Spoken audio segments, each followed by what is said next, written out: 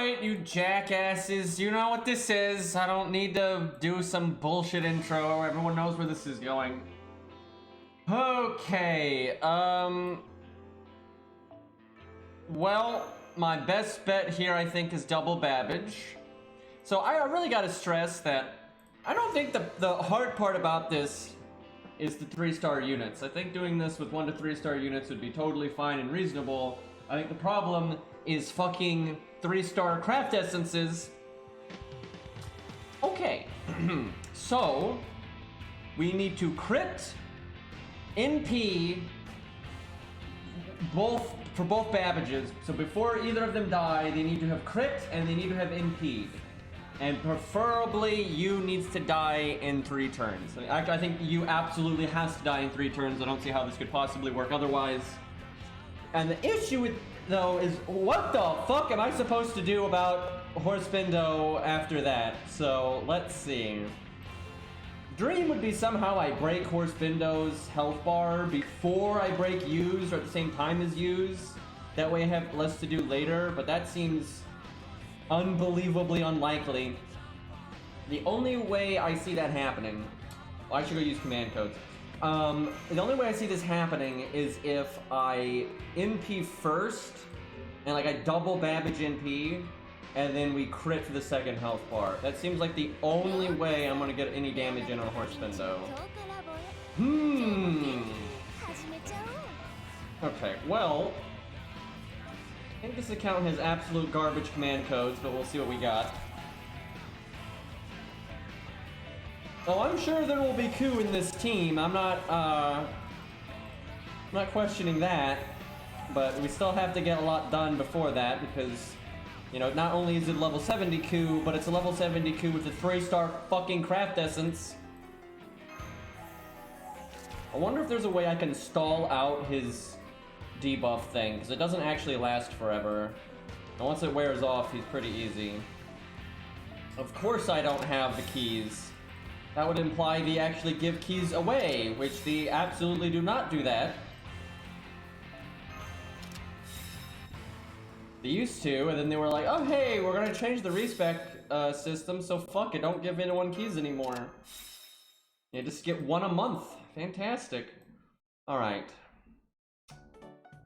Shut up, music. We have a few command codes here. I think that's Divinity. Oh boy. Okay, that's Buster crit. Who's that equipped to right now?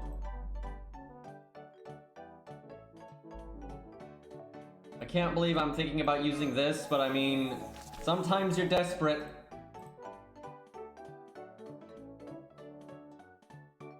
Yeah, this account bought them from the event shop. That's the main, like, I have not farmed on this account until this event, right? I farmed this event, and that's why I've actually got some stuff for Babbage, because before that, Babbage was not ready at all. These enemy, I think Yu is considered a human here, although she might not be because she's a fucking vampire. She's not a servant here, so I'm not sure if anti-human command codes would work on her or not. And then Big Boy's mechanical, because if nothing else, if she is technically human, I could use the anti-human 2-star command codes, and that would actually be kind of okay. But I'm not so sure she actually counts as human, because again, vampire.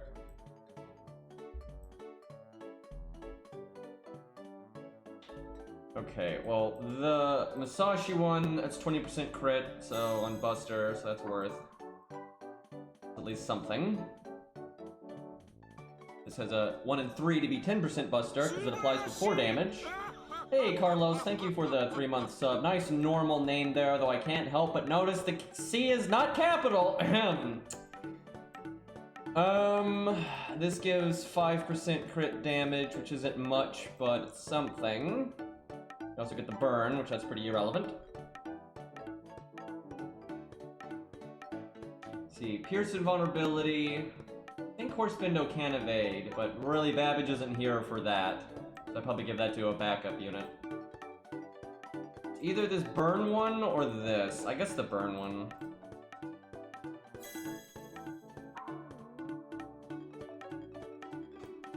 Okay, go with that. None of these are particularly useful, but could be worse. Anything for the art card, that's Star Absorb. This is, I think, just 10% crit. Probably should put that on the Buster one. Kind of forgot this one existed because there's other generic universal crit ones that are better than that. But on this account, that's what we got, so... I guess heal on quick, although I don't think that's gonna matter much. Okay, I guess we'll give something to Ku just because there's no way he's not gonna be on the team. Like, he's just absolutely going to be on this team. OG crit command code forgotten, indeed. Like, for crying out loud, not only are there, like, color-specific crit command codes now for every color and multiple, but there's also a generic one at 20%, so... And you've got multiple Buster crit ones at varying percents, all over 10. Then you've got the art one at 20, quick one at 20. I think there's also art and quick one at 15. Do I have sure hit? I do, that's lucky. Got sure hit and pierce vulnerability.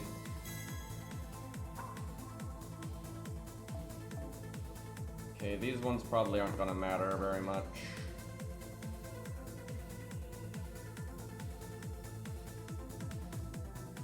Does he have an attack buff? I don't think so. He does have a crit buff. I guess we'll go with that.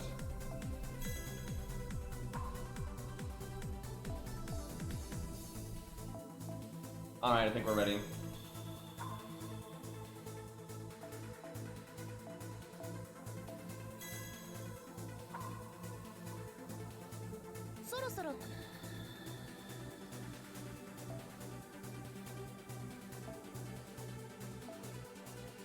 Okay, so I could go with a support like Xiang to buy us a little bit of time with the taunt and the damage cut, all that nonsense. Also could Buster up one of the Babbages. There's also pawns for the overall more battery and crits, but that's only for one. Xiang doesn't seem too bad.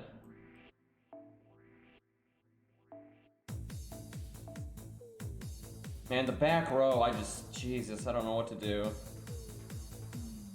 There's Asclepius. The problem is if Asclepius gets attacks, he'll get skill sealed and can't do his buff removal. And I can't bring K-Scope or Sakura CE or anything like that to get his NP quickly for the debuff immunity. God, you know what's sad is I actually might want to level Sanson for this. I can't believe that just came out of my mouth, but for an emergency, like coming in at the very end to clear somebody, that could be okay. Let me see. I doubt Horsefindo is evil, but if he is, that would definitely help. Let me check. Yeah, nah, I didn't think so. He's lawful neutral. There's Medea. She could remove Pierce and Vulnerability if it comes out at a bad time. And she could clear debuffs on arrival. But if the debuffs aren't there on the turn that she arrives, then she'd probably get skill sealed and she'd never be able to do it again. There's the Clown, but I don't know about that one. At least he's got his third skill. Billy's okay here.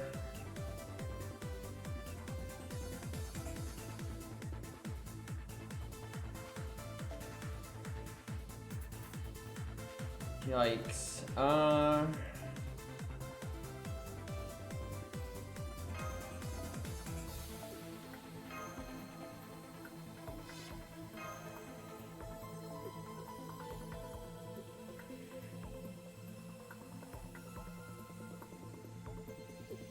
Either this or Parted Sea. If I did this, I'd want to taunt with him like on the second turn and get my NP that way.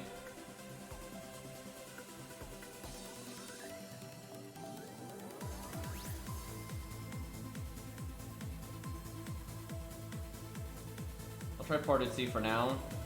No, I'll try this first.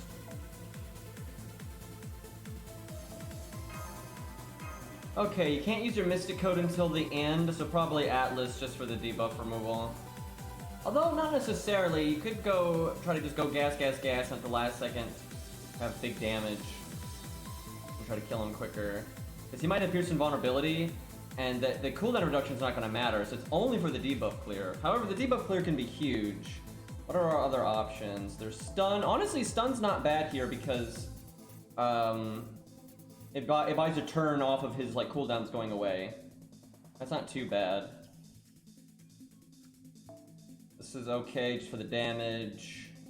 There's the debuff immunity one, but I bet you that's not leveled on this account.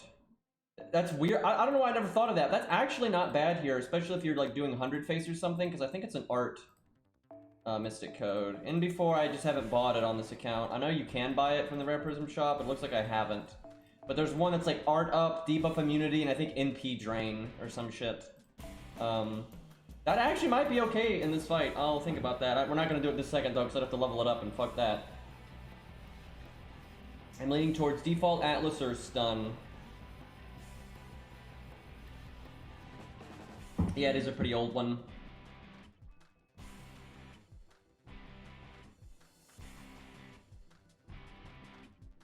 Hi, bastard. What a sentence. I'll do default just because I think the attack up might be needed, because 3-star craft essences are absolute shit and you don't do any damage.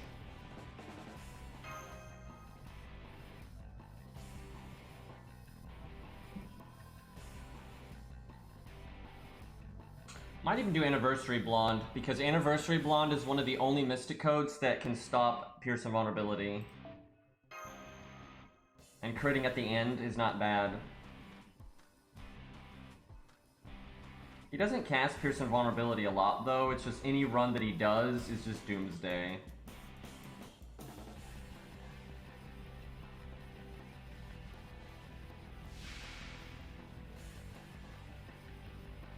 But they're good, why else would they be annoying to MLB from FP, I know, right? Oh, Jesus Christ. I'm gonna need a better opening hand than this, I feel. Like, you gotta get your NP pretty quick. I could do a big crit turn right now, but I actually think critting right off the bat is bad. I need to NP first, I'm almost positive. So I'm thinking you're gonna want like an art chain on turn 1. It definitely seems likely. And the reason you want to NP first is you want to do damage to Horse Bindo and like break his bar when you break her bar. That way you basically have one less health bar to deal with later. God, she just has to do that, doesn't she?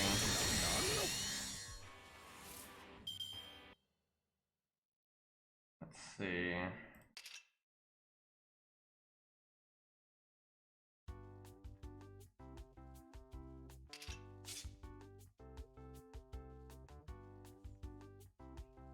This music. I don't want Chin to die just yet. I think I'm gonna have to taunt.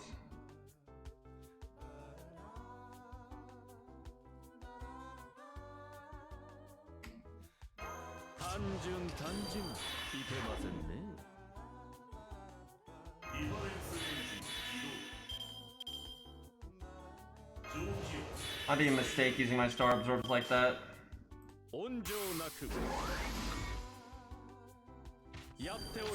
Actually, no, I wanted Qingong to die there because then he would have given me NP charge on death and I could double NP with my attack up to block use NP. Well, shit. How about that 97% though?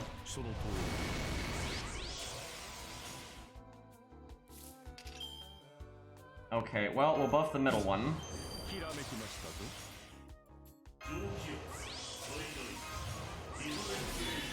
I'm not sure I wanted to star bomb there.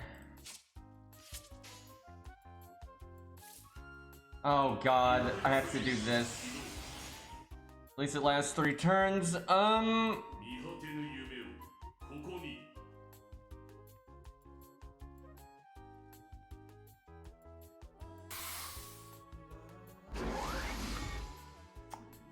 There's no way that's doing 177. I honestly think you want to double NP right there, because if you double NP, I think you actually you and then you attack Horse Bindo, so the 2 NPs will probably break you. Yep. Okay, I'm seeing a ray of hope here, though. Like, I really am. If you can... That was so much wasted damage! Holy crap! Are you fucking kidding? Anyway, yeah, if you double NP right there, you could break both their health bars.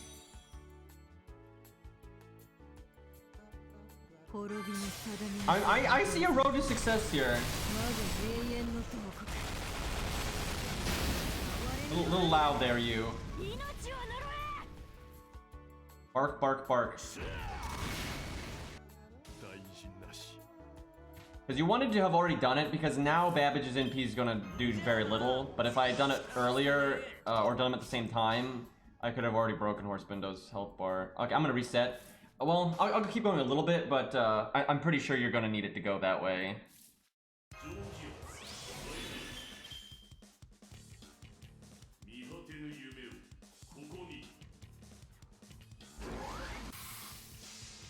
Okay, though, Babbage strong.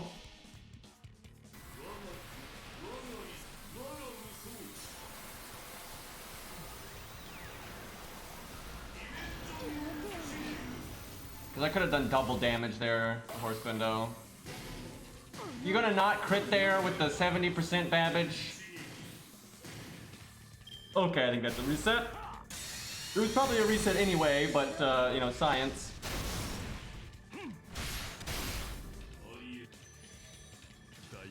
So basically, if that goes well, you're going to have to deal with 2 health bars on Horse Bindo, and he's going to be at neutral for like 3 turns, and you're going to have fucking Ku Medea Billy. I don't know about that. What the issue I think is actually Qin Gong. Qin Gong needs to do something. I don't know what, but he needs to do something. What are our other options? The attack up is, or the buster up is good though, but what's something I could give? See, there's Shakespeare. Because he gives the buster up to both, which is actually more damage. But then the battery is only for 1. What else is there? I guess Darius is an option here as well, but that seems like more RNG.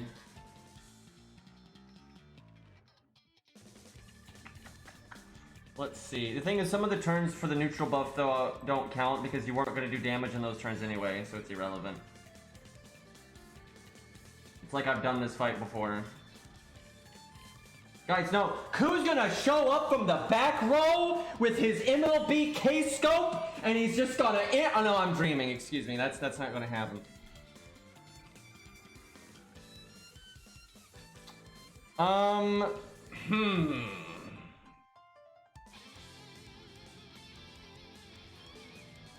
might stick with Qin Gong for now.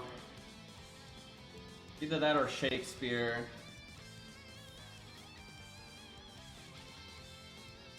I mean, Shakespeare doesn't seem bad, it's just more random when he does. But the 20% for 1 unit instead of 10 for each is about the same, you just didn't favor the other Babbage for the game.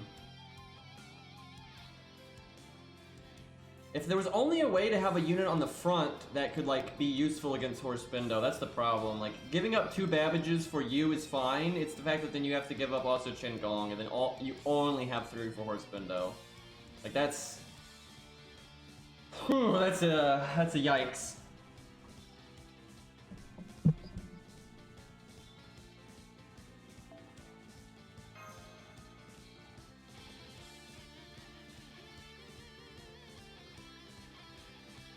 Just CS, yeah, no, right?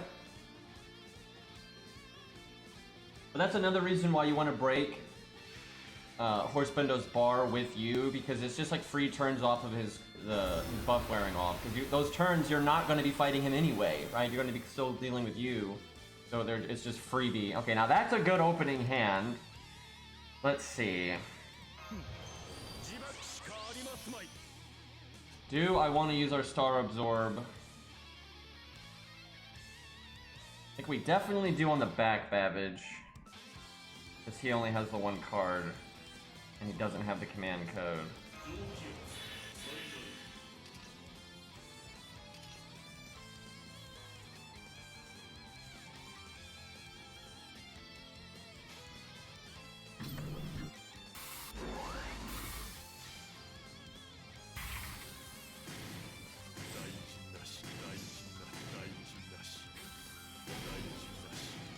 close. I could taunt one of them on that turn, and they would definitely get it. Because if he'd been attacked, he would have gotten it right there. That would have been so helpful! Why can't you be normal? I should have taunted, because he's got so much health, and with the damage cut and defense up, he would definitely live, and getting my NP right now would have been fucking great. Like, that would have been super good. And now I have to deal with Chin potentially dying, which would ruin everything. I'm literally doing Art BB right now.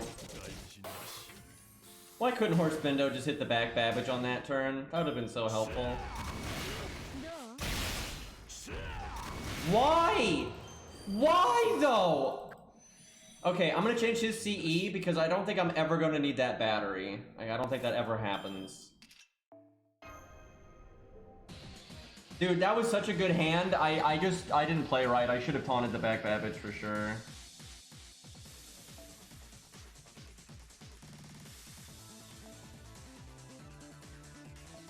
So I'm thinking we go to parted C.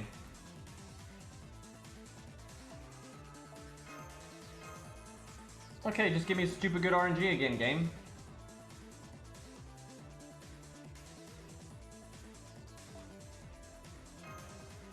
Green Lily would have won. Green Lily wouldn't have been streaming, so he could concentrate more. I'm just saying. Thankfully, Qingong has 3 art cards, and they have 2 each, so it's not too hard to get good art stuff. But it being on the first hand instead of the second hand is really nice.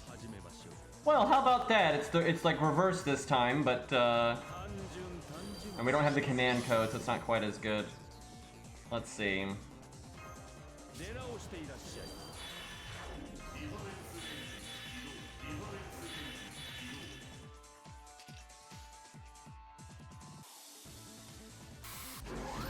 Without the command code, it's gonna be a bit rougher, because the taunt really only helps the one. Fuck, 97%. Yeah, see, he'll get it now, but because we didn't have the command code, the other one won't. I think if that happens, I think you don't taunt, like, at all. This is like exactly the same as last time, but in reverse. I'm doing the ABB again.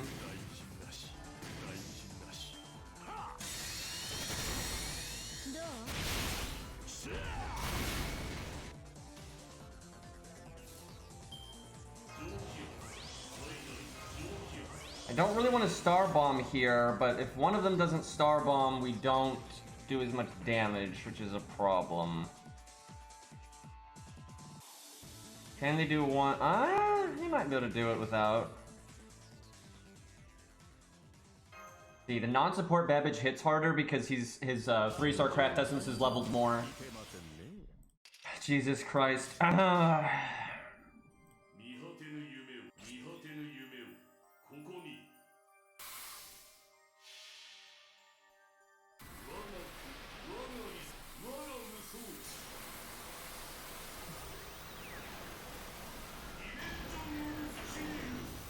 That's in my my head, yeah. That is not enough damage. Yeah, we need that third skill. Because not only does it give you a crit that turn, but it just makes your NP hit a lot harder.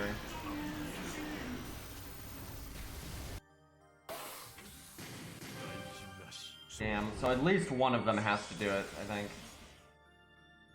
That's tricky, man, because that's gonna make the next turn really wonky. It's gonna be hard to crit. I could bring in Mozart, but I feel like they're losing too much at that point. But yeah, at least one of them has to buff.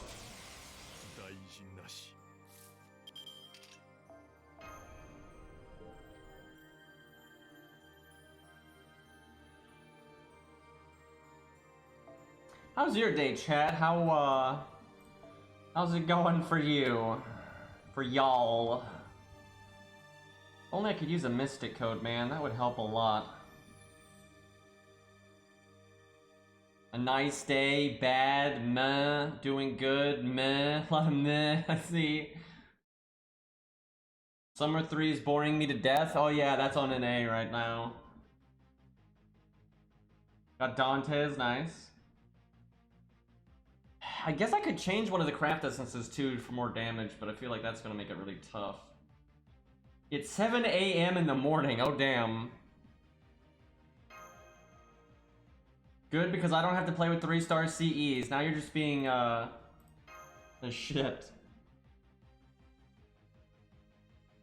Yeah, I don't like NA's event right now either, but I did it last year, so I can just completely skip it. I wouldn't have time for it right now anyway.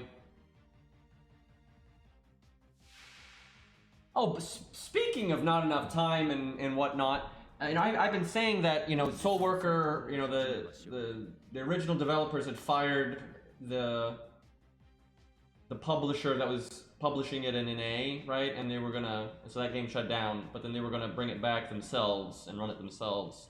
And I was like, I'll play it when they do that. Apparently they already did that and I just missed it. They did it like a month and a half ago and I didn't notice. And apparently it's been really like popular and shit.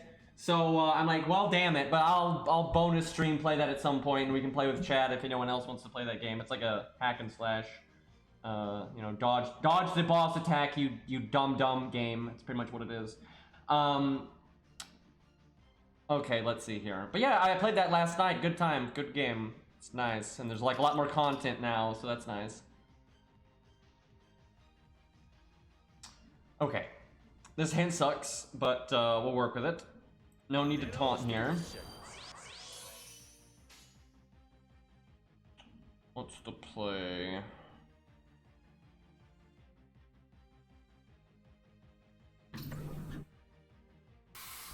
Wonky turn here. Not a combo you typically see.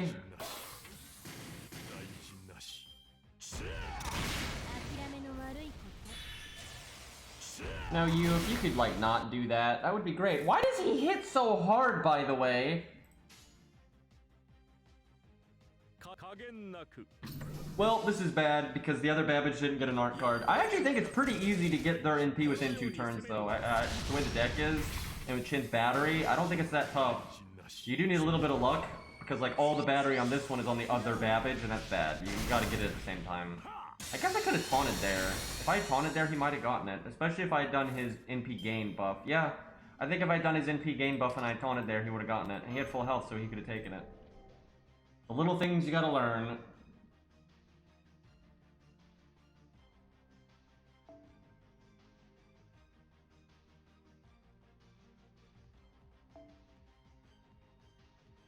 But I like Soul Worker quite a bit because it's got some pretty interesting boss fights as it goes, and it doesn't really require a lot of your time if you want to just play it and enjoy the boss fights. Which is good, and the characters are fun, so it's got a cool combo system that I like. It's not the hardest game ever or anything, but it does have some pretty good boss fights as you get into it, especially if you don't overgear them.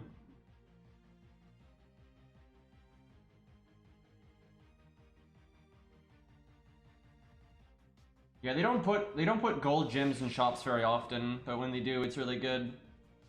They're trying to bait you into playing Summer 3, that's the thing. I wish I had known.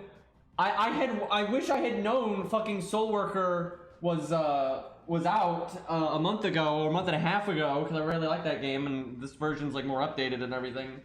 And one thing I like that you can do in that game, if you enjoy some of the mid-level boss fights, you can still make them hard by like using no gear or really shitty gear, and so because some of them actually have good mechanics, so it's fun. Okay, this hand is not ideal, but hopefully the next one is good. So we'll do this, and then hopefully next turn we get an art chain, because the other Babbage didn't get a single art card, so it's pretty likely. And then we can taunt somebody.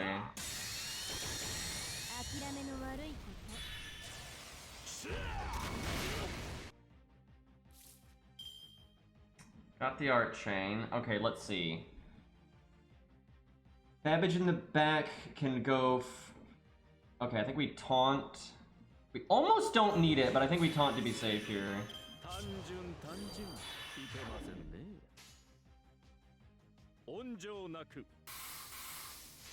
That should work.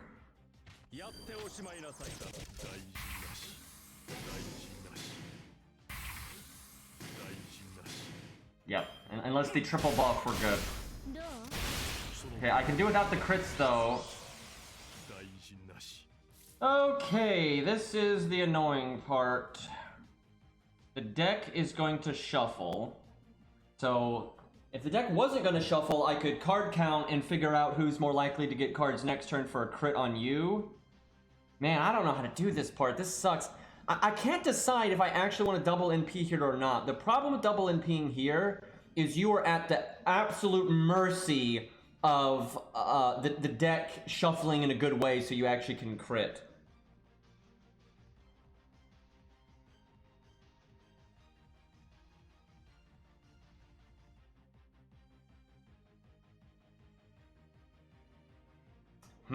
By the way, someone made a Google Doc about why you shouldn't level Hans. And it's really dumb. It's really dumb. Also, talk about targeted. Like, what? Someone just had, like, can imagine doing that, right? Imagine making a Google Doc specifically aimed at one servant, right? And just to say, don't level it. Right, and it's Hans of all things, right? Like, who hurt you, right? like what the fuck? And their logic is awful. They're basically like, you should always use a support like Castoria, so you don't need your own support, and you should save the mats to level other things. But that literally doesn't make any sense because one, Hans takes very little mats to level, so that doesn't make any sense. Two, there are some boss fights and challenge quests and main story fights, especially as a newer player, where you can summon a friend's Castoria or Merlin or Waver or something, but then you're gonna need more than that, right? And they're gonna need like a second support, but because you don't have your own Castoria or Waver or Merlin, because you know most of those are limited and 5 stars, the thing you use to work with them is Hans, right? And then also you have boss fights where you don't get support. And those are some of the harder boss fights anyway, and then you're gonna need some of your own stuff to bail you the fuck out, right? Literally makes no sense. Like, it's terrible minds. Guarantee you, written by a whale that wouldn't know what it's like. Yes, even a whale will probably get carried through the story using Castoria or whatever, and they act like that's all you need, but they also probably have a lot of really powerful stuff to go along with that Castoria because they're a whale, right? When you don't, you absolutely are gonna need other supports like Chen Gong and so on and so forth. I've played through this game many times on many accounts in many different situations, and if you haven't noticed, the one budget support I pretty much level every single time is Hans. It's Hans and Chen. Hans and Chen always get leveled. They're so universally useful. Also, and then in this doc, he was like addressing people that say, you know, but you're supposed to play through the game with the servants you like, and right, you're not supposed to just worry about farming. Right, because the point of farming is to do the content you like, and he's like, that's not how most people play the game, which I don't think is even true. Like, that's like the vocal minority thinking the majority. I think that happens a lot in video games, like in all kinds of video games. I really do think the vocal minority think they are the majority because they're the ones that are talking, and they forget about the insane number of normies out there that don't use Reddit, Discord, YouTube comments, or any of that shit, and they just play the game. Right, there are so many people that play video games that way, you know, and they're just playing through the story, and that's like the main draw of FGO. It's like it gets a lot of people into it, is they like Fate and they want to play through the story with their favorite characters, right? That's very normal. But yeah, if you're gonna make a document about what budget characters aren't worth leveling, Hans is not the one, right? You do like Jekyll and Hyde, right? That's an argument you can win there. Like, that one's easy. Yeah, it's also, Hans isn't just good for like the healing and the general support stuff. His crit support is actually quite nice, and it synergizes for a lot of stuff. And if you don't have any battery servants, because let's be real, there's a lot of people out there that started playing the game a bit later. You know, they missed the meta supports when they were rated up and stuff. They don't really have battery units, right? They've got like Hans, Chen Gong, and Shakespeare, right? That's all they got, and you're not going to be 3-turning everything all the time. And so Hans' third skill ends up being pretty handy. But yeah, Cairo told me about that today, and I was just like, this is some stupid shit, man. Alright, I gotta figure out what to do on this turn. I think it might be better for me to only NP once here. I don't know. This is tough. This is really tough. It's just, it's so... If I NP once here, it is very easy for me to kill you, like, in the next turn or two. Where if I do that though, Horsebendo's not going to take that much damage. If I double NP here, I'm going to fuck up Horsebendo, but I'm not actually guaranteed to be able to take out Yu's next health bar. It's going to be like really random if I do it or not, which is not good.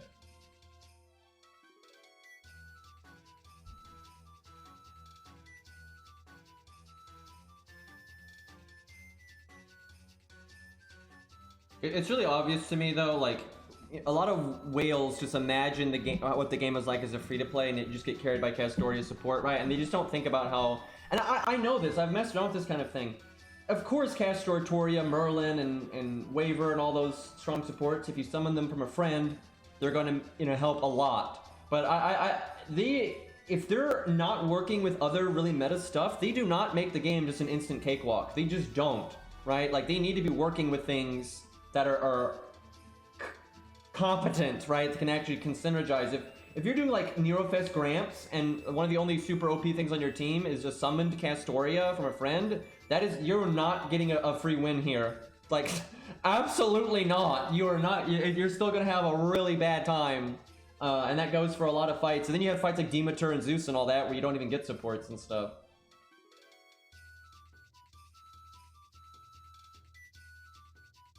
Okay, I gotta decide. That's enough talking about Hans. We have to decide what to do on this turn.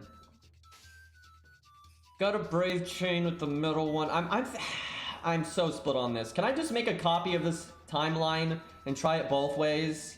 Right? Like, you do the support Babbage Brave Chain and only have him do big damage here, and then you have the other Babbage NP on the next health bar. Right? You do it that way, right? Or then you go back in time and then you do the double NP. So double NP will really fuck up. I could even break Horsebendo's health bar right now if I wanted to. I might need to just do several runs trying it both ways, like, and see which way I end up liking it better. My gut tells me I need to break Horsebendo's health bar, but I can just see that it's a lot of value is being lost if I do that. And it's like, it's just so random. If you get really lucky, breaking Horsebendo's health bar here is definitely the way to go, because if you get lucky, you can just get good cards in the next turn or two and kill you anyway. But that's super random. Well, I know for a fact I'm casting these.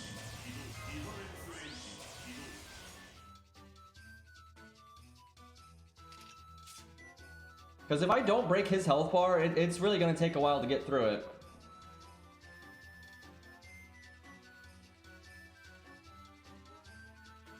SMHing my head. Man, I can't believe my chat is SMHing their heads at me. I can't believe they're doing that. I'm in such disbelief, I'm shaking my head.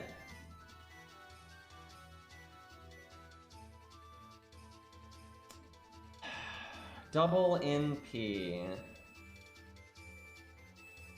I wonder if I double NP, if I could get away. Now, I definitely am going to need to cast one of Star Bombs. That's what I don't like, which that kind of makes me lean towards not double NPing here. Okay, let's try not double NPing, and then if we regret it, we regret it.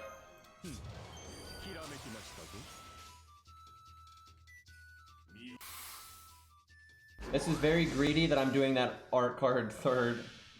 Awfully optimistic of me here. The turns have tabled. That sounds like a D&D moment.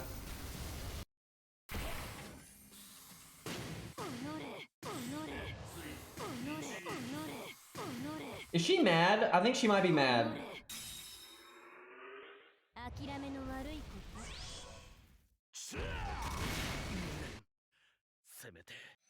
I don't know, maybe I do give Chin NP on death. The middle Babbage should be up to 50% NP right now, and then whatever he's gonna get off of this, that doesn't seem terrible.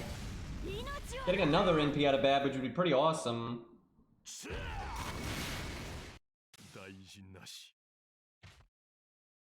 I don't like Ku showing up right now, though.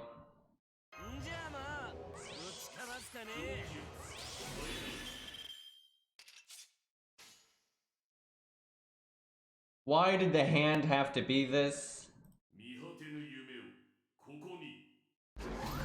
Well, let's see what happens.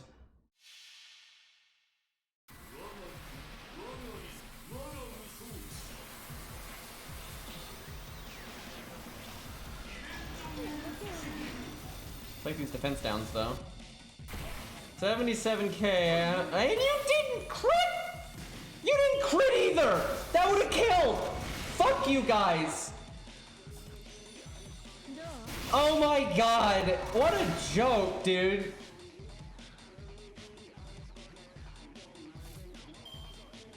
What a goddamn joke.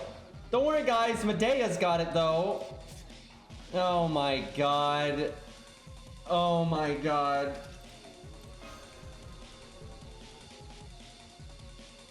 %80 is a lie. I agree.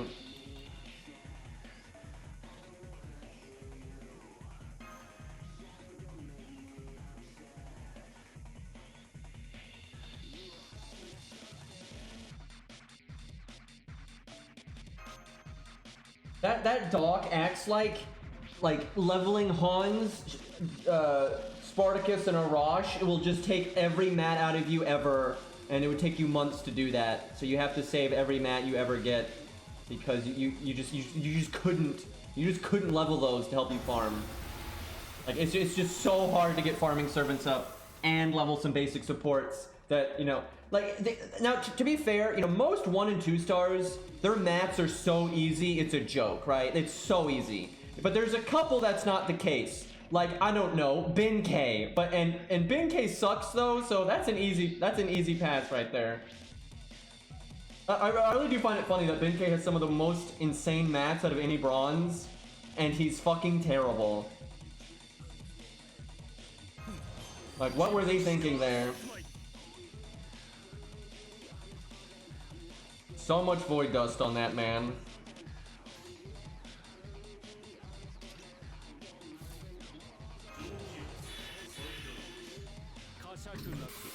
I guess you could punch you in the face here, that way on the crit turn she might be low enough that you'd actually attack Horspendo. I might start doing that. I'll have to look at the numbers and see if that's possible. Because like we're normally overkilling that first health bar by a lot. And so if I could put that damage into Horspendo, that could actually fix most of my problems that we're dealing with here. Interesting. I guess I might really change the way I'm approaching this. I might actually go for a crit early on, then NP, even, or maybe even double NP, and then one more crit. I don't know, that seems too random. But we only need 1 crit at the end, we don't need 2. So I don't know, critting you early so I can focus my damage on Horspendo doesn't seem terrible.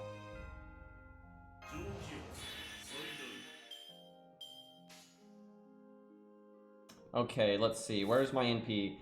Support Babbage is definitely getting it. The one that's iffy then is the Babbage in the back. Do I taunt? Let's see.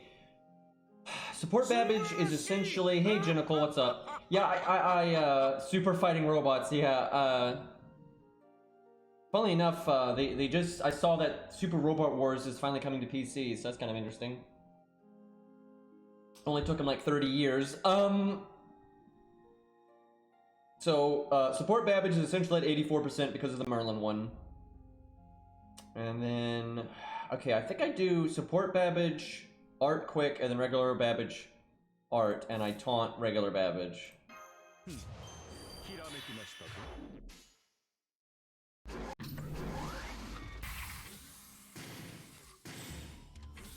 Fuck. Oh, the horror.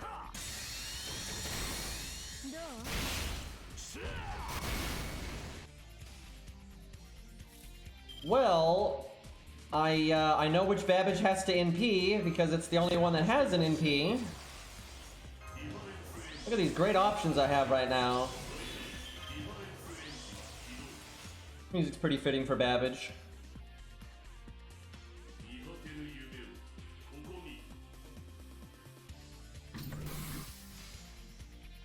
Boy.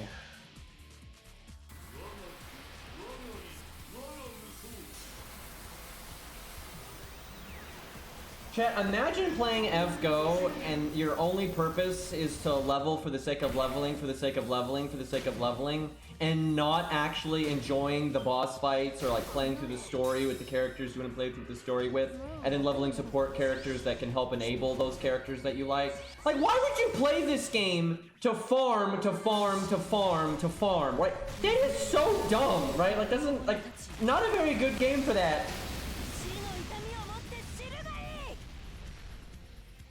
Sure, enjoy what you want, but like, that's not a standard mindset, and that's certainly not like what you should be trying to spread, right? Like, you know, if someone, because I know people that are like that. They play almost all video games for farming, right? I've definitely seen that, right? But I don't think, most people I think are sane enough to like not look at Dark Souls and say like, oh no, if you play Dark Souls, all you should be doing is farming souls to level up so you can farm souls more efficiently, so you can farm slabs from the dark wraiths and so you get better equipment so you can farm more slabs from the dark wraiths. Like, sure, if you enjoy that, and I literally know someone that did that and enjoyed that, and he leveled up every single weapon in the entire game, but at no point did they think that's how you should play Dark Souls, right? That's just something they like doing, right? They listen to music and murder dark wraiths to get slabs to level up every single weapon in the game, right? But that's just not what most people want out of a game, right? The thing is, the game isn't a lot of farming unless you make it a lot of farming. Like, how can you even say that? Look at how many stories there are, right? Sure, when the game first launched and you had Septum and that was it, like, yeah, you got a problem there. But we don't live in that world anymore, right? You have all of 1.0, you have all of the Epic of Remnants, you've got all these fucking Lostbelts now, and then you have the main interludes for like CCC and all that have all, guess what? Have all the farming removed. I wonder why. So people could, like, I don't know, enjoy the story and play through the boss fights. Like, why do you think they didn't keep the farming in the CCC main interlude, right? Like, why do you think that? It's like the overwhelming main draw of this fucking video game is the story. Like, holy shit. Do you really think this game would be as popular as it is if it didn't have the Fate franchise that's connected to it? And I can guarantee you it wouldn't be, because there's a billion other mobile games out there that don't get more than 20,000 downloads that are just generic farming for farming for farming. There's a billion phone games like that, and they don't do very well. It's almost like most people don't just like farming for the sake of farming, and they want to be working towards things that they actually care about, like working towards leveling up their favorite characters so they can use those favorite characters for the things that they want to do in the game, right? Most people put up with farming in games like World of Warcraft or Final Fantasy or whatever the fuck because they want to progress in the game and show off their E-penis, right? Or do good in PvP or whatever. Most people will put up with farming, but it's a means to an end. It's not, they don't do it just to do it, right? And developers use it as like a mind trap. They use the farming to like elongate the lifespan of a game, right? To keep people interested in it. Right, that's why they put the farming there and why they spread it out, and that's why the stories, you know, don't all release at the same time and blah, blah, blah, blah. And that's like, you know, you see MMOs do the same thing. They use the farming to buy them time to put out content patches. That is literally the MMO model, right? They literally waste your time with having to do the same dungeons and raids and grind PvP or whatever for, you know, a long time to buy the developers time to put out more content that you actually care about. That's the point. That's the content you actually care about. They put up with the farming and they want their character to be stronger for when they get the content that they actually care about. That is most sane people. Right? It's not everybody, and if you're somebody who likes farming for the sake of farming, for the sake of farming, for the sake of farming, you know, more power to you. But then acting like that's the entire purpose of the game, and just because there's a lot of farming means that's the only thing you should care about, that's stupid. Like, that's literally stupid, right? And if you enjoy it, and good for you, right? But acting like because there's a lot of farming put in the game, that means that's the whole purpose of the game, and that's the only reason you should, like, that makes no fucking sense. Because if that was true, if FGO was literally nothing but farming for the sake of farming, and it didn't have the story, and it didn't have the characters, and it didn't have the boss fights, it would not be a successful game. That I don't think I need to articulate why. It is obvious FGO would be a dead fucking video game if it didn't have the story, if it didn't have the Fate franchise.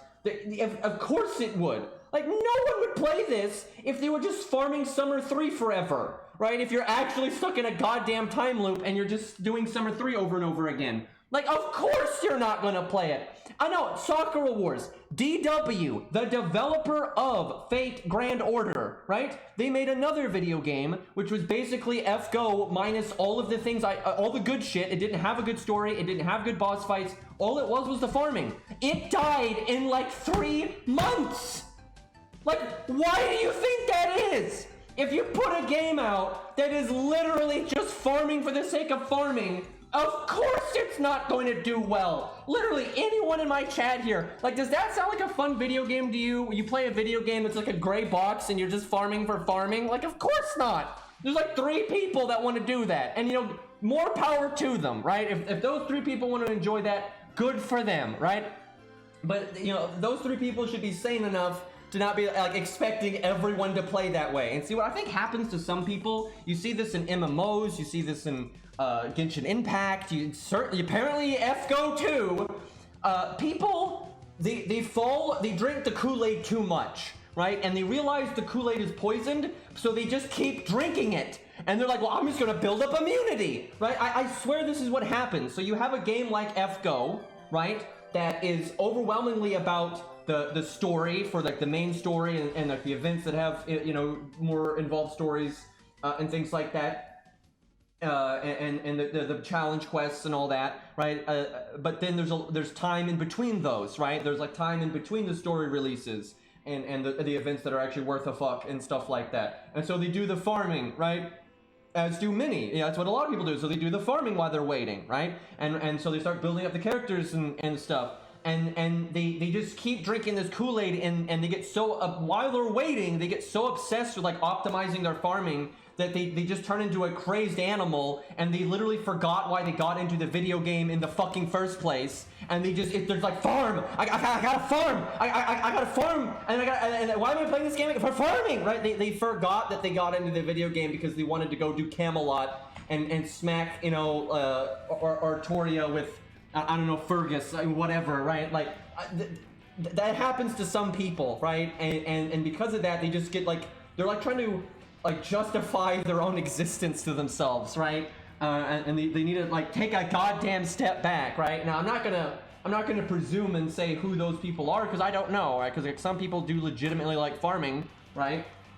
But I think some people absolutely get into that mindset where they just forgot about what they enjoyed in the game in the first place, and a lot of the mental traps that video games use to hook players, right? A lot of players are kind of savvy to these days, but some aren't, right? And they just get the hooks work too well, and they forget about why they actually play the video game, and they just get, it's like, oh my god, endorphins from farming, right? And that's just all they do. But the thing is, a lot of people have quit FGO, and I mean a lot of people have quit FGO. This game is not half as popular as it used to be. You know, it's gone down the drain in a lot of ways. You know, you look at it like, you know, how popular it's been on Google Trends and stuff. It's just been down and down and down, right? You know, the people that are left are the hardcores and the nut jobs, I feel, right? So they might say, well, everyone left cares about farming. Yeah, it's because, you know, everyone else fucking quit Einstein, right? Like, you know, not a good sign. Anyway, back to suffering in Lostbelt 3.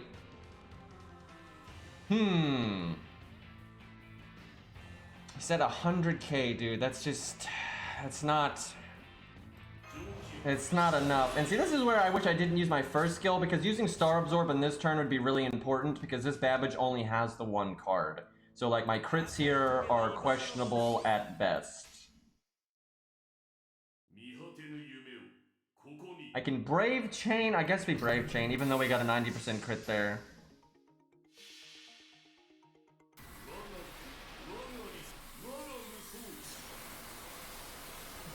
And for real, I do think it is practical, if it's your main account, you know, maybe your only account, I think you absolutely should level up some servants that are aimed at farming, alright? Unless you're just going to refuse to farm, and some people play that way, but if you're not wanting to farm, or if you're wanting to farm some, and you know you're going to have to put up with it, if you like it or don't like it, you should level Arash, you should level Spartacus, right? There are you know, Qingong, those things. Of course you should level up some servants that are aimed at farming. But I 1,000,000,000% I think the majority of the player base should absolutely level up characters to help them with boss fights and help them with the main story and challenge quests, because one, those things have rewards in them that you want, and lures and all that nonsense, and that's the point of the game. I mean, it's like you want to fight the stuff, you want to do content, right? If all you're going to level is the things that are optimal for farming, you know, you're probably not going to level any of the characters you like unless it's just a coincidence that they're good at farming, right? And that just doesn't make any sense. And a lot of the farming characters are pretty shit at challenge quests, unless they happen to be AoE challenge quests. Like, all of them are pretty bad, right? Yeah, Ku looking pretty weird there. Okay, well, Yu is at least dead.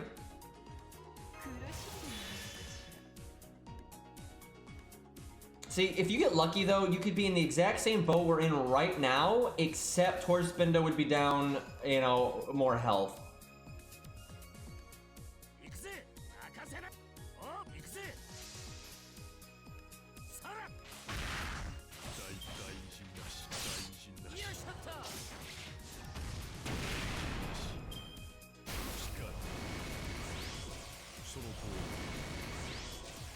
Okay, it's time for Rule Breaker.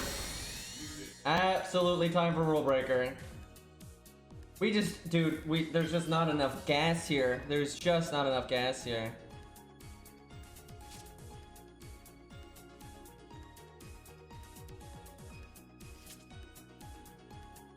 Because I might need to try like a Sclipius or something. I don't know, because like, if we had broken his health bar, it might be doable. But without having broken that health bar, there's just no way. Like, once you start doing the debuffs, I mean, it's just so nasty.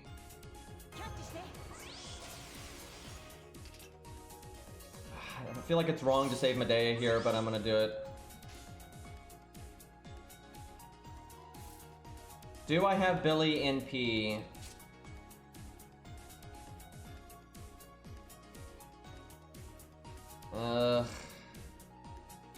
I think I have to. Yeah, I think I have to change my strategy. We have to try to get lucky with you, and we have to do more damage to Horsebindo. Like, we absolutely have to.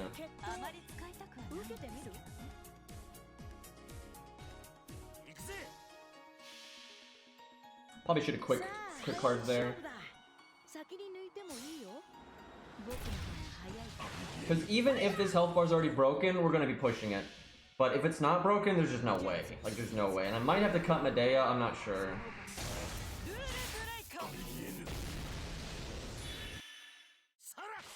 Billy might not be right either.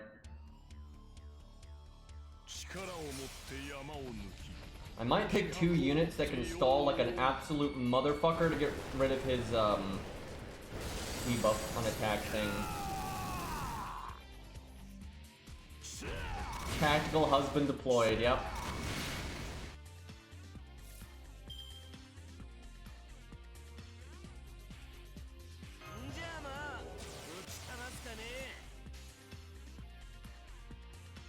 Oh my god, that copy paste. Good lord. What's funny is you can see people that argue like both sides of the coin, but both in a really stupid way. People acting like all they want to do is waifus, right? And oh my god, it's silly. It's just a video game, man. It's like, and ultimately you should absolutely play it however you enjoy it, right? That's obviously what you should do, right? If you enjoy playing the game one way, you should play it that way. And I don't like people trying to influence people with like, you know, well, the game's about farming, right? When it really isn't. There's how many do you realize if you took the entire script of FGO how large that would be, right? Like, oh, it's just about farming. Like, it will take you forever. If you started playing FGO right now, right, and you're gonna do Epic of Remnants as well, do you realize how long it will take you to get through all of that, right? And that's fine. That is the game. That's the point, right? It's like when you that's what they want. Have you seen them market it? They call it an RPG, for God's sakes. They want people to pick up the game and start working through the story, and then every once in a while do the events on the side. That's literally what they want, right? That is the whole draw of the goddamn game, right? You're supposed to sit down and enjoy the goddamn story, right? It's so, and like, again, that's why this game is popular. If this wasn't Fate and it didn't have all those stories, you didn't have Camelot and, you know, all these Epic of Remnants and all that, this game would not be popular. Like, of course it wouldn't be. Okay.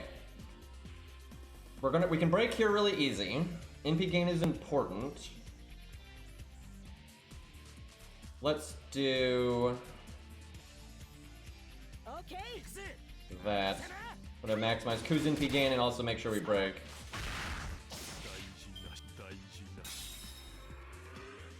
See, we could have already been at this point, right?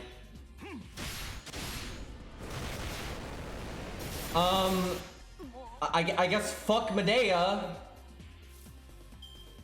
Jesus Christ. You see, if you get to this point sooner, this could almost have worn off by now. Actually, it would have worn off by now, and that would be a huge help. Because then when it's just NP seal, Ku can remove with his third skill. Okay, that's the plan.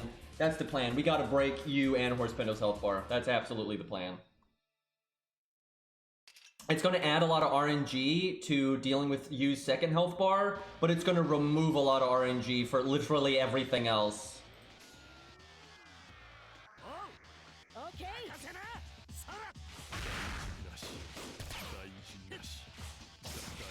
And for like the lingering turns where he still is class neutral, what you'll do is you'll just build NP there.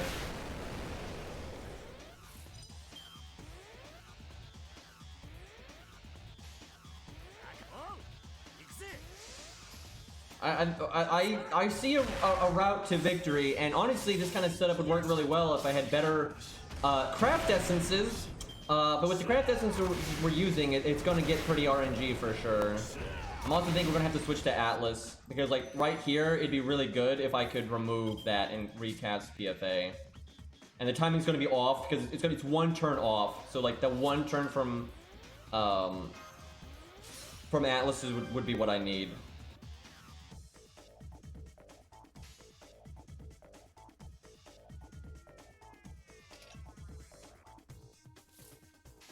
Also, I could wait to cast Guts then and actually get my attack up, which I think we need.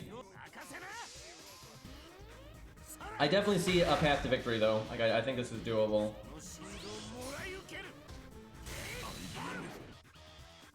I'm hoping he evades.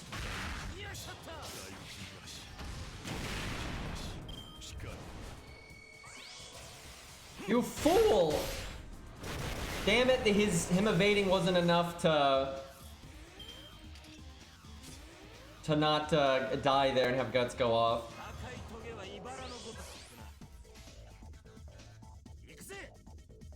Well, we're pretty close, so yeah, I definitely think this is doable.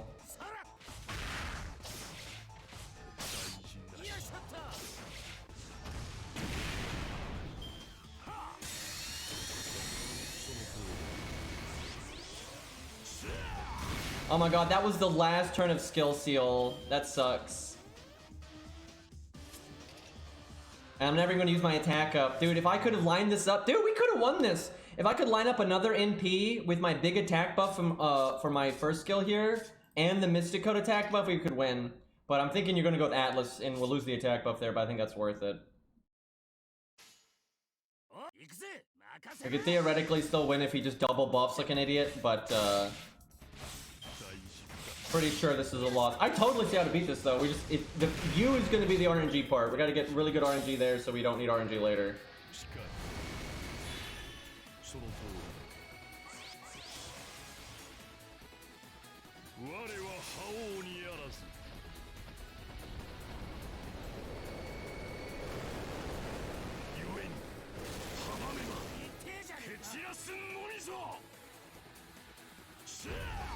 Damn. Yeah, we still actually had a chance there if we gotten lucky. I mean, we just blue cube, guys. Okay. We got this. We got this. I don't know if we got this soon, but oh my god, I gotta log in.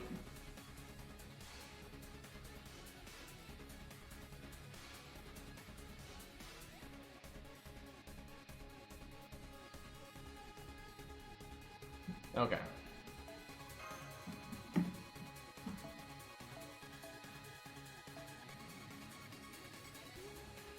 Is Medea worth it or not? I mean, she's handy because getting rid of the Pierce Invulnerability is a big help. And she can also get rid of Evade in a pinch and that kind of thing. She just doesn't do any damage. If I could bring somebody that could do something about the Pierce vulnerability and do damage, that would be ideal. But that's tough. Let's see, what are our options? In terms of... So there's one option of surviving the Pierce vulnerability, just stalling with like St. George or something. But so our options for removing it are Diarmid, Phantom of the Opera, Alexander, Clown, Medea.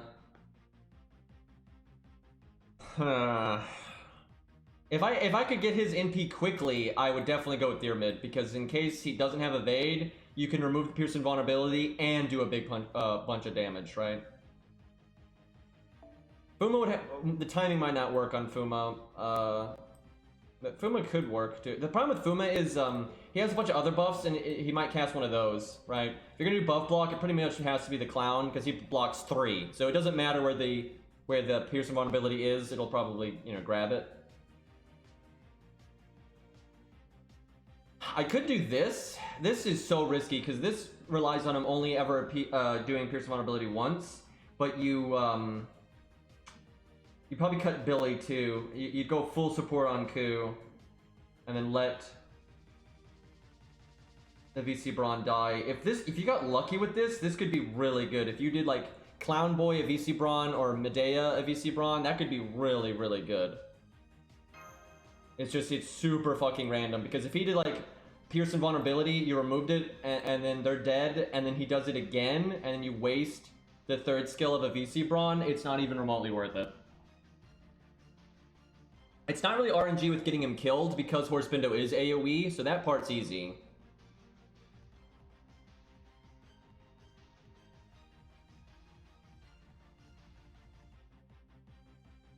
Yeah, his targeting is definitely random. You could also not bring Medea and just hope he never casts Pierce vulnerability. I was about to say protection from arrows. God, if he had protection from arrows. And that happens. He does not cast it very often. Like, you absolutely could do that, but then if he casts it, you're putting so many eggs in the basket of him not casting it. If he does, you just would instantly lose. The question is Ku living longer better than the damage Billy can do? Because what you would do is something like this.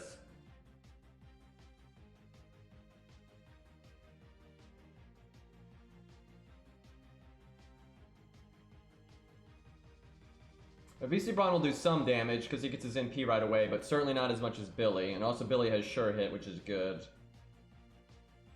It buys Ku 1 to 2 turns. Billy getting his NP so easily, though, makes the few turns he's alive a bit more valuable than a typical turn. Not necessarily more valuable than what we're saying here, but some of that's lost on a VC Brawn getting his NP right away. Although his does less, but it...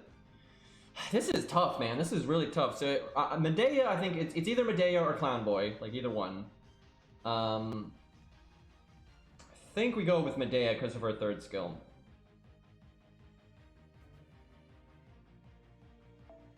I almost want to give her NP on death.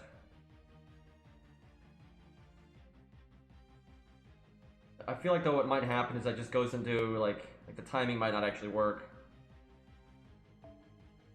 If she rule breakers and he doesn't have his evade up, she'll do okay damage, and it's probably better. But if she has to rule breaker into an evade, then you definitely want to give her the NP on death.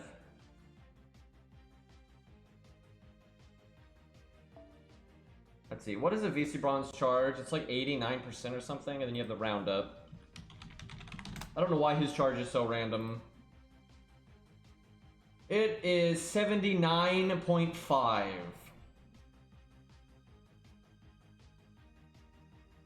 So I could do this one. It's him doing more damage or a charge on death.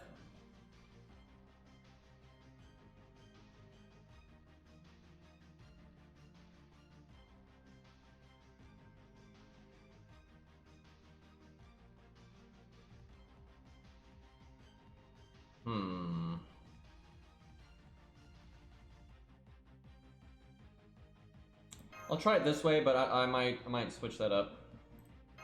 Okay, well, time for super RNG times with critting you.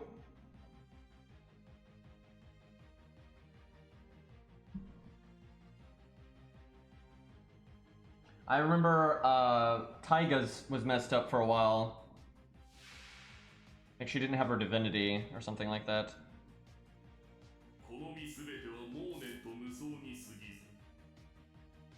Okay, I'm thinking we don't need our first skill here on Babbage.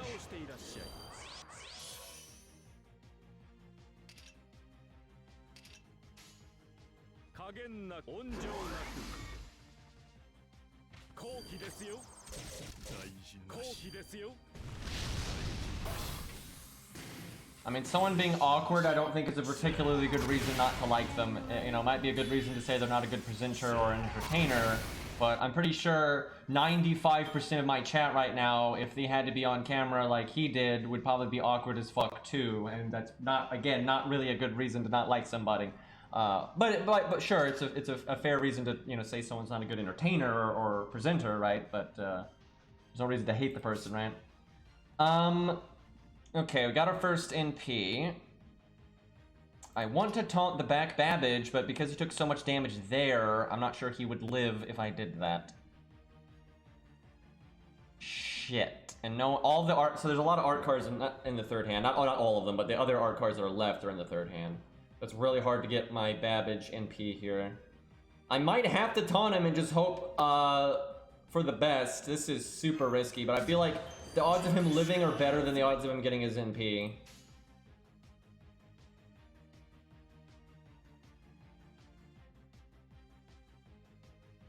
We'll do that.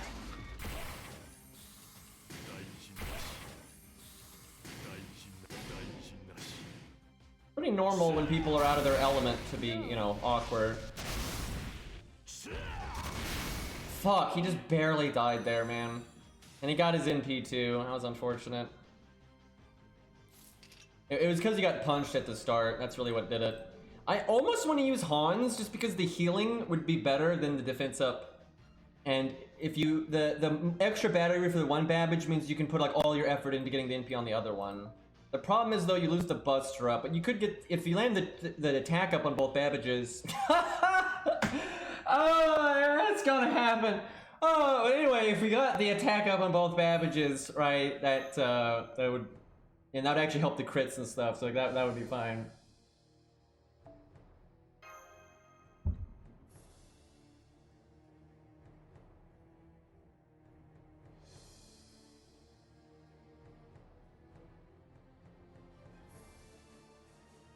Also, even if you play FGO and like you're planning to farm a lot, it's like from a pure free-to-play perspective, right? Or a new player perspective. You really just don't have to do that much to get a decent farming setup, right? It is not that important to 3-turn. It really isn't, you know, and you can still 3-turn pretty easily for like easier nodes, and the harder ones, if you have to 4- or 5-turn, then that really is not a big deal. It's mostly just level Arash and Spartacus and maybe Qingong, right? I mean, that's most of it, and then, you know, maybe get Medusa for your Rider AoE slot, and, you know, some of the other slots, you know, with the other battery units and that kind of stuff, right? It's pretty simple, right? It's not that big of a deal. Absolutely I'm just resetting, because, well, I'll wait, because maybe my next hand is perfect. Every single Qingong art card is in his hand, but they can't benefit the other, he can't benefit Babbage. That's so bad, right? Like that. You want to see Qingong art cards because they help you get NP on your other units, but you don't want to see them all three together with the other art card, right? Like that's completely pointless. Like what the hell? Let me just get Qingong's NP real quick, guys. We're changing the setup. Double Qingong DPS, let's go. If you could use stronger craft essences, you could actually make double Qingong work here, for sure. Fuck them both up.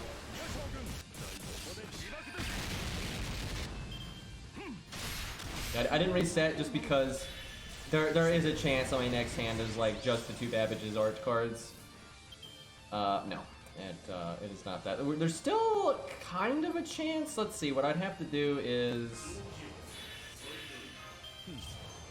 It's really bad though using your Star Absorbs. I think one of the things that will really help kill you with without spacing out your NPs, if you're going to double NP Horde Spindo, saving the Star Absorb I think is going to be a big help.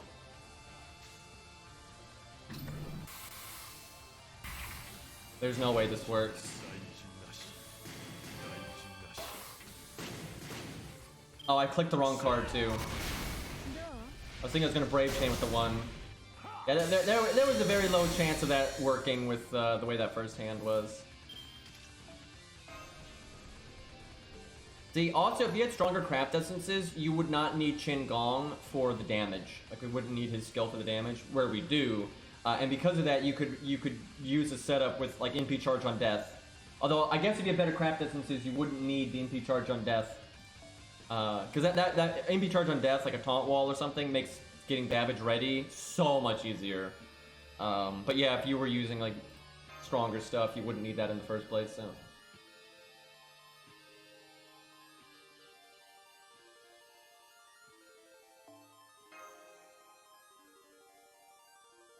Wait, when did I say I was going to kill chat? When did I say that? That sounds like some drunken rage right there.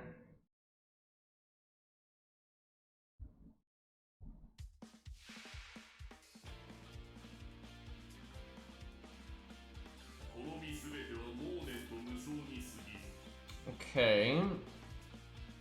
Well, support Babbage is good to go.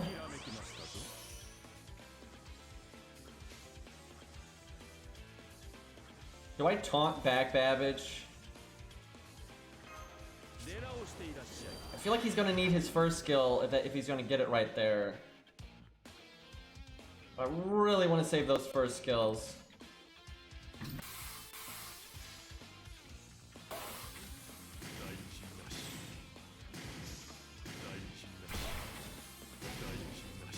I think he can get it. Okay, well then buffing's not a good start. Okay, guys. You're so cool with your not doing NP. I mean, not doing, you know, attacks. We're the ones not NPing. Shit.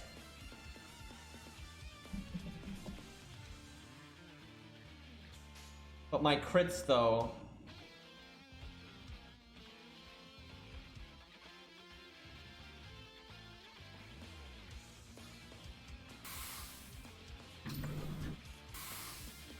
Oh, I'm concerned now.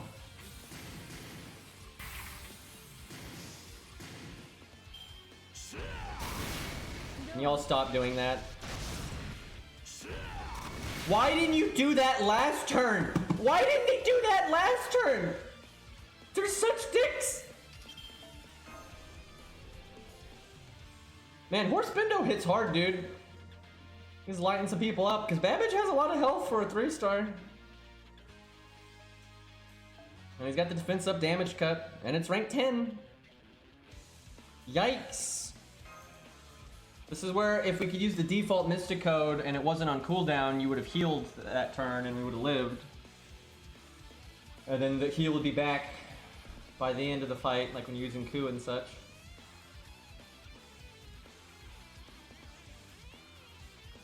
I want to point out, it's not always dev's fault when it's hard to communicate with the player base, because this is a big thing. This is a huge problem for like feedback and that kind of thing. Most of your player base won't talk to you. It doesn't matter if they're happy, mad, indifferent, obsessed with the game. Overwhelmingly, the devs are never going to be able to communicate with the majority of their player base, because it is a minority of people that are willing to use social media. And let alone use social media to talk to a game developer, and then let alone use social media to talk to a game developer and articulate yourself in a way that makes any fucking sense, right? And then you also have the idiots, right? And like, I swear, some of the stupider people are the people that are like the most likely to just blurt shit out, right? You know, they don't have a filter, where a lot of people might have better ideas you're just never going to be able to talk to, right? Like, that's a real thing. Most like MMO developers, gacha game, you know, ongoing games that need to communicate with their player base, the overwhelming majority of their player base is just never going to talk to the developer, ever. Now, to be fair though, you know, if the developer wants to get any kind of reasonable feedback, they at least have to have the door open, so someone wants to, you know, you might have a really reasonable person that does want to give you feedback, you know, the rare one, but then there's no way for them to actually contact you, right? So that's a problem too, right? So it's not like all the problems are on the player side. A lot of the problems are on the developer side, absolutely.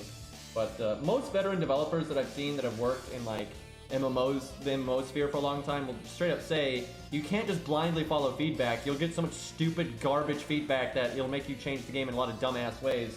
A lot of players do not know what they want. That's just a fact. A lot of people don't know their own fucking brain, their own monkey brain, and they don't actually know what they're going to enjoy. They're always going to ask for things that like path of least resistance and bullshit like that, and a lot of times they'll ruin their own game experience for themselves.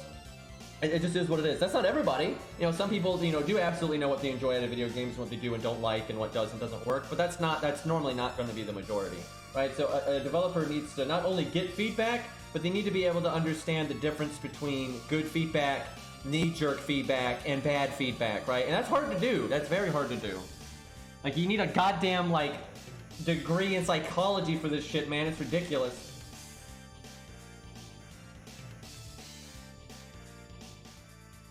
But dude, there's been a lot of developers that have, like, worked on games for a long time, like, ongoing games, and they quit. And they're, like, fed up. And then when they actually... You know, while they're working for the company, they can't say what they want to say because, you know, PR, but then when they quit, they can say whatever they want. It's fucking hilarious. There have been some developers that have, like, you know, quit, you know, all kinds of big games and stuff. And then just, like, the shit they say about, like, the idiot players that have no idea what they want and blah, blah, blah, blah. It's pretty funny. Like, you can tell they have a lot of pent-up, like, rage from over the years. All right, let's see. NP gain pretty bad here.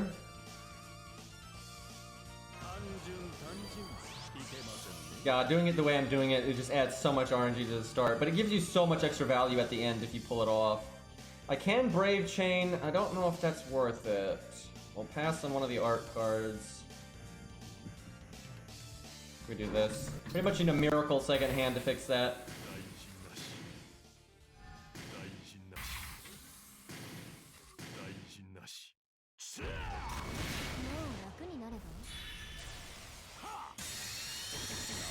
Yeah, if you're gonna do RNG, you want to do it at the beginning, 100%. Like, there's like no way around that, because it's the only time you can really control it in a reasonable way. But that's why, like I said, 3-star craft essences are kind of starting to wear out their welcome, because as the fights get harder, because your value is so bad, what you're working with is so weak, you just have a lot of times the strategies just must get good RNG at the beginning, and it's just kind of annoying, right? Where earlier in the game you don't have to rely on that. And you know, if this account, even this piece of shit account that like I never fucking farm on, you know, if I took the kid gloves off, this account could shred shit now, right? Like it's got a lot of good stuff now, right? Because by the time you get to this point in the game, you generally will. So I don't think it's like bad game design on like the boss design side. It's just, you know, these restrictions are insane. Okay, I can art chain with the one in the back. And he'll definitely get his NP. I just gotta not use these NP gain up skills, which really sucks. How is he gonna... No, he's gotta. There's just no way. I'm not sure it'll work even with it.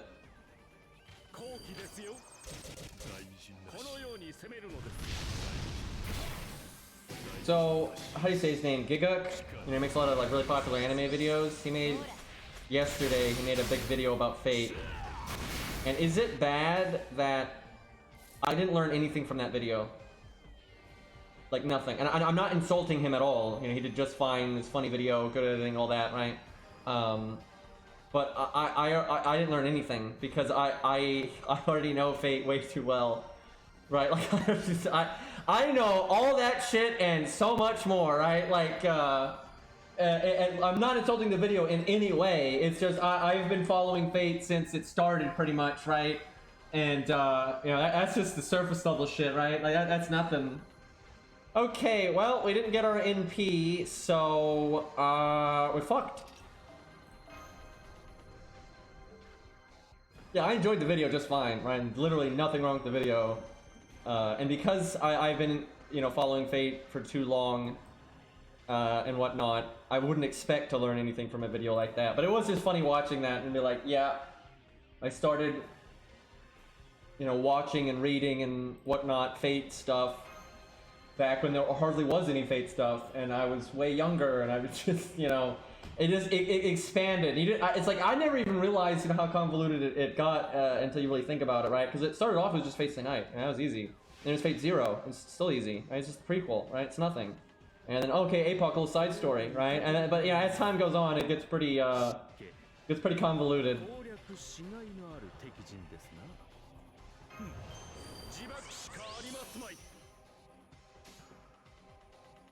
This is a pretty bad opening hand, but it can still be saved.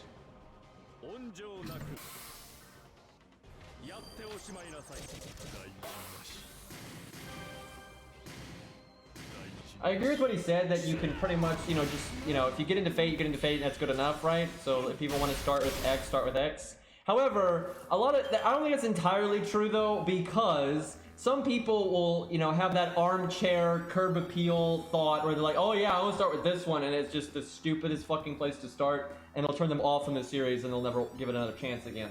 Right? I do think there are good and bad places to start, and sure, there are going to be exceptional people that for some reason a bad place to start ends up being a good place to start for them, but that's abnormal. Now that being said, I'm not some gatekeeper that starts screaming at people, you must start here, you must start there. I'm never even getting involved in that kind of stuff. But if I've had friends, right? Yeah, there we go, that's it, he's had friends, okay, no, that's it, alright, but no, I have had friends that have asked me where to start, where to get into Fate, and I do give my opinion, and I think I have a good opinion, right? So like, if people actually ask for where's a good place to start, I'll speak up. But I don't go, on Reddit and be like, oh my god, how dare you start watching Fate from, APOC or whatever, right? I don't give a shit. By the way, the trick to how to get into Fate is you either just follow the release order, which I don't know why that's so hard for people. Of fucking course you follow the release order. Why wouldn't the first story that was put out, like, of course that's the best one to get into it with, right? Because of course the first story they put out wouldn't be the one that's going to be really fucking confusing. Duh, right? It's like literally duh, right? It's either that or Fate Zero, right? Because Fate Zero, although it wasn't put out first, is not only chronologically, one of the older parts of the story for like the main canon, right? But it's also just a good self-contained story, right? And also Fate Zero's, I would say, I have a lot of confidence in this because between my own social circle and like social circles of some of my family members and stuff, I've known a lot of people and I've gotten a lot of them into anime, and some successfully and unsuccessfully, but like I know the kind of anime that generally goes over well, right? Where you don't need to like already like the thing to like the thing, right? And not Black Lagoon, good anime though, but and that's actually one of the things I'm talking in the same realm of what I'm talking about. But anyway, Fate Zero is definitely a good anime that someone that knows nothing about Fate and may not, is not, if you just expose them to the wacky shit right off the bat, might turn them off, right? And Fate Zero is a very easy anime to get into because it's way more fucking grounded, right? It's so much more grounded. It's not, it's not wacky bullshit, right? And so, now sure, some people like wacky bullshit, but that's, normally that's not how people are going to get into a franchise. So I really do think Fate Zero is a good place to start. Or it's either that or just release order, right? It's either Fate Zero or release order. That's it. It's that easy, right? And for the most part, the side stuff and like I think Unlimited Blade Works and Heaven's Feel are awful places to start because there's a reason why when you played the visual novel you couldn't do those first, because they fucking suck if you do them first because you don't have any of the groundwork, right? It's like, hey, here's a side thing. It's like, hey, well, what a twist! But you don't know what we're twisting, so it's just weird, and you're missing a lot of information, right? So I really do think Unlimited... the whole reason people try to recommend Unlimited Blade Works is a good place to start is just because the animation's good. That's the only reason. And that it might be... And if you know someone like who likes anime just for that, then sure, recommend that one. But for a general recommendation, I would definitely not recommend that. Starting an FGO works just fine if you just like the gameplay and all that a lot, right? But that's a good way to get into the game, not so much get into Fate, because the early stories are terrible. I mean, oh my god, Septum gonna win people over? I don't fucking think so, right? They have to get through Orleans, Fuyuki, Septum, all like that is not gonna win anybody over, right? I'm sorry if you, I'm serious. This is my true opinion, right? This is obviously subjective. I'm not God. But I think if you know nothing about Fate, right? You know nothing about Fate, and you're over the age of 14, and you play FGO, and you read those early stories, and you think they're good, I think you have no fucking taste. That's 100% how I feel, right? Again, subjective take, but I think if you're over the age of 14, and you know nothing about Fate, and you think those early stories are good, you have fucking terrible taste, and God help you, right? Like that, and if you're, the reason why I say over the age of 14 is because no you know, young people that are like, you know, 12, of course do not have good taste. They like pretty colors and, you know, bap real good and that kind of thing, right? So, you know, of course it's not important. Also, you know, I don't think they'd be bothered to read the story. You know, they're not going to read the text anyway.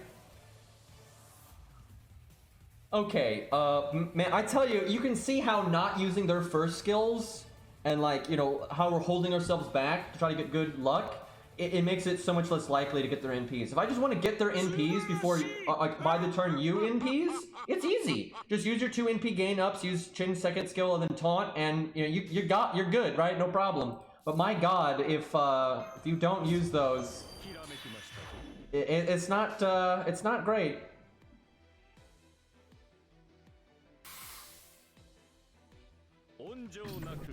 Well, he's got his. I don't know about the back one. And see, America is. And now, by the way, if I worded what I said there pretty carefully, I did not say if you enjoyed it, you have no taste. That's not what I said. I said if you thought it was good, right? There's a real difference, right? There's a real difference. I think a lot of people can enjoy things that are terrible, right? Like The Room, the movie The Room. A lot of people enjoy that. Doesn't mean it's good, right? Like, obviously not. A lot of people can enjoy things just because it focuses on things that they like or whatnot, but they can obviously, you know, have enough intelligence to see terrible writing and, you know, bad pacing and all those kinds of things. You know, a lot of that stuff you kind of intuitively will pick up on, even if you can't articulate it. Well, 93%. I could wait a turn. It's just you got to go on that turn because you need that extra turn to deal with using next health bar. You can't, like, because I could obviously do double NP next turn, right? And because their attack up from their invulnerability lasts 3 turns. But I need that extra turn up for you because we're pushing it on you anyway.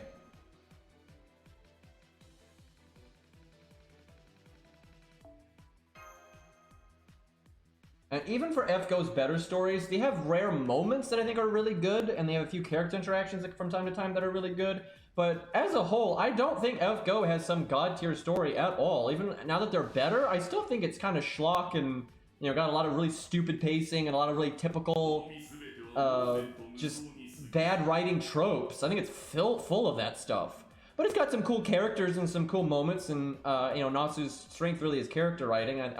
I stand by this. I think FGO does have some very good characters that have very interesting motivations and you know, pros and cons and weaknesses and strengths and stuff. Absolutely. I think FGO has a lot of damn good characters like that. But I don't think FGO has good story at all. I think it has passable story now, thank fuck, because it used to not. But I enjoy the passable story because it involves these characters that I like in a universe that I like. It's kind of like a lot of people like Warhammer 40,000, 40K. They like the books, but they don't say that they're good. That's a very, very common sentiment for 40K fans, where they're like, yep, the 40K books are total schlock, but I fucking love them, right? And it's because they love the universe, they love the gore, they love the technology, they love the races, you know, that's why they love it, right? And sure, it's got a lot of, like, you know, stupid writing and, like, you know, really tropey shit and, you know, hack job nonsense. But they still really like it, and, you know, that's how I feel about FGO. Like, even Lostbelt 5-2, which I think is the best story in all of FGO, I don't think holds a candle to, like, you know, really good storytelling out there. Like, of course not, but it involves characters that I really, really like, and a setting I really, really like, and it's fused with gameplay and music that I really, really like, and all that. So, you know, and the story's not shit. You know, it's not shit.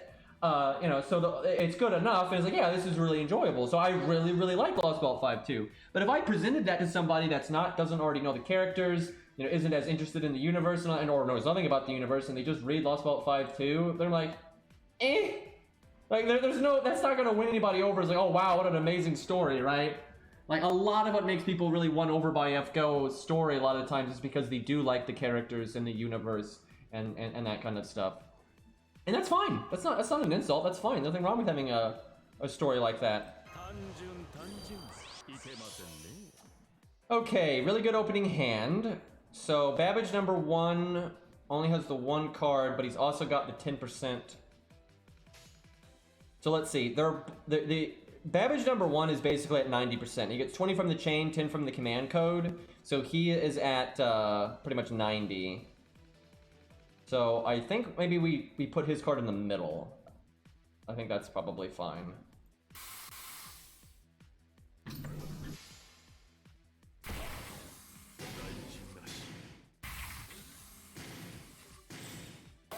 Fuck. Fuck. No, hit one of... Stop! They hit Xiang and then... Okay. Oh my god. Time to taunt. So, support Xiang got an art card, so we taunt this one. Man, I could have NP'd right there. That'd have been great. Or I could have already had my NP and just a normal card damage here. I can kind of do that anyway, though. Okay, let's do this. Actually works out alright.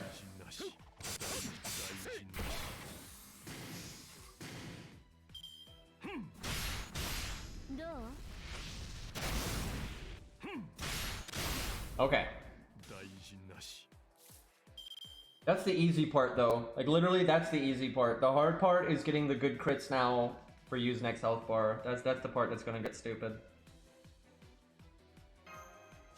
Deck is gonna reset. I really wish we didn't have to deal with the deck resetting, because I wish I could card count, because then I would know which Babbage, you know, needs what, and like who needs to save the Star Absorb. But it's RNG now. I could maybe I save one of their Star Absorbs, right, or one of their Star Bombs, but then that's not the one that gets the shit. So the dream is you just save both of their Star Bombs, so either one can get it, or both of their Star Absorbs. I think I can only save one of the Star Bombs.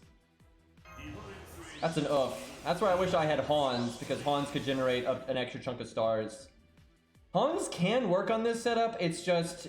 I feel like it's even more RNG, because you have to land the attack up on both of them, and that's just awful.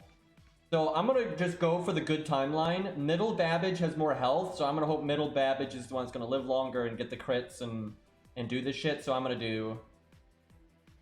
Wait, hold a minute. Hold on, okay. It doesn't matter. They're both at rank 10, so it doesn't matter which one of them saves their Star Bomb.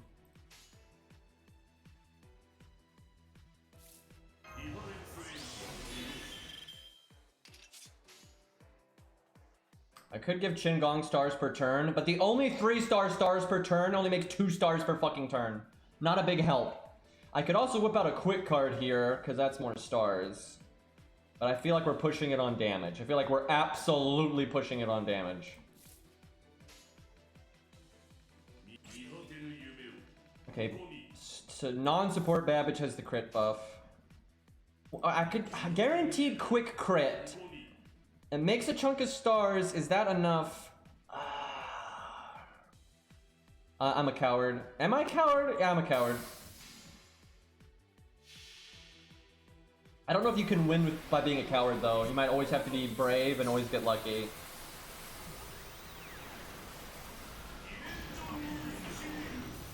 I'm not really sure how to explain the game plan at this point. It's basically break both of their first health bars at the same time and then get lucky crits on you for her second health bar. So the easy way to do this, you can kill you by like NPing and smacking and then NPing and smacking again. And you can kill you no problem. We've already done that. It's not an issue.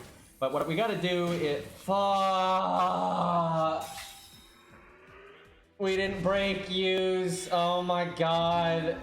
Oh my god. Maybe we'll get like no cards here that will make stars, and then we can crit really good on the next one. So I have one more turn of the attack up. That's so not good though, because literally not breaking there just lowers your RNG. Because I could if I lived that long, I'd have 2 turns where I could potentially get a good crit. Where now I only get 1. Oh my god, and he can skill steal me now. Oh my god. Yep, no, this is bad. This is very fucking bad. No! No! Look at this! This would have been fine! What? He's gonna skill seal the one now. He's fucking gonna do it.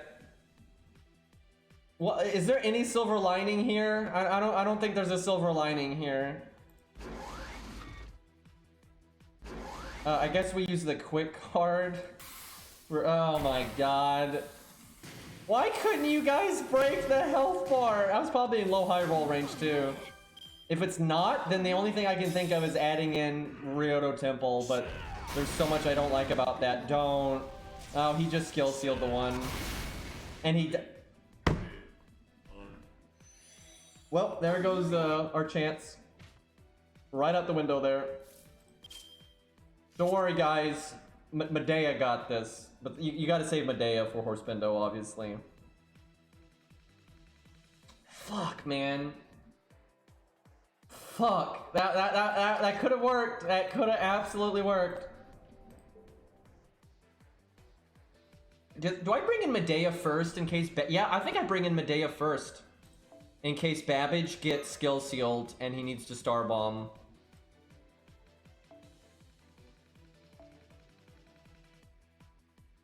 Yeah, I think that's better. You don't need Ku off the bat anyway.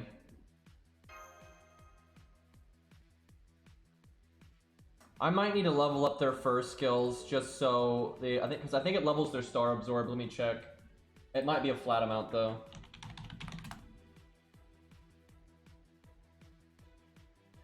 Yep, the absorb goes up, so I need to level it if I can. Yeah. Guys, just bring Herc. It's easy.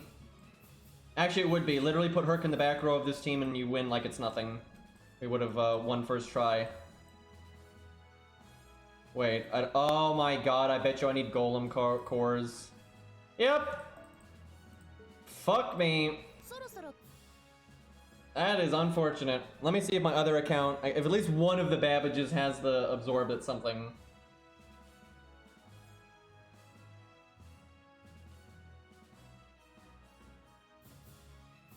Where's Steam Boy?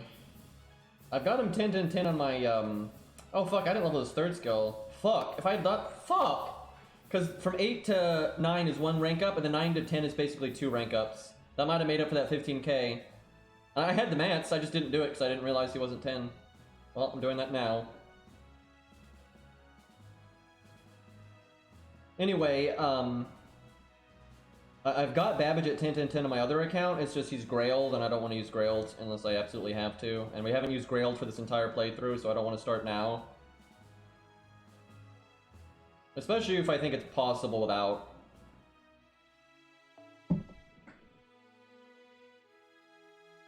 Oh, I'm gonna have to like re-log in or it's not gonna update the skills.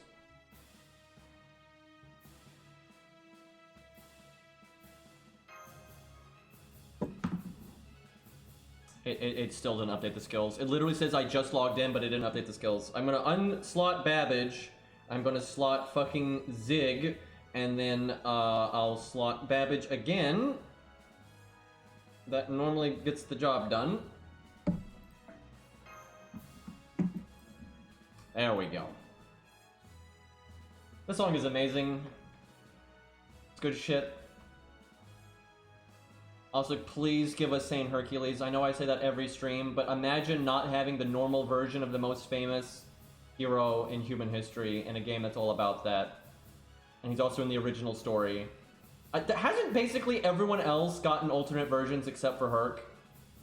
Like, it's kind of stupid, and I don't mean alternate versions as in, like, alter, right? Don't get me started on that shit. But, like, you know, we have... I guess not Curse Arm. Yeah, I mean, let's be fair. Curse Arm's, you know, second take was how he is in Camelot. But, yeah, Curse Arm got pretty fucked. And I guess Kojiro did get a second version, but they didn't make it playable. But at least it exists. Because Kojiro has Saber Kojiro. And they had said Saber Kojiro existed back in Fate Stay Night. And then we did see it, but they didn't make it summonable because they hate us. So you all say I hate you. I don't hate you. DW does, or Tight Moon does in that case, actually. Can't blame DW for that one. Megalos does not count. Like, because Megalos is Megalos, not Hercules. And he's brought about through using Hercules' Berserker Saint Graph. It's not even using his, you know, Saber Saint Graph or anything, so it still doesn't count.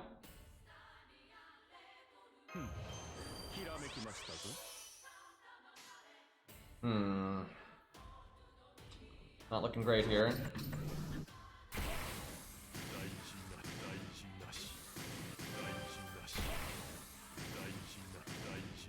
Why do I have to talk about Fate Strange Fake every single time we talk about Hercules? Because somehow everyone thinks Hercules in that is like actual Archer Hercules. I don't know why this is a thing. Now, I mean, technically, there is Saint Hercules in Fate Strange Fake for a grand total of 1 page, right? So technically right, but not really. Okay, very much the only way. Okay, I'm gonna have to Star Absorb. I hate using that right there, but I don't think I have a choice. Like, because it's unlikely he's gonna get his NP even with that. Meanwhile, other Babbage is gonna overcharge like a champ. Yep. 117 didn't even use his first skill. Okay, got enough. They didn't buff a million times. Oh, I really... this sucks. So, middle Babbage can do the extra damage that we're probably gonna need. But... he's the only one that still has the Star Absorb. So I don't really want to use his second or his third skill if I can help it. Oh boy, are we asking for it right now.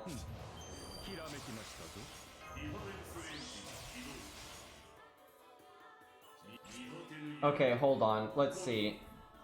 So back Babbage is the only one that has the crits.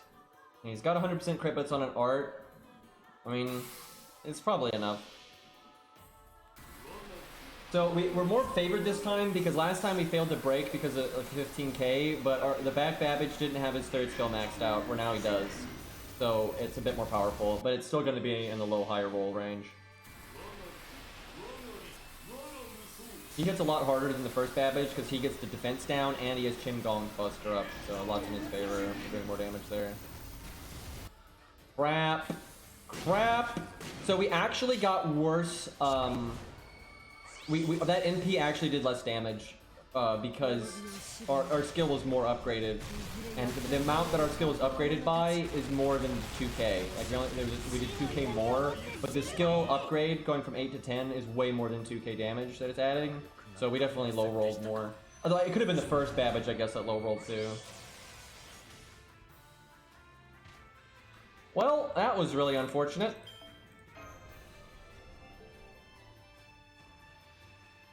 It's gonna be really hard. I hate when you're that close, right? Like, consistently. Because the only thing I can do to reliably increase their damage is adding in Ryoto Temple. The thing is, that will only work if you get very lucky. Like, you'd have to do it on the support Babbage because this... Oh, right. I forgot. The support one's in the middle. Anyway, it'd have to be on the support Babbage because support Babbage has the command code to get his NP faster, so he's more capable of dealing with this lower starting NP.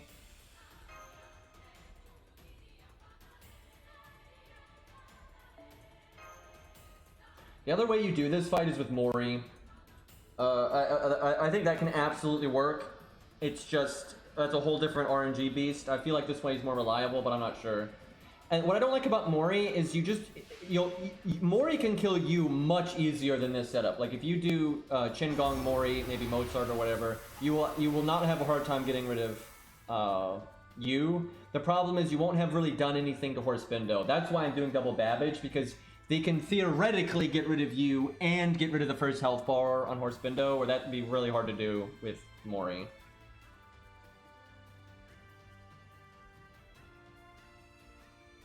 Okay, let's see here.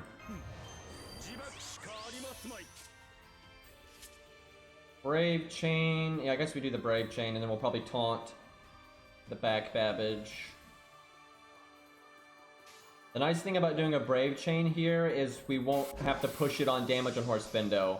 If I'm gonna have to push it on damage, I only want to have to push it on one of them. I guess, though, I could attack you for one... Why don't I just do that? Just attack you for one turn, right? Because if you get a decent crit on Horse Bindo, you shouldn't be pushing it. Yeah, I'll just do that. That ought to fix some of our problems. Like, literally just attacking her on one of the turns should do it.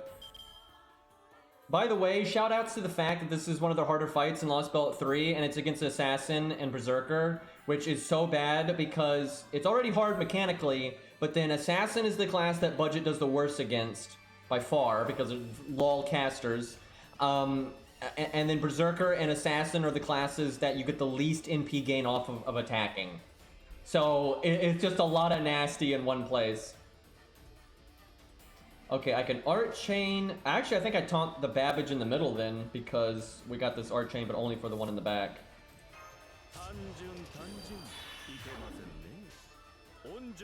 Little worried that this isn't gonna work. Yeah, caster you actually get the most from. You get more NP from attacking a caster. I think their logic is it's because assassins are stealthy. And I think berserkers because they need all the help they can get. 98 fucking %.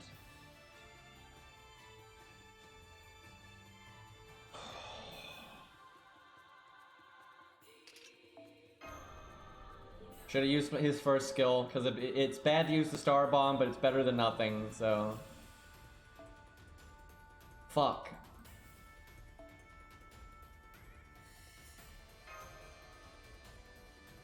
If we weren't fighting an assassin and a berserker, by the way, we would have gotten our MP there. Hell, if just one of them wasn't either of those classes, we would have been fine.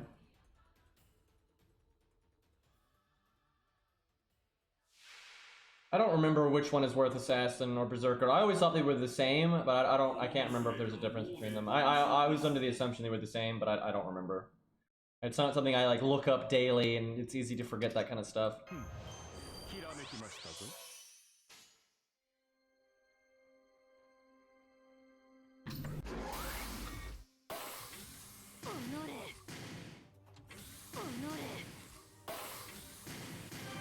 That's not good. Our next hand's gonna have to be good to make up for how bad that was.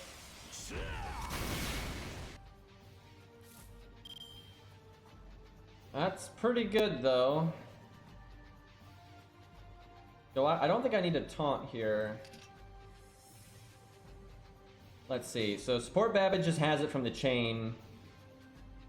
I think we're good. I could taunt the back Babbage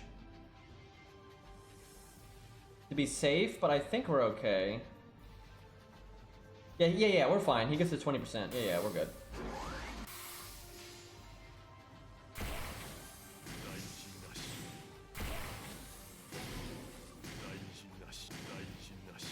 Although a little bit closer than I would have liked. Okay, that's not what I wanted to see.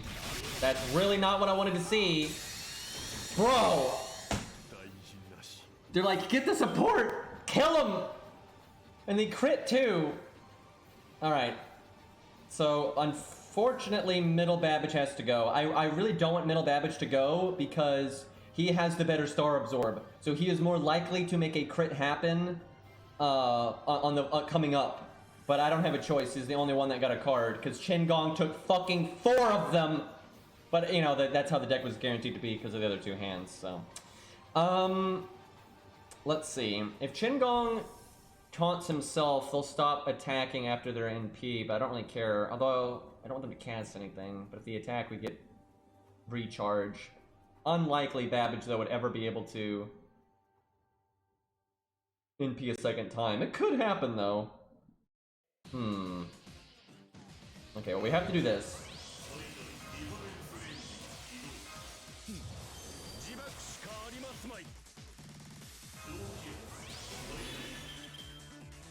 %, without using his Star Absorb.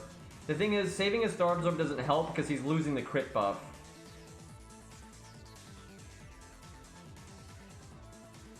But, you know, maybe... Nah, I think we use it just, I don't like 10%. I think I taunt him, though, because he's got the NP gain buff. Unless I feel like... See, second Babbage... Now, I think we give it to second Babbage. He doesn't have the NP gain buff, but he has more health, so he's more likely to live. But the NP gain buff definitely adds up.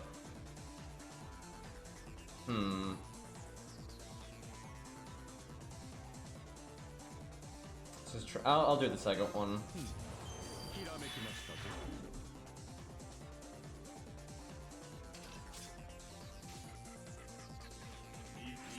Alright, it's all to breaking you here. I don't think there's any issue of us taking out Horse Bendo's health bar.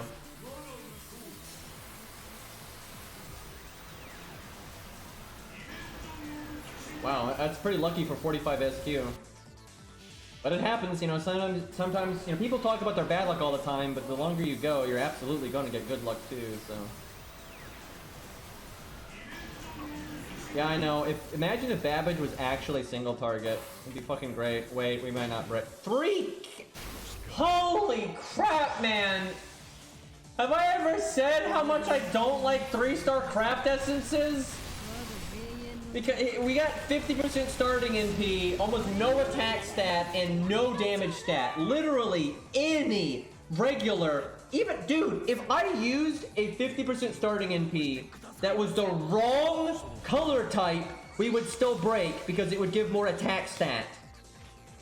Right? Like if I used a Christmas one, we would be doing better than this. Even though it gives quick up, right? And quick up wouldn't help. But the higher attack stat would be enough, right? And then obviously if we had like Aerial Drive or Drunken Jolter or the, what's her name? Raiko, you know, those would all be way fucking better. And then of course Golden Sumo, but you know. Oh my god. God, that was so close to greatness. The deck shuffle was pretty terrible though.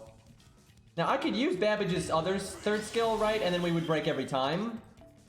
But the problem with that is then you're gonna have a really hard time blowing up Yu's.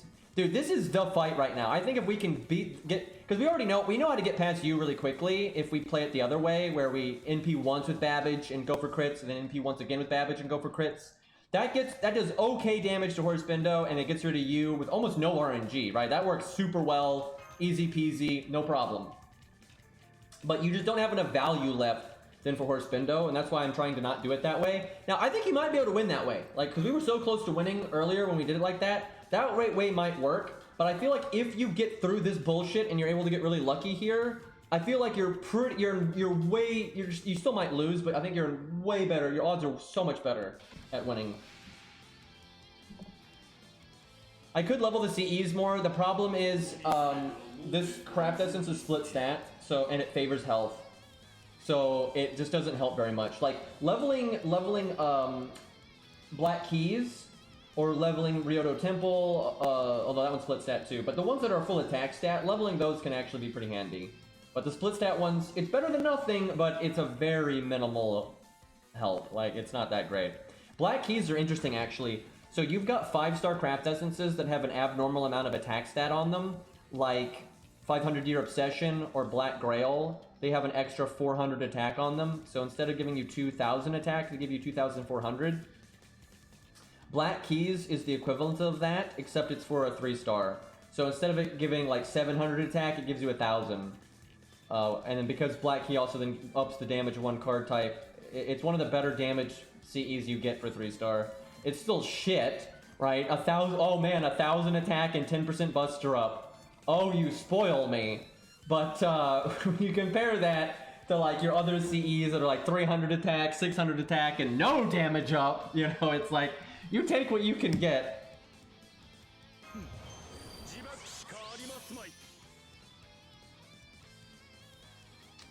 Oh, this turn.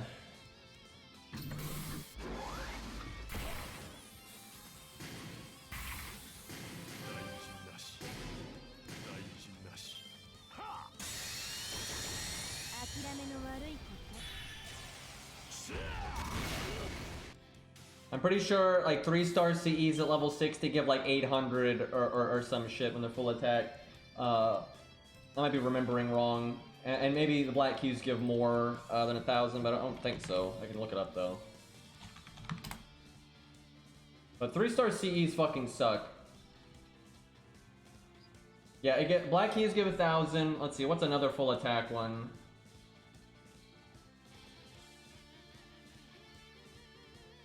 Maybe they all just give 1,000. I'm out of my mind. Let me see here. It's really hard to find though, because there's other CEs that give bonus stats too. Let me think. What's an attack one? There's the... I don't know the name. Like the one on Medea. I don't know what that's fucking called. I have no idea.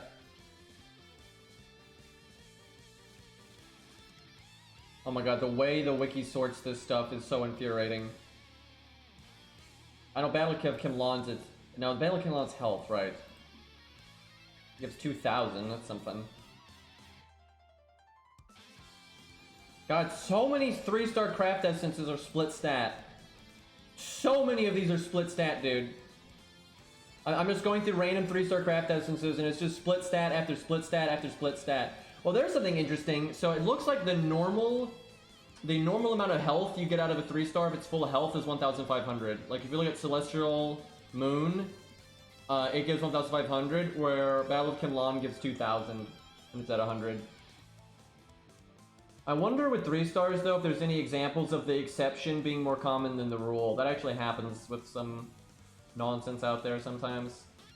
But yeah, like Self-Geos Scroll, that's 1,500 health. So Battle of Kinlan is definitely abnormal with that extra 500. I literally have not found a single CE that has full attack stat. It's all health or it's split stat, other than the Black Keys. And then Mooncell, but I think Mooncell might be an exception too, but I have no idea. What the fuck? This is so obnoxious. Why are so many... Okay, there we go. Spirit Eater is the one, and it's 1,000 too, so 1,000 might be the norm. So I wonder if there's anything above 1,000. I'd have to check a lot, though. You'd have to find, like, everyone, and see if any of them have less than that or more than that. But I'm guessing 1,000 is the norm, then. Oh my god. Attack stat is so fucking rare. Either that or the wiki is just sorted in the worst way possible. There's a bunch of CEs that I know have attack stat, but when I look at the 3-star list that they have, none of them come up. It's like Excalibur and shit, but like none of those come up. Okay, the Dragon one's 1,000. That's an oldie too, so that makes me think it's just 1,000. That's weird though, because I already found that Battle of Kinlan has an abnormal amount of health on it, and that took like no time to find. And I've yet to see though then anything with a weird health or attack stat then. The Excalibur is 1,000. I like how Excalibur is named Divine Construct instead of Excalibur. The ring's silly. Okay, that's enough of that. Yeah, split stats are just fucking everywhere for low star CEs, which makes no sense because they really, if anything didn't need it, it would be that. Wait, I need to taunt here. Okay. Front Babbage will get 10%, so 70. So he's at 90, essentially, just from the bonus stuff. So he's pretty set. Oh fuck, though, he's the one with 2 cards. Okay, so I must taunt the back Babbage then. He's the one that's gonna get fucked over potentially.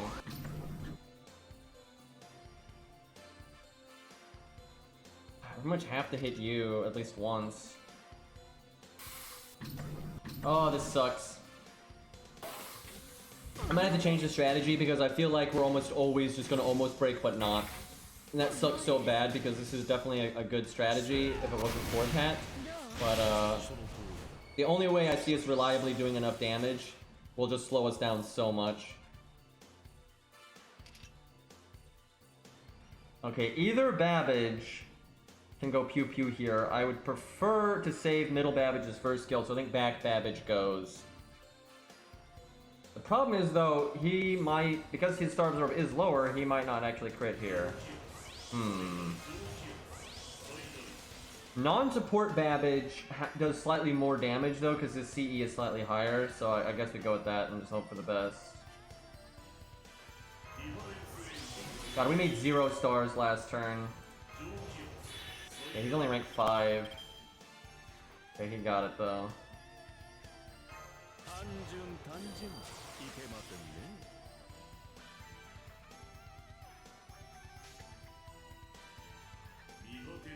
So, damn. So it's more important to break use health bar here. If you almost break Horse Spindle but don't, it's not the end of the world, though you definitely want to because it starts ticking off his skill seal buff. The problem is, like, she has so much less health, like, she obviously doesn't need the crit. Okay, this one's got the command code. That's good. That ought to help.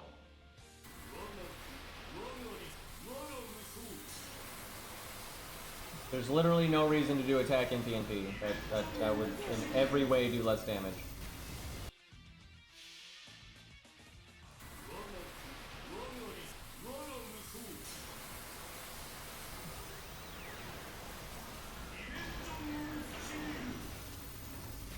The only time that's not true is when you have weird servants like Mori and Hot Wheels, right? Where their normal attacks apply effects that'll make their MP do more damage. You have 10,000 health!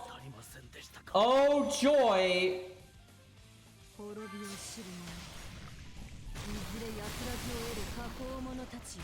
Kind of unfortunate that she clears her debuffs, because those 2 defense downs last 3 turns, and they would make your crits on the next part do a lot more damage.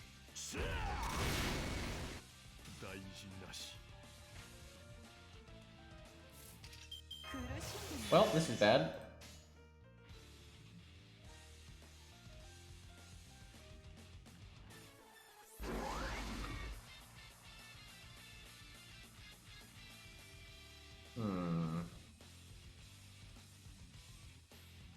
Could do an art chain.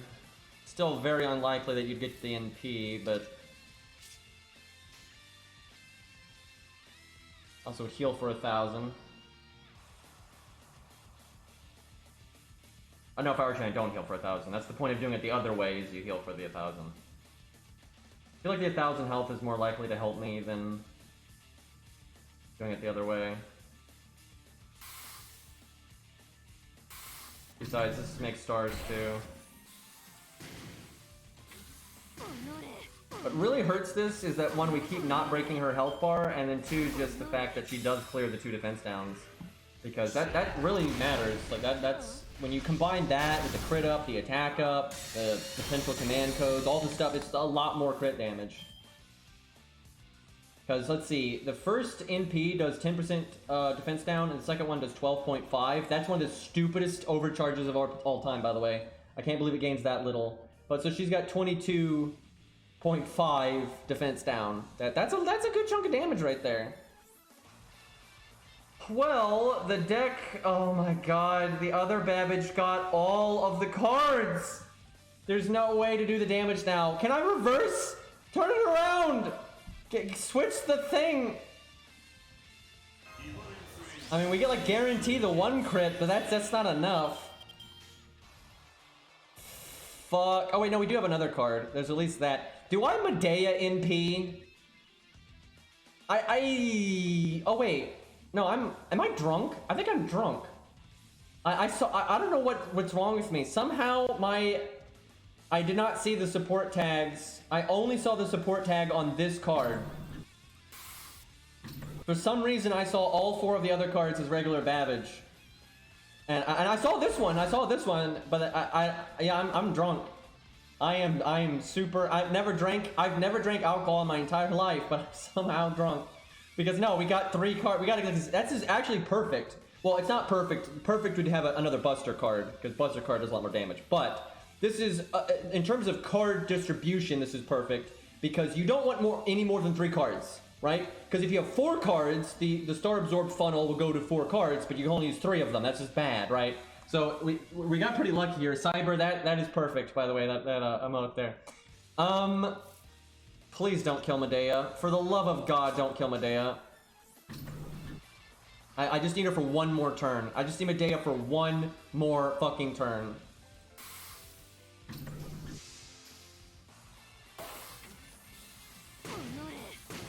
Why couldn't you be the one to get 2 actions per turn? If we had our other Buster card, we would have killed her. We can finish her off, though.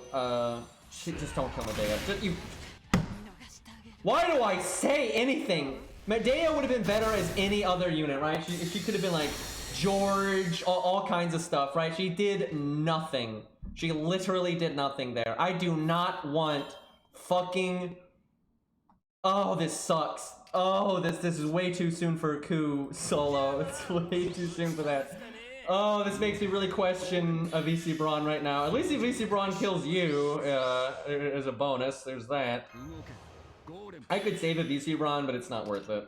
Look how close, though. Look how close Babbage is to getting his NP. That's pretty unfortunate.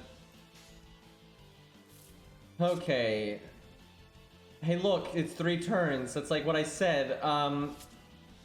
When do I cast Guts on Q? I think I wait 1 turn. The problem is I might get skill sealed.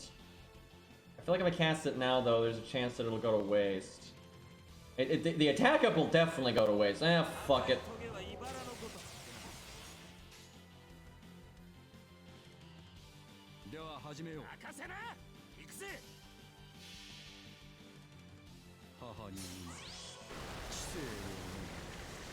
See, here's the thing. If I could have killed you faster, I could have done a bit of damage to Horsebendo right now. And sure, he's not being counterclassed yet, but, you know, we're going to need every bit of damage at the end here that we can get our hands on. And the timing, what's way worse, though, is just the timing.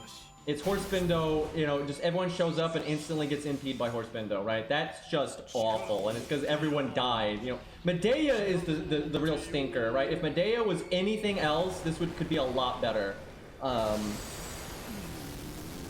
She just, you know, obviously saving her can be really good if things don't work out the way that they did. But see, now Medea's dead. If Medea was still alive right now, I'd actually be feeling really good. Because then if he happens to do Pierce of Vulnerability, I can just get rid of it.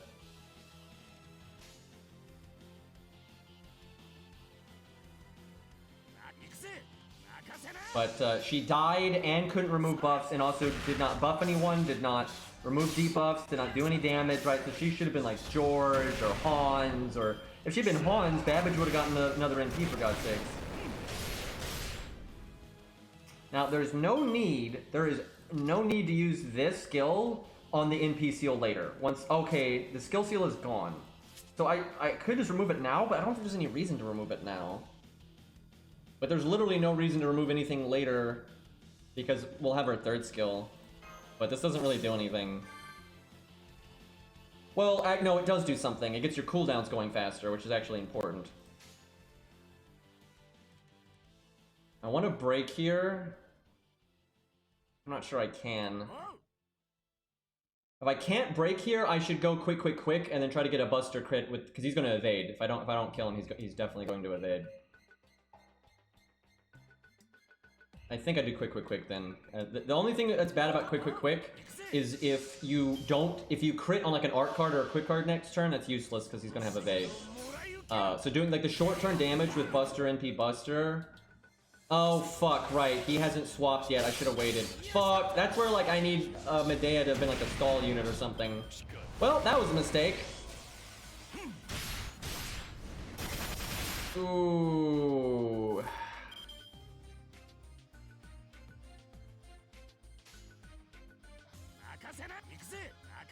I'm not sure we're gonna have enough here. He's actually a berserker.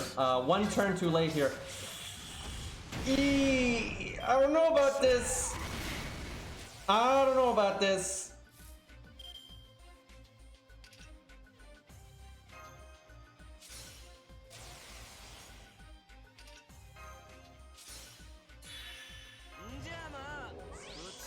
Because I really wanted that turn, like, because when he evades, it lowers his chance of doing Pierce and Vulnerability and so on and so forth. I'll probably get my NP no matter what I do. Making stars then is theoretically the best play.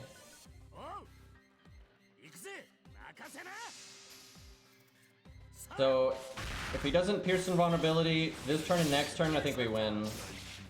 And if he Pierce some abilities after that, I don't care, because then I have guts. But if he does it like right now, we're fucked.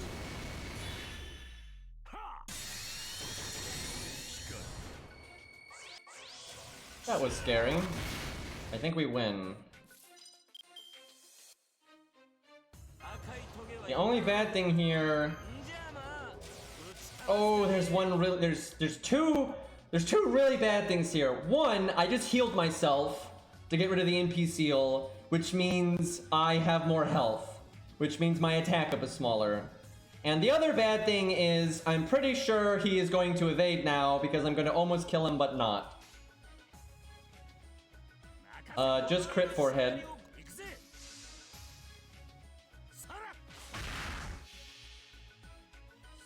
This is going to be really close.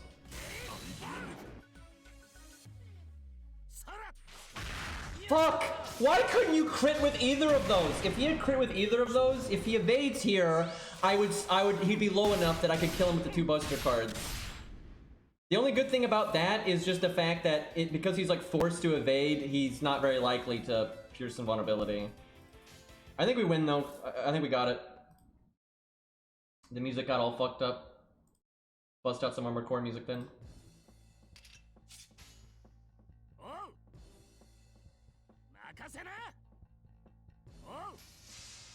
Because Guts will cancel his turn, and even if he Pierce vulnerabilities, I have Guts, so it's like I think no matter what, we've got this. We could have won that turn though. Huh, he was scripted to cast Pierce vulnerability right there. I wonder if he rotates them, because like the other ones he did before his NP, he did you know, the buzz throw. Well, hey, that gives me my max attack up. Yeah, well, not quite 2,500, but big dumb. Woo! That wasn't half as bad as Lee's students, though. I gotta say, like, it was obviously not a cakewalk, but most of it was just me trying to figure out what the fuck was happening. That was much easier to figure out than Lee's students, and there was less RNG in it than Lee. Lee was easy as fuck to figure out, right? It took no effort to figure out how to beat Lee, but it took so much fucking RNG, it was stupid. And then Lee's students was just a nightmare on both. I have absolutely no idea what I don't think we can do Mothman until we get Bontinned Angra. By the way, chat, I had, my soul died earlier, so I did a lot of farming on this account over the last couple of days. Let me show you, right? So I did not play Nerofest at all on this account until just a few days ago. And this account has almost no bonus CEs, right? Because it's a shit show, right? And it's opened this many boxes. I have farmed like a motherfucker on this account, right? Because I already 48 boxes, and guess what? I didn't have Angra on the fucking team until like today. I did like 2 stages today, and I'm so stupid, dude. I just forgot. It's because I haven't played this account. I haven't played this account in so fucking long. I forgot that I need Bontinned Angra, and he look at this. Look at this. Like he's basically Bond 8.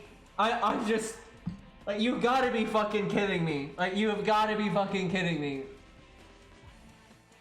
So yeah, kind of fucked that one up. Gonna have to sort that one out at some point, because I think we're gonna need double Bontinned Angra, or we're gonna have to do Mori stuff. I think there's a good chance we're gonna have to do Mori stuff, but then into Angra for the final health bar or something like that. Now, Antonio's buff might help. It really might. The problem with Antonio is he just has no survivability whatsoever. So although he can do more damage in 1 turn, he's going to do less damage total because he just dies like a bitch. But I think Mori is definitely going to be the way to go for like the first 2 health bars, and then I don't even know what at the end. Yeah, I'm not sure we're quite ready for Mothman. I think Mothman actually might be a bit more reasonable. I think he's going to be like Lee, though. I think he's going to be remember, Lee was just an RNG shit show, right? We figured a strategy that worked out in like 5 seconds. But it was just you needed such good luck. I think Mothman is pretty much going to be the same thing. I got to remember, Angra is going to need foe items. But yeah, we might want to do, I might give Mothman a try or 2, but I feel like we're going to need to be more prepared. I don't think we're quite, ready yet in terms of like who's leveled and whatnot, because I need skill ranks up for a whole different set of characters and everything. Okay, we have Antonio, that's good. We're gonna, what are his mats? Let me look them up, because there's a chance that Antonio makes the cut, even if he's not like the main one. I could definitely see him being used though, regardless. I gotta say though, Avengers are just not that good here unless they are like a Jalter, Avenger Ushi, Edmund, even lesser on that one because he's AoE, but Lobo, the Gorgon, those are really worth using. Gorgon can solo this, for God's sakes. The lower star ones aren't so good because they don't have enough health. They get one shot by Mothman anyway. Like, it doesn't matter, so they might as well have been any other class. So if a Berserker has a better toolkit than them, the Berserker is better. Because the Berserker will get one shot, the Avenger will get one shot. The Avengers that don't get one shot are the really high-end ones, and those sometimes get one shot anyway. So I think it's more likely that we might use Darius, Lubu, shit like that, just because everybody gets one shot, and Avengers and Berserkers both do decent damage, and a lot of the Berserkers just have better toolkits, right? Because all we have to pick from is Angra and Antonio. That's it. That's all we got. And although Antonio is better now with his 3rd skill buff, because he's got a big crit buff for 1 turn, it's not that great, and it's all he's got is the crit buff, right? And then, like, I guess art up. But Mori has got like this, you know, massive fucking crit buff, and then he's got an attack buff for everything, and he's just got a way more DPS, you know, oriented kit. He's got a single target NP, where Antonio's is AoE, right? That's gonna do fucking nothing to Mothman. Right, it's pretty inferior for the most part. So I think Mori is looking a lot better than Antonio here. And for cleanup at the end, I think Angra is looking better than Antonio, because Angra can at least go for 2 or 3 turns. Antonio goes for literally 1 turn against Mothman's 3rd health bar. Like 1 turn. Like, wow, that's helpful. I might want to work in... I'm not sure. If I work in Clown Boy, Mothman's first NP will fail, which means he doesn't do any fucking damage for a while. And that actually really helps. So maybe we do that. We'll see. So what we're looking at, our options are pretty much Angra or Antonio, although I'm not sure about those, but there are options. Then you got Lubu, Darius, Mori. And then we've got Clown Boy as a support possible. Taunts are very good here. Qingong's very good here. Qingong is almost guaranteed because he's a taunt and a buffer.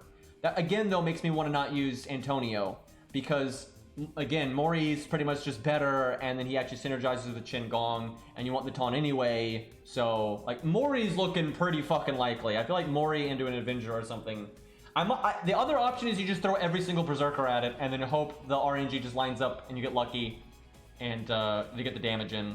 Let me look. I can't remember how much health Mothman has for each health bar. I'm gonna look that up. But I do think we're going to have to level up stuff for Mothman. I'd be very surprised if we didn't.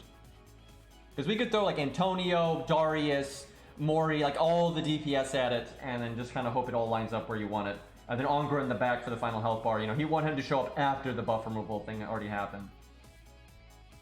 I wish there was a 3-star Gut CE. This would be so much easier if there was a 3-star Gut CE. Like, this would be... It'd actually be, like, really reasonable if we had a 3-star Gut CE, because then that gets around his buff removal thing. Alright, see. Lostbelt 3...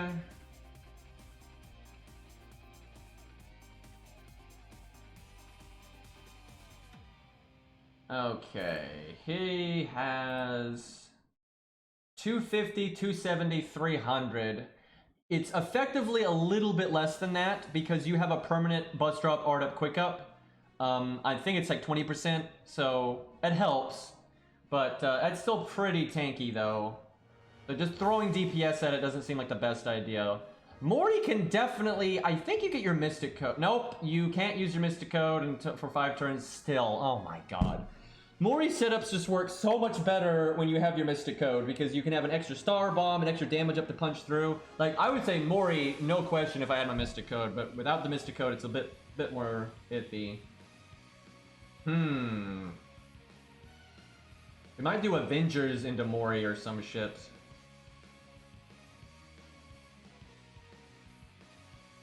I do like the idea of Fuma or Clown Boy. I like Fuma though because you don't cast the buff block until you know you're going to break the health bar, so then you know the buff block hits his NP. Because it's really good to buff block when you break that first health bar. It's hilarious because he quick charges into his NP and NPs and it all no effects. You can't do it after that though because then he has debuff immunity. If you already have the debuffs on him, he won't clear the debuffs, so they stay. But you can't get any new ones on him.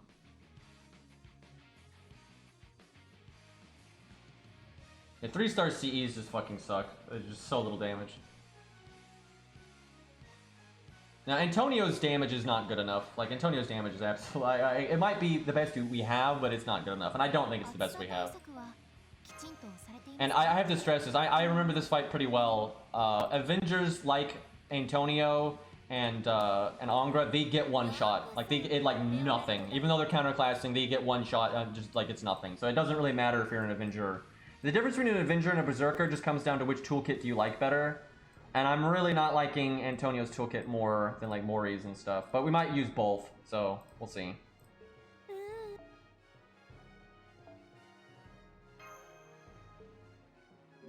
And we also just might have to wait until we get Angra Bond 10. I hope we don't, but I could definitely see that being the case.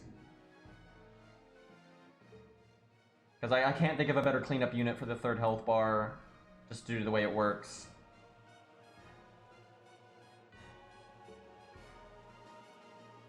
But we could try to fight some of the events with 3-star CEs. What we do though, I've always said this, it's not like a made up thing. I've always said this. If there is an event damage CE, we're allowed to use the event damage CE, but no other. Like everything else has to be 3-star. These could be kind of fun to see how far we could get. I think it could do a lot of these, actually. Yeah, it could do a lot of these. There's a few, though, that I don't think it could do, for sure. It definitely couldn't do Gramps or Da Vinci.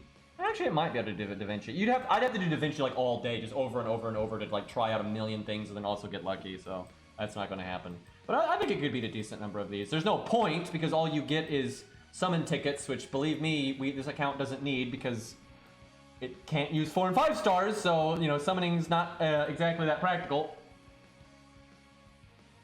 Yeah, Ku would end up soloing a lot of those at the end, that's true. But, I mean, it works. It fucking works! You know, what do you want? I want to try this at least once, just, let me think. What, I definitely feel like Mori. I just don't know if you want Mori on the front. But yeah, I'm thinking Mori. Let me set up Mori on my other, on my main account here.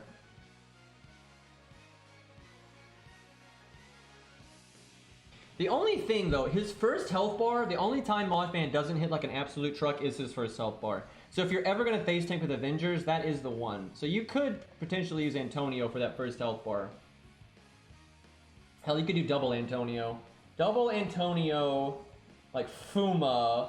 Somehow, okay, if you did double Antonio Fuma, and you somehow broke that first health bar and nobody died, and then Fuma used his buff block, and he stopped the stuff, I don't see what you cycle into from there, though. Like, you know, I don't know, then you, like, double NP with Antonio, that's not gonna be 270k, though. And then you would somehow need your... the only thing I could think of that could clean up from that point would then be Angra. You'd need Bont and Angra.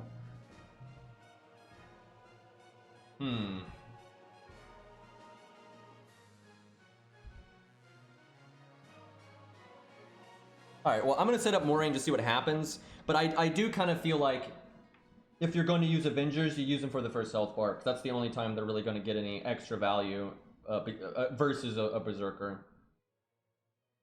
I got to set up command codes, though, for Mori here.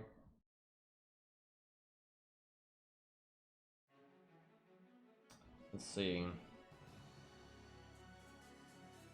Is he a servant here? I can't remember. I don't think he is. It's relevant, though, because of the Gilgamesh command code, you know? 20% crit or no is better than 25% only crit, in my opinion.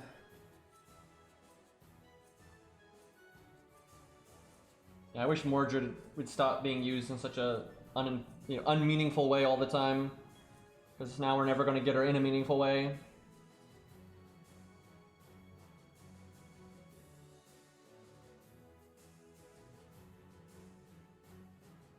Yeah, this only costs... Wait, is this the real fight with him, or is this like a trial one? I think it's the real fight with him. I'm just going to start it, and I'll just summon nothing. I want to see... You can tell if he's a servant or not. If he's not a servant, it'll say danger, and if he's a servant, it'll say servant, so...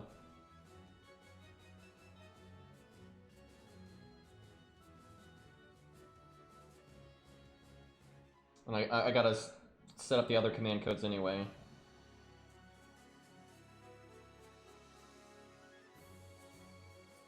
Game is taking forever to load. I don't know what that was.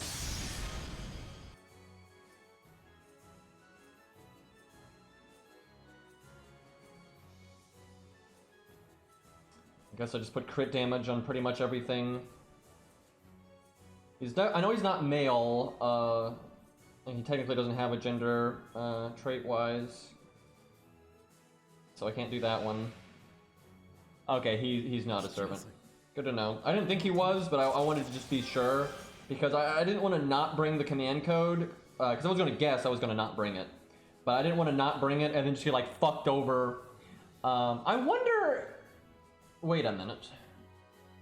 Wait a minute. He has debuff immunity from the second health bar and on, but that doesn't stop... That doesn't stop you from removing his buffs. Because they're not... His NP buffs are not protected. So I can still remove them. However, I'm pretty sure there are some gimmick buffs that he gets that are unremovable. And sure, it's nice... Like, it's the combination of his NP attack up and his gimmick buff. So maybe I just put on some of the units that are going to be in the back. I'll probably put the attack removal command code on some people. I'm not sure this account has any of the attack buff removal command codes. Oh god. Because that would be really helpful, because that would lower his damage dramatically. I could put it on the support, but Mori is never going to live long enough. That makes me want to maybe, though, change the strategy, though, and make, like, summon upon 10 Angra with the command codes that can remove the attack buff, and then use something else at the start. So maybe we do use Antonio just because of that. We'll see. Yeah, I know he can still mess you up without his NP buffs, but he won't necessarily one-shot an Avenger at that point. But we'll see. It's something to consider. Like, those kinds of things can add up. Alright, what am I looking at? I need my quick crit command code, which is like the Griffin or whatever. Here we go. Okay, well, we have crit damage command codes on every single card, so that's a thing. Actually, I'll go Merlin on one. That's probably worth it. I could though put the other Buster Buster crit on one Buster card, and the second art card would get the generic Ushi 20% crit one. So you could have really good crit on every single card there.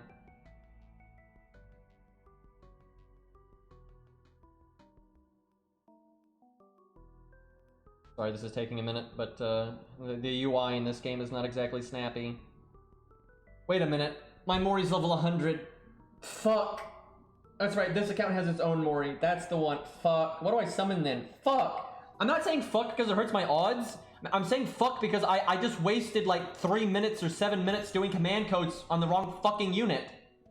Fuck. If anything, it's better that I don't have to summon Mori. Fuck. I just forgot that my Mori's level 100 in 2K Foe. By the way, that would make this a lot easier. Yeah. What do I summon then?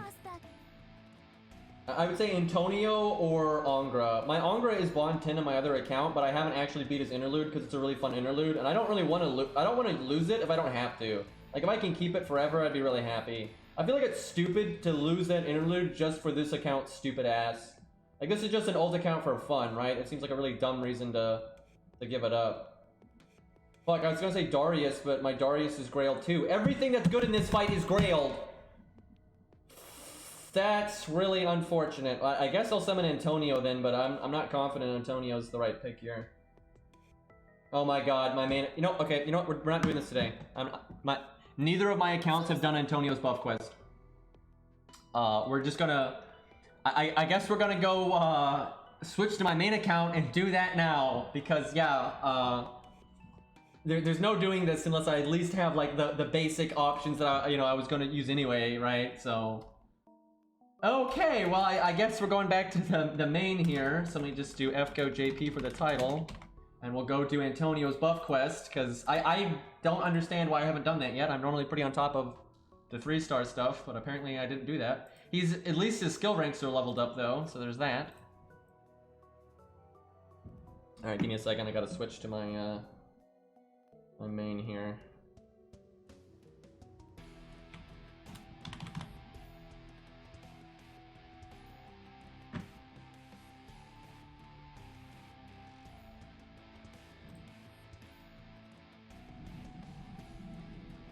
Okay, I think I got it.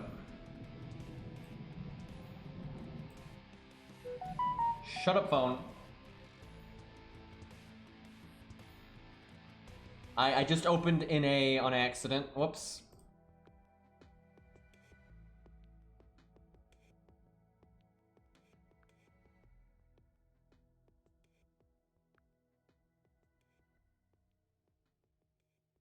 Nothing like dead air, but it's like you have to concentrate to set all this stupid streaming stuff up properly, and then UI hell. All right, I got it.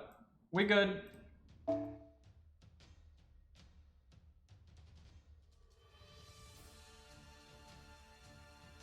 Okay. But hey, at least we beat you and Horsebendo. They're probably... I don't know, they weren't as bad as I thought they were going to be, but that wasn't easy by any means. But Lee students so far have been the hardest. Lee students and Landling and Horsebendo have been the hardest.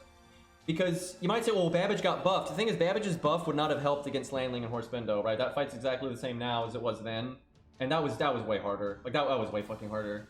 Like, and I remember saying this, and I knew this was going to be a thing. This is something that you really pick up on doing what I do a lot, and it's really hard to like articulate this, but there are just certain kind of fights. You know, all fights get harder when you get more budget, of course, right?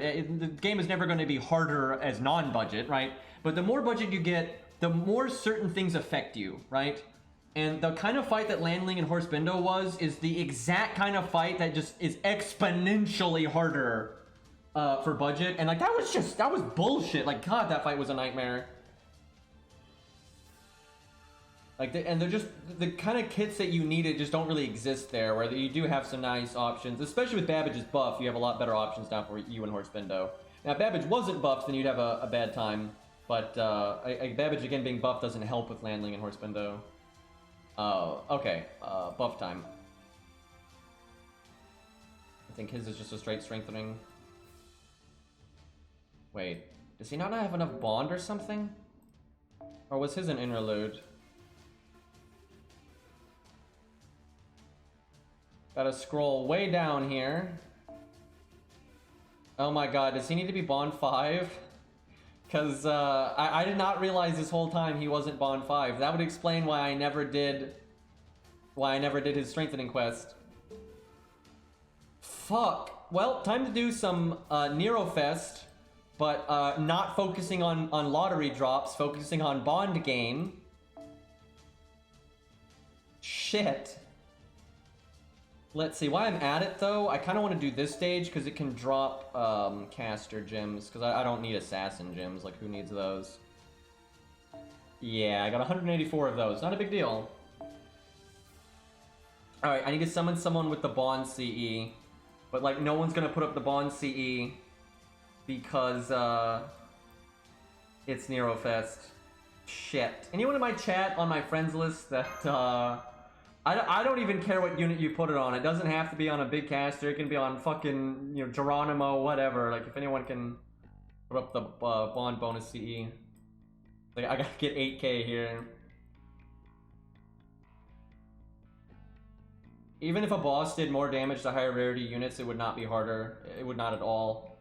Like because high rarity stuff, you 3-turn everything. Like, the whole reason people try so hard to 3-turn everything is because it's easier. It's easier to 3-turn something, because then the boss doesn't get any fucking actions. You don't have to deal with any of their bullshit. They hardly ever get to attack, and for those 3 turns, you can use your survivability stuff, like Merlin's and team-wide invulnerability, or DPS units' personal survivability, right? That's a huge reason why people try so hard to 3-turn challenge quests, is because it removes so much of the difficulty.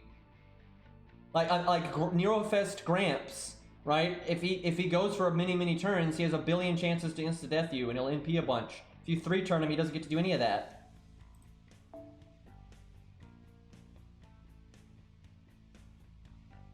Do I have? I don't know if I. Okay, there you are, Onyx. Let me see here.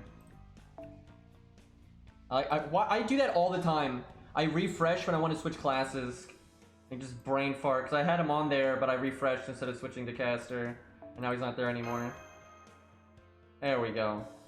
Okay, so this team is not going to be for anything other than getting as much bond as humanly possible. Antonio absolutely has to be on the team. I've got like a few bond CEs, so I can probably get a good amount of bonus here.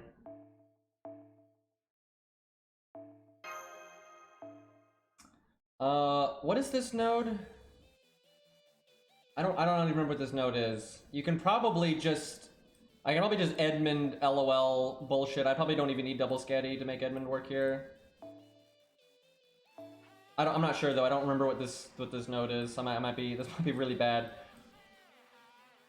I don't know why I don't. I'm just gonna look it up. I don't know why I can't remember what this node is. It's because I've mostly been farming the assassin one, so.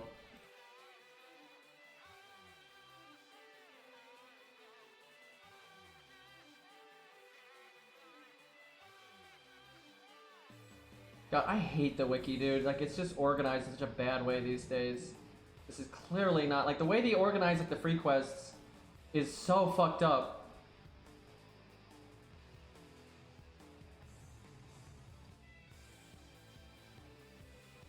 Oh, this is okay. I remember this one. It's Gilgamesh and Neurobride at the end. Yeah, you could probably just. I don't think you need double scatty for this.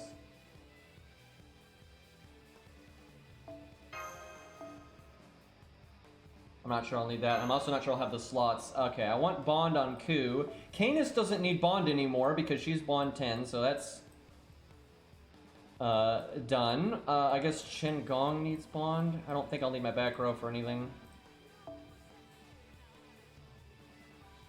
I got that one. I got that other one, which is not as good if you use it personally, but it's still something. I forgot what it looks like. God damn it. Oh, it's MASH. Oh my god, this UI is so bad! Also, there's just so many CEs now, it's like impossible to remember what level anything is. Okay, so this is 30% bonus bond and then a flat amount of bond off this. That's decent, but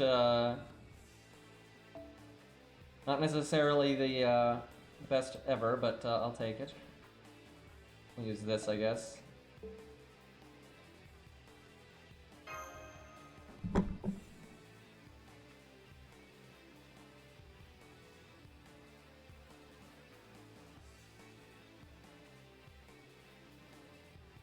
You would have to make such a contrived challenge quest to make it actually harder for whale stuff. Like, you'd have to make such a contrived challenge quest. It'd basically have to be fuck you if you have a gold border, and fuck you if you're Castoria, specifically Merlin, Waver, Nero Bride, or Scatty, right? And like, it'd be really hard to do that in a way that didn't fuck over budget even harder. Because if you make it like general, like anti-support stuff, that will just destroy Qingong Hans and all that kind of stuff.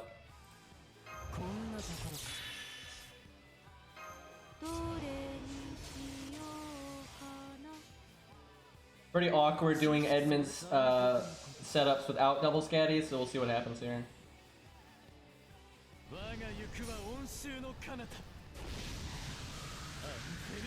They're never going to make a challenge quest though that fucks over high rarity because that de-incentivizes whaling, which they obviously don't want that. And there are plenty of whales out there that never level 1 to 3 stars. Like, they're Leviathans, and they've been playing since day 1, so they never... Like, a whale that starts playing now is going to have to level some budget stuff, because they're not going to have Castoria, they're not going to have... Oh, they might get Waver eventually if they're Leviathan, because you can get them in Story Summon, for God's sakes. But they're not going to have Merlin, they're not going to have Scatty, they're not going to have Castoria, right? And that's going to... They're going to need some of the budget stuff to fill in the gaps at that point.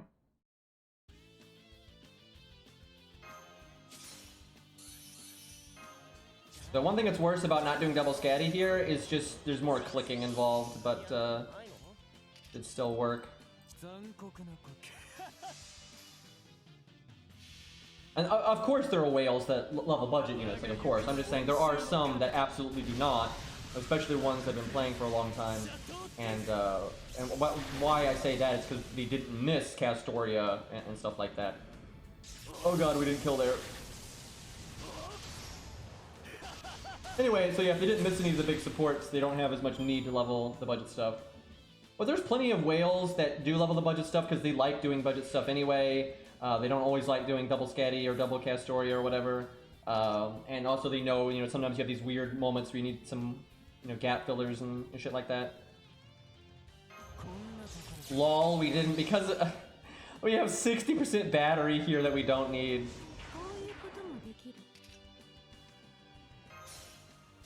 I'm not actually sure though we're gonna kill here. The double scatty would definitely be a lot better, but it still works. I'm curious how much bond I get here. I'm hoping like 2k. Yep, didn't kill. That sucks. Close. Well, 3 turn, but incredibly crappy. Yeah, Caster Gill is a fun support. That is not 2000. Yeah, I'd have to do this I think 6 times. We might just have to do this tomorrow. I'm not sure this is worth. Oh, Onyx does have Scatty. How about that? Good guy. That'll make it a lot easier.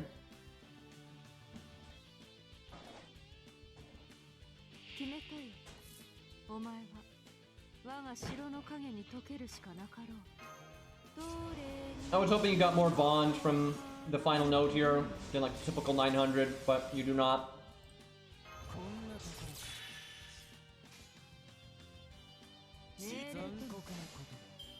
Wait, did I call Onyx random? What? He's from our chat.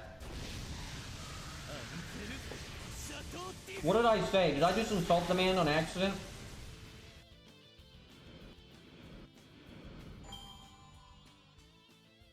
Oh! Excuse me, I am so okay, you know what, chat? I'm gonna pretend none of... You know, I'm gonna hit the erase everyone's memory for the last 20 seconds here. Excuse me, that's right, his name is random. I get it now.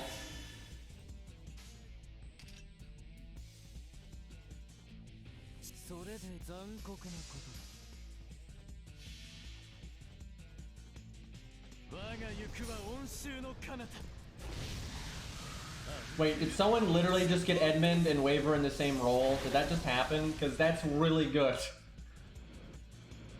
And hey, boy. Because we keep not killing, I keep not needing my battery. This is why Edmund against break bars, like AoE, you know, challenge quests, but there's break bars, so you get to keep attacking, can be super fucking broken.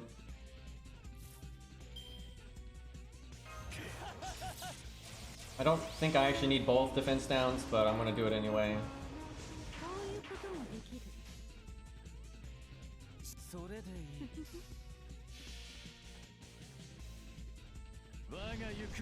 Man, I'm really glad though we beat you in Horsebendo, dude. I had a lot of people saying that they didn't think it was gonna be possible with these restrictions, but we got it.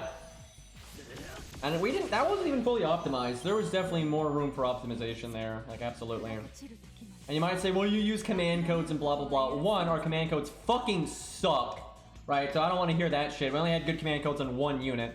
And then there's no world where anyone, you know, gets to that point and doesn't have better CEs than that. So I feel like they're a fair cushion. And command codes are nice and everything, but good lord, they don't make up for how fucking limiting the CEs are. I hope I get a couple of caster gems while I'm at this here.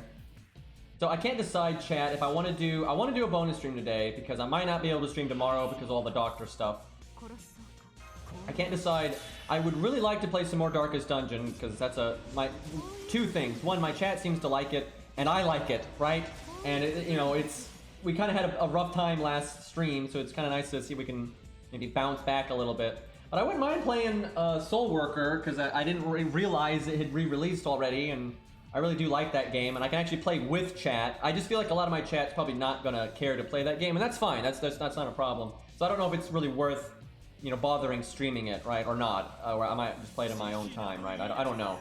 But it could be fun to mess around in Soul Worker for sure. I definitely will stream Soul Worker some, but I don't know if now is the time or not.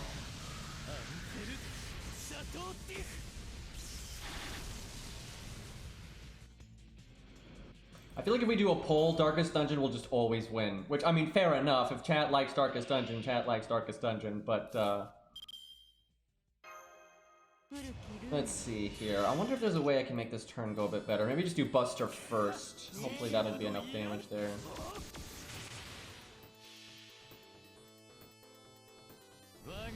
Thing is, you can absolutely farm this stage with, like, any setup. I could literally do this stage on my 1 to 3. I have done this stage on my 1 to 3 star setup with 1 to 3 star CEs. It's just slower.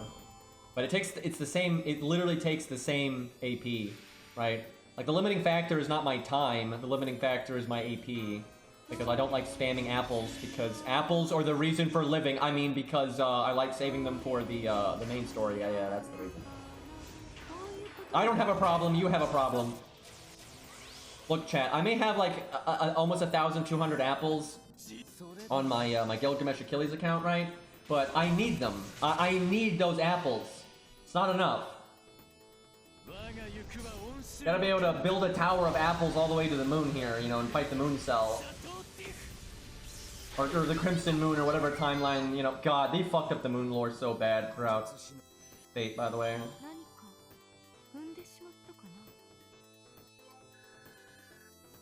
He's getting there, though. Oh, Caster Gym. Let me check real quick. I kind of forgot how many apples. Is it bad, chat, that I'm like, you know, I kind of need to wrap up soon anyway. And if I'm out of AP, I could save my apples.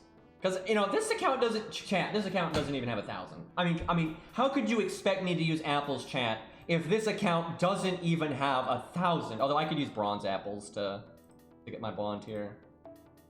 I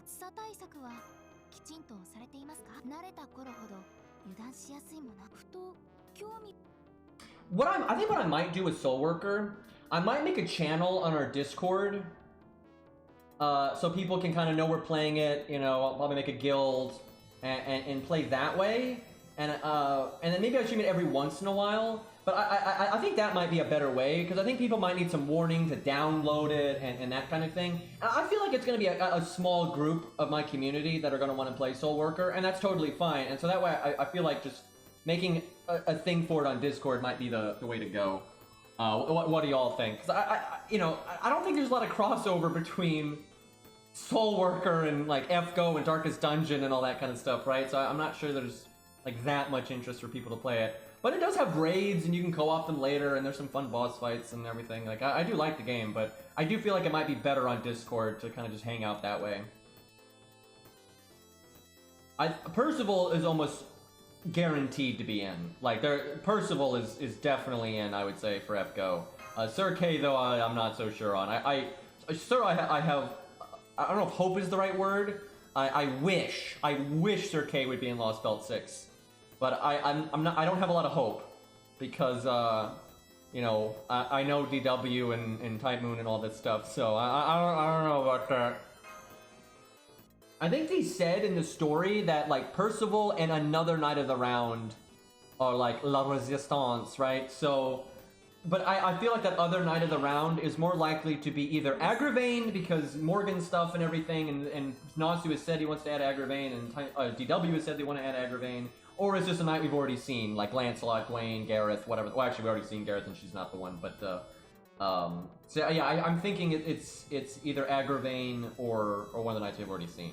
Sure, it's possible that it's going to be Percival and Sir Kay, and I would be so happy with that, because I do like Agravain, and I'm hoping his like first stage will have like a helmet, you know, with the black armor, and it'll just be so fucking cool. But Sir Kay is my favorite Knight of the Round in Fate by quite a bit. So I want him in over pretty much anything when it comes to the knights. It's not going to be fairy stuff. The knights that they're talking about, like with the Resistance, are like normal history. Because there are no Knights of the Round in Lostbelt 6, and for its side of things. Like the Lostbelt 6 world, because it's not an alternate timeline, it's an alternate world. They don't have any Knights of the Round. None of them existed there.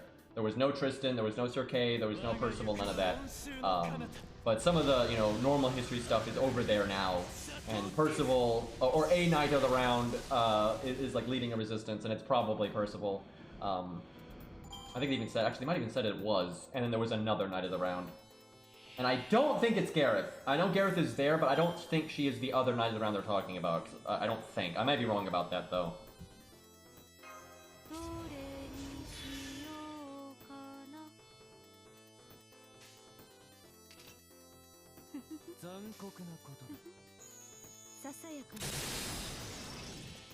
Oh, obviously the 4-star support that we saw and that was playable as a support, that's clearly going to be rated up. But it could be part 1, could be part 2, we don't know.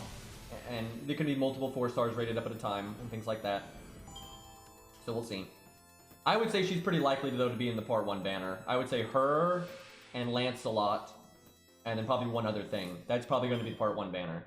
Now, if there's a 3-star, you know, every once in a while they do really stacked banners, and they're kind of awesome when they do this, right? Sometimes they do 2 4-stars. They normally rotate, but there's 2 4-stars, a 5-star, and a 3-star, right? That can happen. So maybe we get a new 3-star that we haven't seen yet, and then we get the midget that's clearly a 4-star, and then Lancelot, which might be a 5-star. It's we don't know yet, but she could be a 5-star and some other 4-star, or she's a 4-star and some other 5-star, right? So there's a lot of options, And then hopefully there's a part 2 banner, and then hopefully there's the anniversary. I'm kind of worried though they're going to just use the anniversary as the part 2 banner. But that's going to kind of suck. Because then it's less total characters, and the more characters the better. Oh yeah, and Percival has to be in there somewhere there. I mean, even if it's not Percival, you know, maybe it's some other guy, maybe it's Bob. But that big boy Lancer we know is there. And we know he's going to be rated up at some point here, and he's probably not the anniversary servant, so he's got to work in there somewhere. But he could be a 4-star, so he, again, could be in part 1, part 2, and he could be in there with the midget. But he could be the 5-star, so we'll just see. I think it'd be pretty cool, though, if he hyped up Percival a lot. He's a pretty big knight in the Legends, and had a lot of really pretty extreme accomplishments, so hopefully they give him a good spotlight. Yeah, I could definitely see Kodomine / Rasputin being the anniversary. That would not surprise me at all. Because that would still function as a loss. Oh my god, why can't this happen more often? What the fuck? That, I don't think I've ever... you don't see that much at all, dude. Jesus, give me that. I'd farm this for a while longer if I knew that was going to be the drop rate. Shit. Anyway, what was I saying? Caster gems, man, they're nice. But yeah, I think Rasputin is going to show up in Lostbelt 6 at some point because he's in the anime opening. So if he's rated up in the anniversary, that kind of counts as like a part 2 banner or a part 3 banner or whatever. So that just seems very likely because he said that the anniversary servant was a character that's had like a following for a while and all that. So that would make sense if it's Kodomine, because he's definitely had a following for a while. Yeah, that was pretty lucky right there. I'll take some last second, you know, oomph for my, because I don't need any other or gold gems really. Like I always need Lancer and Saber to a degree because I level those classes a lot, but I'm doing okay on those because I do farm them a lot. And then you just have to level every caster ever because there's just so many budget casters that are worth leveling and such. I need caster gems quite a bit, and I've already used a lot that I've obtained, so I'm happy to get an extra shot in the arm at the last second here.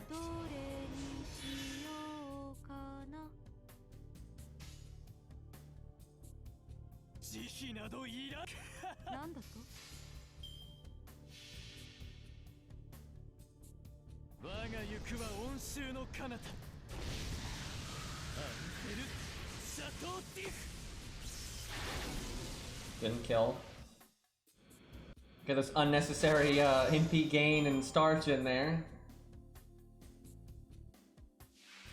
Yeah, it could be Vinch, but I don't think she really quite follows like what they said. And I don't expect her story to conclude in Lostbelt 6. It could, you never know. And if her story does conclude in Lostbelt 6, I would say her odds of being rated up in the near future go up dramatically. But even then, I would say I think Rasputin is still more likely. Because I don't think her story is going to conclude in 6. I think it's going to conclude in 7 or an in-between story or whatever the fuck. Yeah, Poi, I'd be happy to play. Well, I'll tell you what, you know, even if I bonus stream Darkest Dungeon, later tonight I got some real life stuff I got to do and health stuff. But I'm gonna try to play it some tonight. I'll maybe get Cairo to play with me, and if you're around, I'll make a Discord channel when I'm done streaming, and we'll try to see if anyone else wants to mess about. All right, I think we'll do Darkest Dungeon then. Unless my chat is like, oh my god, no, we want to see this Soul Worker game.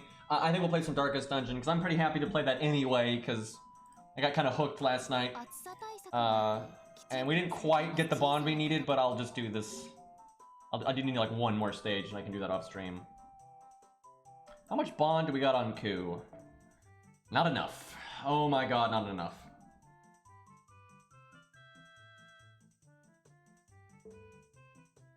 Alright, let's see. Where is Antonio here? I will stream Soul Worker though at some point, definitely. But I want to give like people that a big part of why I want to stream it is I want to be able to play with people from chat, and I think, you know, I want to do the low levels with them too, and so people need to download it and blah blah blah blah, so I don't want to just do it out of nowhere, so that's why I want to make a Discord channel and kind of have stuff ready. Okay, I need to do 2 more runs and he'll get it. But that's no big deal. Alright, I think we do some dankest dungeon. Soul Worker shouldn't be locked because they even said that they weren't region locking it at all and they wanted anyone to be able to play it. You have to try to play, though, the new one, right? The old one that got shut down was run by Gameforge, and Gameforge IP blocked the shit out of that game. I don't know why they thought that made any sense, but they did. And then the people that made the game basically fired Gameforge, and they shut that version of the game down, and then like last month they relaunched the game, and that one doesn't have any IP blocks. It is on Steam, but if you have the old one, it's not that one, right? If you had downloaded it on Steam before, that one still won't work, because that one will still try to connect to the Gameforge one, which doesn't exist anymore. You have to re-download it and find the new one by, I think it's Liongate or Lionhead. Yeah, it's not Lionhead, that's fucking Fable. I think it's Liongate or some shit. You have to get that one. And that one should not be IP blocked.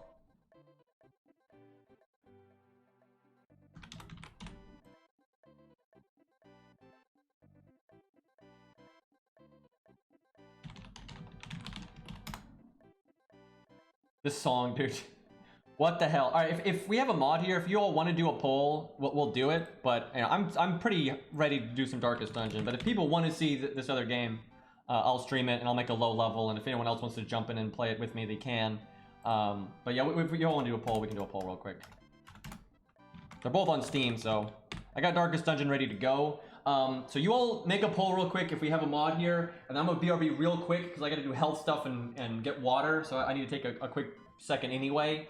But if you all are only here for FGO, I think we're done for FGO for tonight, but we'll do more soon. I might not stream it tomorrow just because I got doctor stuff I gotta do tomorrow, but the day after that, I'm gonna do everything possible to stream it because that's Lostbelt 6, and I definitely want to play that, and that's gonna be a good time. Okay, we got a poll up here. Alright, I'll be back in just a moment. And you all can just tell me whatever the fuck won.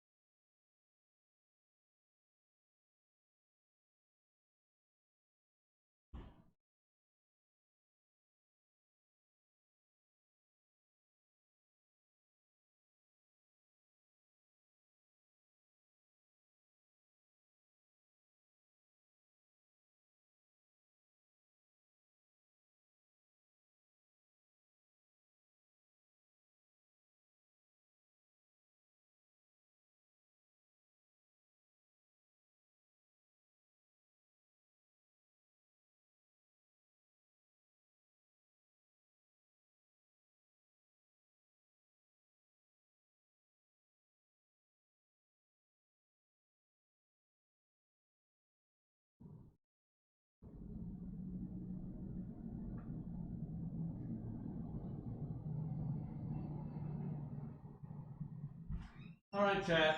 I'm back. I am returning to my desk. I expect to see order in my chat. That's pretty orderly. Wow, Soul Worker actually won. I don't even. Okay, fuck it. I literally have Darkest Dungeon like typed into my Steam here, but we'll do some Soul Worker here. Let me set up the stream title. I do want to do Darkest Dungeon soon though, because I like it.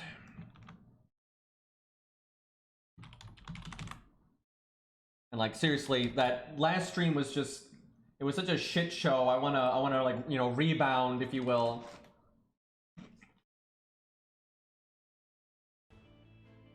We'll start with the in-game music, but this game has really good music later. But the early zones, the music is kind of whatever. But we'll go with the in-game music for now. Let me know if I need to adjust my volume or anything. Okay. I think I'm ready to go.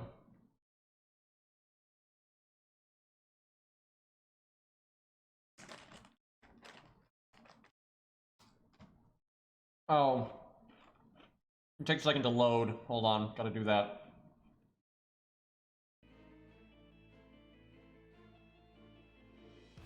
Okay, so let's see.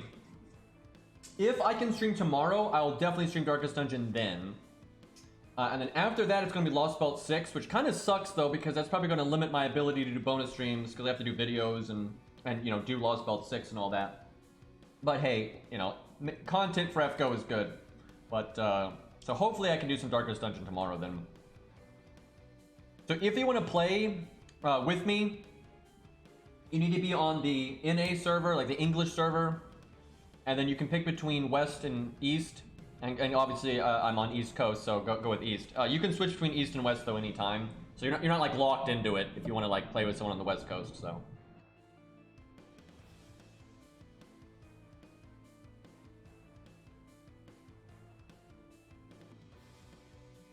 I tell you, I really hope we get surprised by something in Lostbelt 6, because it's been pretty disappointing so far in terms of like the characters and the setting and the story and all that for me.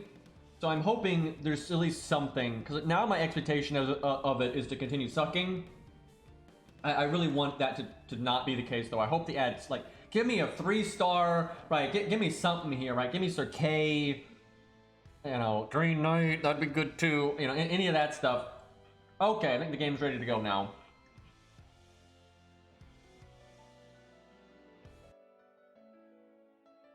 Here, I'll show the servers so people can see what the fuck is what.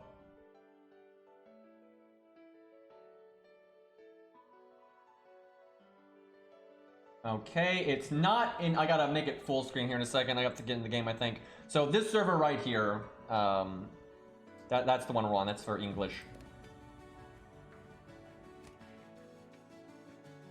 Okay, I think I'm gonna play this guy because he's like my favorite character gameplay-wise so far.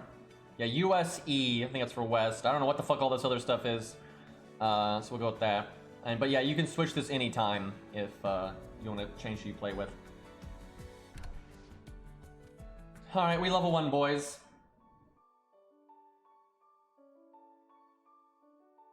We'll do the tutorial just because. Don't think I need it, but...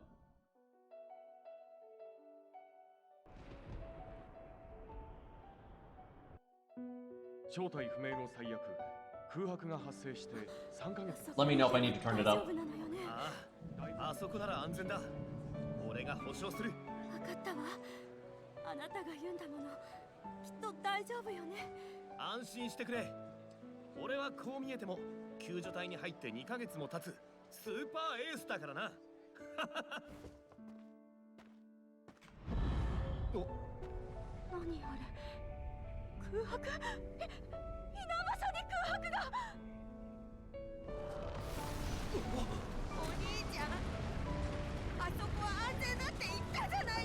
Lostbelt 6 is like crazy late tomorrow night.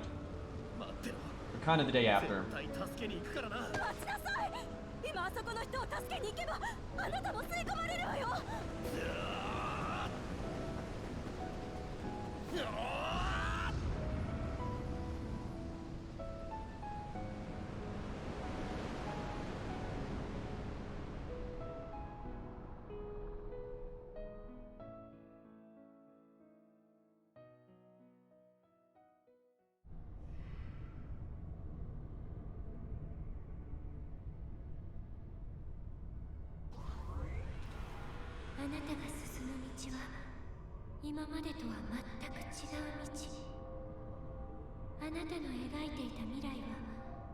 I swear to God, it's not an isekai. it's you go into the future, I'm pretty sure.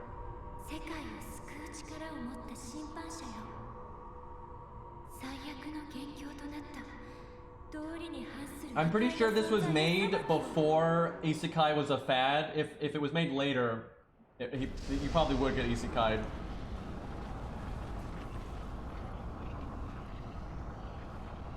It's like it's in the future and now the world is like fucked up.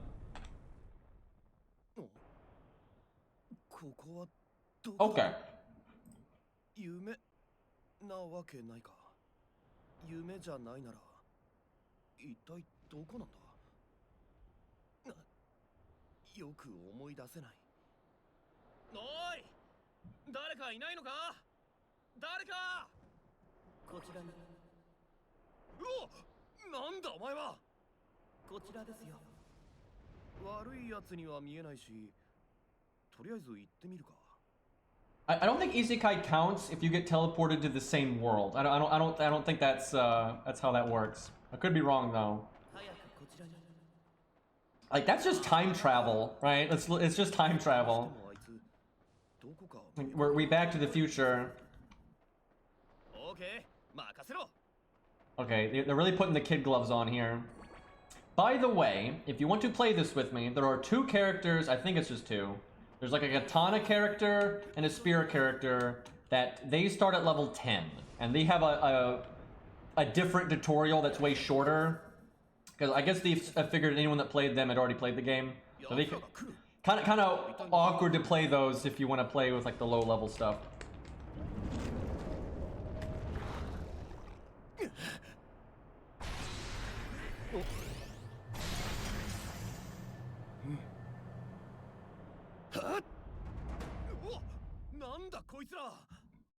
Convenient that we just randomly got, you know, the weapon that fits the character. What are the odds? They're not allowing me to sprint right now. The rails are on, the baby rails. Okay, now we're killing Lobos. I'm not sure I'm okay with this. I'm not I can't do any special moves. Okay. We'll just you know, punch good. Genshin update looking crazy, yep.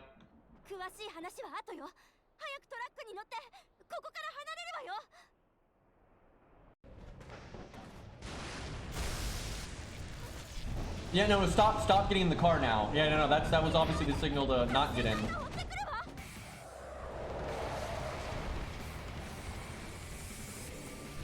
Okay, I like who's driving. Whoever's driving, I'm on board with this guy.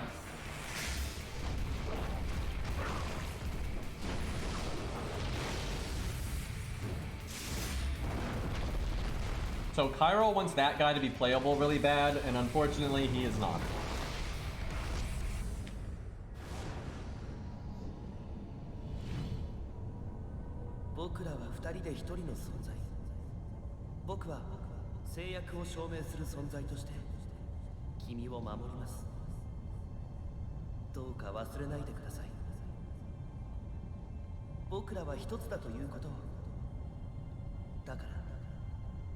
So a lot of the story is voice acted, but a lot of it isn't. It's like, I don't know, 60-40. If I was better at reading aloud, I would probably read the story, just it'd be something entertaining to do, but I'm not sure I'm going to do that. A good chunk of the story is voice acted, but there's quite a bit that's not as well. What a noob! We didn't even do anything! We punched a couple of dogs, and then we just rode in a truck, and then they did everything, and then we fucking got KO'd. Okay. Real manly right there.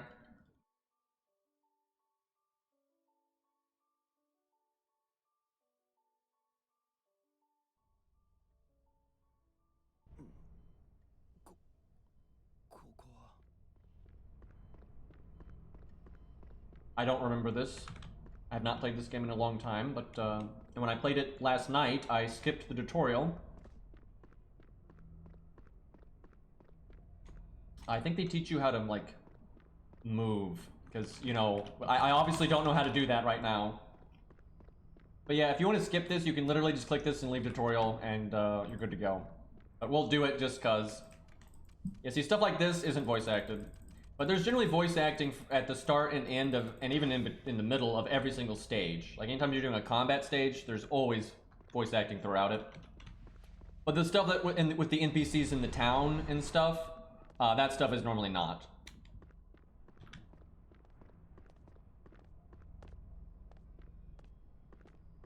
I could use some new pants, by the way.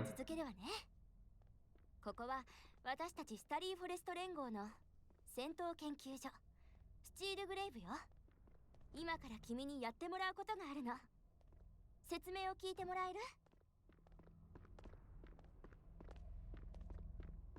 Could you walk any slower?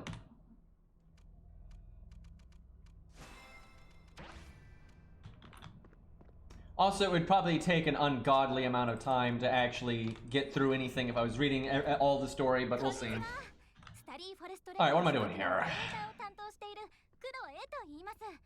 見習いなので至らない点もあると思いますが、よろしくお願いします。おう、よろしくな。今からテストシミュレーションを開始します。まず前方に見える開閉装置を作動させてください。 At least it's not F goes Chloe. I'm not gonna lie, it's an improvement over here. フィジカルテストに移行します。バーチャルオブジェクトをロードするので力いっぱい壊してください。 Yeah, I don't know how to jump game. I'm supposed to destroy these. Would help if I was listening. That would have been a good start. But they're still not letting me do any. I can't like sprint or any of that. It's pretty much just punch it. あれ、おかしいな。ああ、次のテストに進みます。 Did I crit that other one? Because I killed it in 2 hits, but that one it took like 4.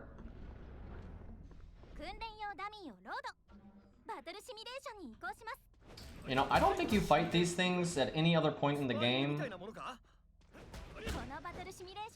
Let's see their amazing combat abilities here. Oh, what do we got here? They heal you when you take damage.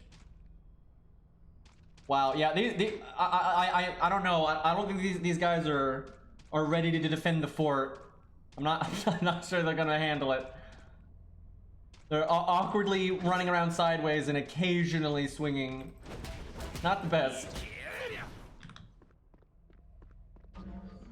Imagine the scientist that developed these. Made the dumbest fucking AI, and we have better AI than that in real life. Oh, you're supposed to.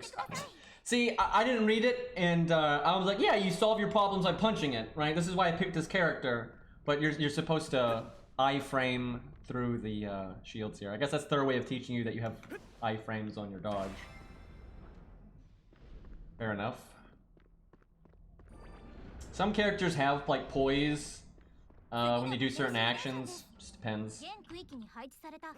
A lot of enemies, like a lot of major, like mini bosses and bosses, though, you won't flinch when you hit them. A lot of games like this, they'll make it so you can flinch all the normal enemies, but you can't flinch bosses. But I'm actually glad this game makes trash mobs that don't flinch easily from time to time, that you'll have to actually respect their movesets and stuff. And it actually gets pretty involved. Like early game, it's, you know, like, oh man, he's swinging, oh shit, right? Or later on, they have like some mini boss enemies throughout the stages that have more interesting abilities. Wait, what am I doing? Destroy soul barrier. Okay, I think they're giving me skills now. My god, this is a long tutorial. Is he enough?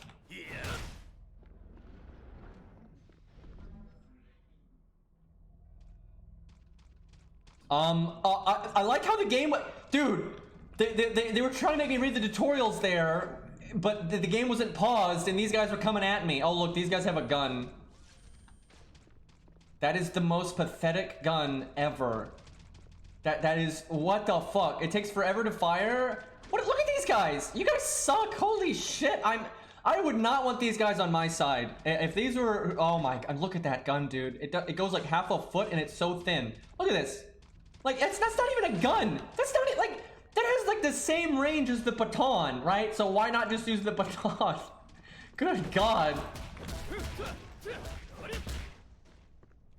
I got rid of my other skills.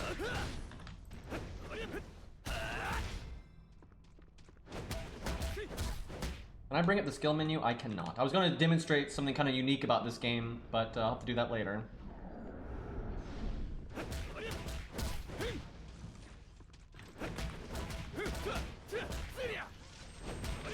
So, like right now, I've only got the one skill, but if you notice, I'm doing different skills, and that's because like this game has like each slot kind of, you make your own combo, if you will. So you have like, after you use the first skill, it has a second skill that'll activate, and the farther in the chain it is, like the more powerful it can be. But there's a bit more to it than that, but I'll get into that later.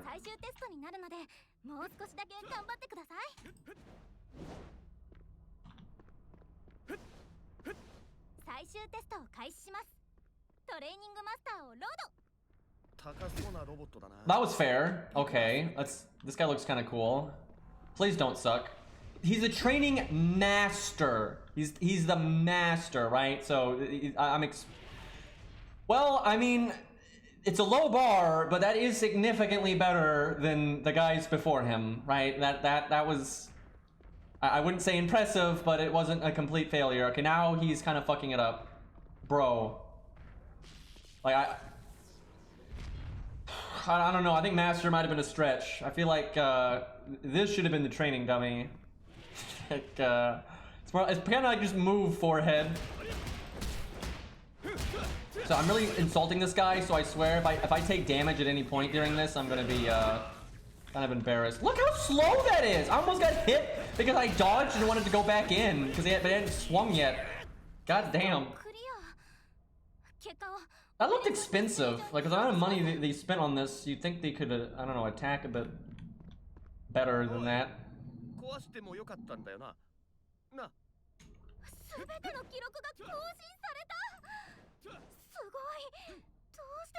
Unbelievable. How can you achieve results like this? I don't know, man. I walked sideways and then I punched it. You know, it's like, if that's impressive, I'm worried. I tell you, man, I don't like when video games do this. When you perform actions that a child could perform, right? And then like, oh my God, you're the chosen one. How could anyone do that? This is incredible. Like, that's not incredible. You know, I walked sideways. Like, big fucking deal, man. Like, there's no like anime jumping. We weren't shooting lasers out of our fists. You know, nothing was exceptional about that at all.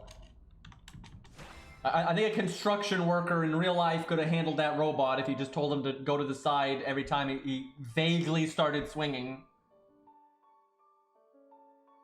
S+. Yeah, we earned that, man. Participation trophy. All right, let me get my options menu up so I can fix the not being in full screen thing here. Okay. Get all this shit off my screen now, thank you. Let's see. Graphics. That's the wrong resolution. Oh my God, I set the resolution super low. Oh my God, this looks atrocious. Avert your eyes, chat. High quality stream. Jesus Christ. Okay, this is better. Not only was that tiny, that looked atrocious. Like, see if I can move my chat. I can. I might block that out because you never know when some asshole is gonna like say some swear word nonsense, and you know, Twitch makes you accountable for that kind of thing. So I might just block chat out with like a black box or you know, oh, I got it, chat. I got it. I know what we'll do. Hold on a second. We'll thank you, Steam. Yes, I needed that. We'll put our chat over the in-game chat here. Unless it's too hard to see, if it makes it too hard to see, like with the colors clashing, if that makes a problem, then we'll go back to how it was.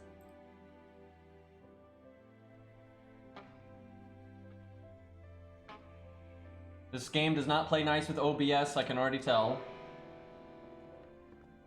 I'm floating. Okay. Let's see, anybody else out there from, let's go to a really random channel, because these channels are packed, you know, there's loads of people in them. So if you're in the stream and you want to do why are there this many channels though? Go to US East 4, that's what we'll do here.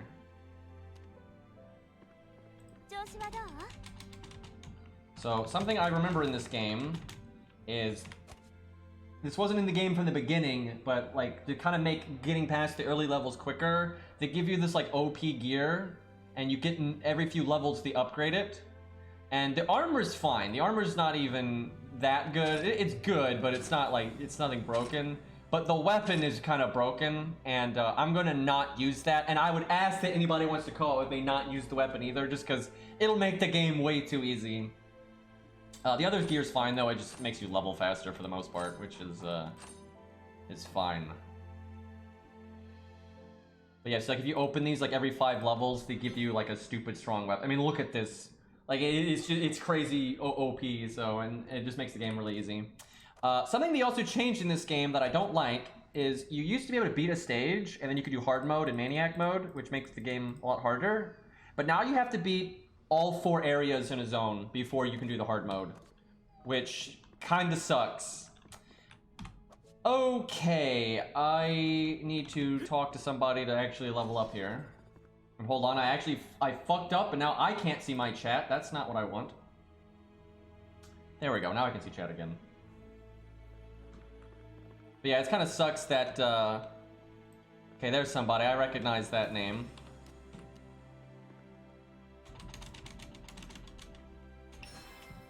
Let me just get all this bullshit out of the way. And I'll show off like how the skill system works there in a second. So early game, it doesn't really matter too much because you don't have a lot of options and that kind of shit. How the fuck do I invite people? Let's see here. Also, how do we make a guild? I remember that's a thing. Okay, you're level 11 though. I might have to big no on that until I get a little bit higher, because that's not going to be any fun to co-op that way. Although, if you want to just hang out and do the stages, you'll make the stages harder for me, which I'm completely okay with. So that actually is not so bad. Anyway, so here's the skill menu. So if I hit Q here, I'll do this skill, and then after that I can do this skill and then this skill. And you have more skills that can fit on your bar, right? You don't have a very big bar in this game, right? You only have a few. You have 6. That's it. So you kind of have to weave your abilities because you have more than 6 abilities, and so it's kind of interesting. I actually like it. And then you can set your second and third row to have special properties.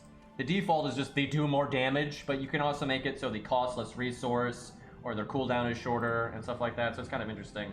Although I always wish that the cooldown reduction was a bigger. 15% is not a lot. All right, let's see here. I think I'll put that on F, put that there. Not really going to use the extended system much right now, just because I don't have enough skills for that to really matter. So pretty early on though, this character gets a counterattack. That's like his thing, and I think he is the only character in the game that has it, which is pretty cool because he gets to dodge like everyone else does, but he also gets a counterattack, which is pretty cool. Kind of like Baido in Genshin, so I quite like that. Wait, is like the stream not working? Man, I hate games that don't work with OBS like this because it makes it so hard for me to set up OBS where I can see both OBS and chat. There we go, I got it now though. Okay, well, off we go. Yeah, I'll make a guild in this game as soon as possible. I can't enter this because you're not carrying a soul weapon. Wait, do I not have a soul weapon? What the fuck? You can buy one from a vendor, I think. I don't remember that ever happening where you didn't have a weapon at the start. What the fuck? Like you can't do a level if you don't have a weapon. Costs 1,000? I don't have 1,000. And the only weapon I have, you have to be level 5 for. And it's also the super OP one. Am I missing something here? What the fuck?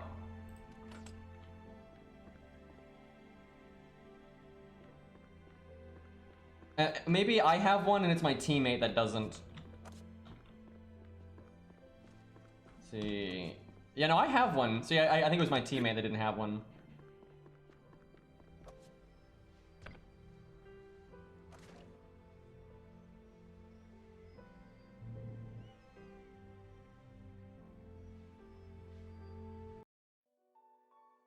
Well, I'm basically soloing a duo, so hopefully that makes normal mode not a complete joke. We shall see.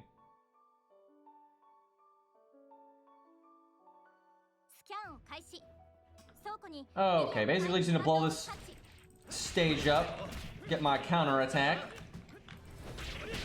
Do we have jump stuff? We do have jump stuff. You unlock a lot more core mechanics though as the game goes. So like right now we're a little basic bitch, but you know, it is what it is.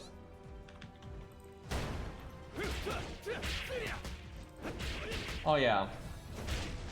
So this is something that's different actually. When I played the game last, it wasn't like this. Jin can like enhance his abilities and make them do more damage and shit like that. And you used to have to counter attack to do it. Where now if you like do this little stomp, you'll enhance your abilities as well. So you can like stomp, counter attack, and stomp and just have like loads of enhanced abilities, which is pretty cool. But it was totally not like that when I played back in the day. That stomp used to just be for like breaking super armor or something. Alright, first real boss, let's see what he can do. Let's see if he can one-up the training master.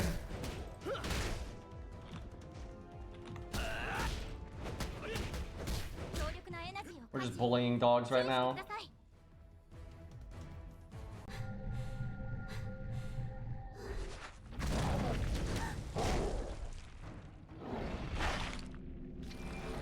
Dude's like eating my soul right now, I'm pretty sure.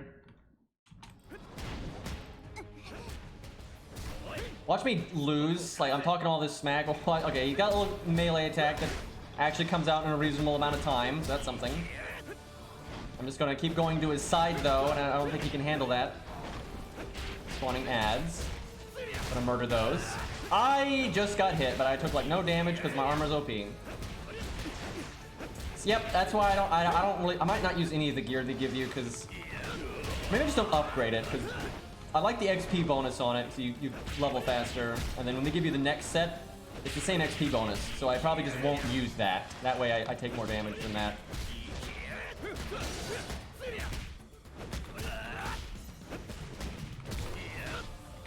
I could have gotten hit there because I was getting greedy. I'm not even gonna attack the ads. I'm gonna murder this guy. I just face tanked it, who cares?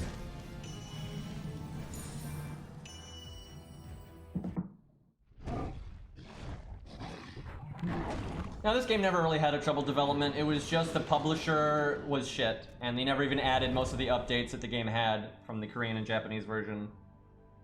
But the this version of it doesn't seem to have that problem.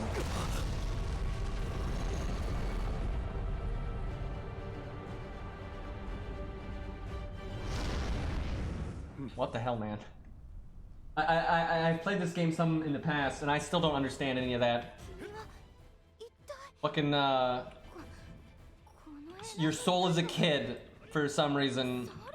Sounds like a pretty terrible fate, to be honest.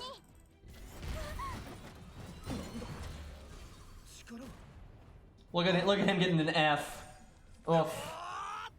Surprised the game actually realized he didn't do anything. Alright, we can get our counter attack now. Start getting some more interesting mechanics here.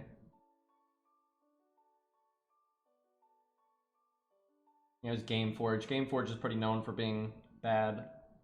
But it's also just hard, you know, when the publisher isn't the one making the game, and so having a different, how to explain this, the people in charge of running the game aren't the people that make the updates for it, right? And that's always an awkward situation, and it really slows down like your ability to get content into the game, right? It's like a lot of like back and forth instead of just like putting the damn thing out. Alright, we have like a million side quests here. Oh, we're in the wrong channel again. Here, we'll hang out on channel 4 if anybody else wants to join in.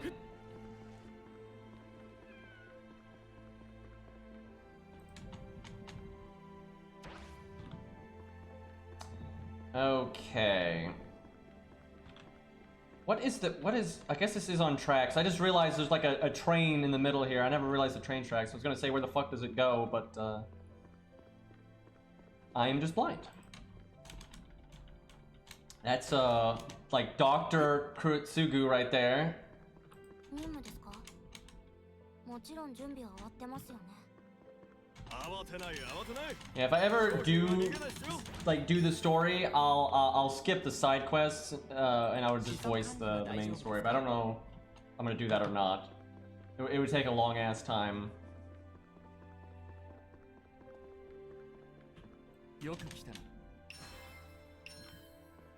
Oh my god, Kurotsugu's dad, I forgot about that guy.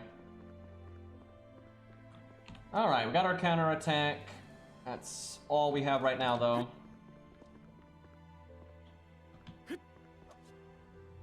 So, I'm trying to remember. Every zone has like hidden collectibles in it that if you find them all, you get a cosmetic item. And there's three in each area, and there's 4 zones in each area. So one area doesn't have one. And I have no idea which one doesn't have one. I'm hoping it's the first level doesn't have one, because then you can just do 1, 2, 3 here, and we'll be good to go. And then sometimes they don't spawn, though. That's the annoying thing. They normally spawn, but every once in a while they don't spawn, so you have to do the stage again.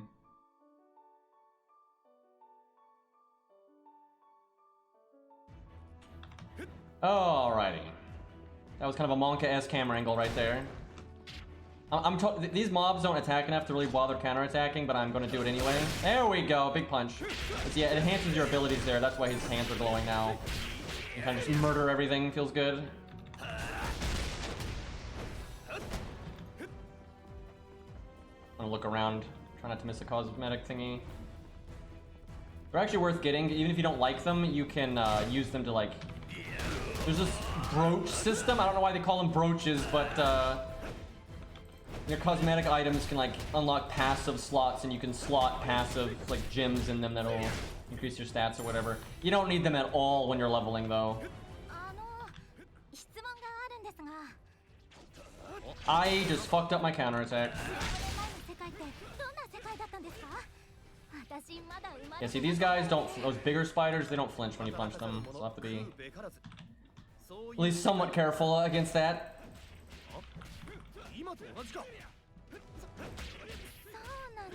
So I'm pretty sure they call these kind of enemies soul junk. Wait, like, that's so insulting. I don't think they call themselves that, but like, and the dogs can even talk. Like, they're smart enough to have like the ability to speak, and the quote-unquote good guys call them soul junk. Right? It's kind of messed up. This game is really obsessed with like soul stuff. They call everything soul something. I think there's some cool armor you can get in this game. Most of the stuff you unlock early in the game, though, will look pretty dumb, but there's some decent stuff.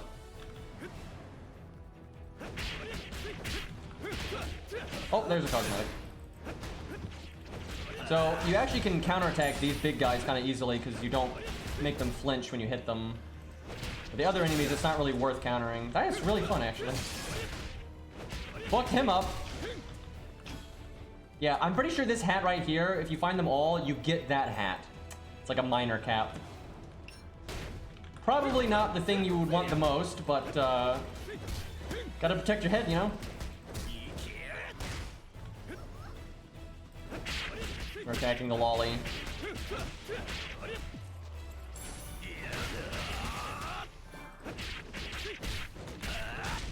Okay, there's actually quite a number of them here. Let me see if I can get a counterattack. It's way too soon, but it worked anyway.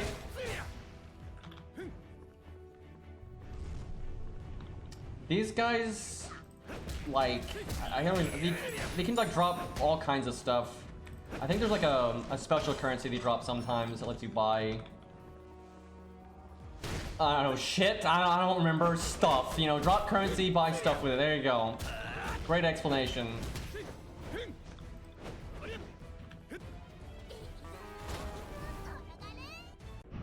He can heal me. That's nice. Alright, see what this guy can do. Just bite, yeah, okay. Real advanced technique there. A lot of the early bosses, okay, well, a lot of the early bosses though are very horizontally challenged.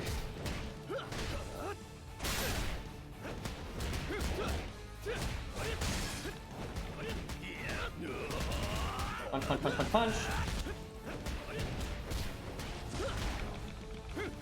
He literally just leapt the wrong way. He's panicking.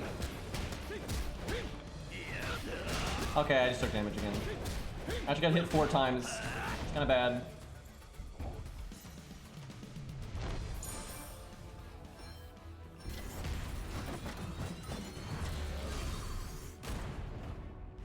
%93%. How? I don't even know what that what counts towards upping that percent. I have no idea. It's like exploring the map.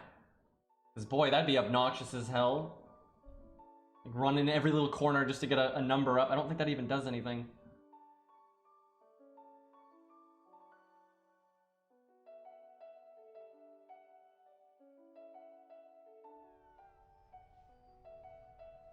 You see, this green 2 guy is doing really good because he's got plot armor, you see. Oh god, it puts us back in one of the other channels every time.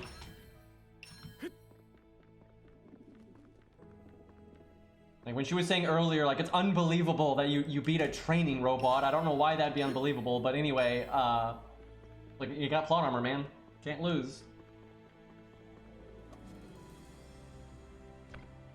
Yeah, see, before you could go back and do these stages right away on a higher difficulty, but now you have to beat all 4 of them. That being said, these early stages are so easy that, you know, who cares? Oh, we have to be in the same channel, really? See, channel 4, there we go.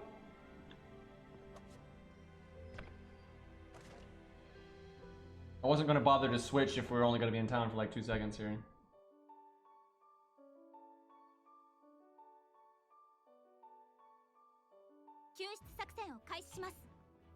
Wait, was the guild NPC there? 'Cause I'll totally make a guild if they are.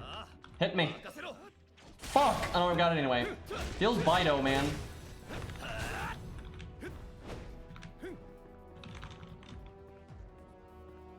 Oh, I should make sure I'm not missing any cosmetic stuff.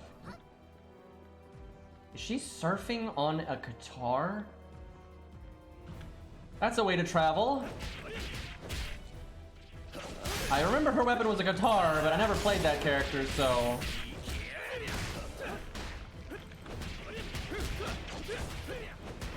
Man, we are absolutely wrecking these fucks. Very punchy.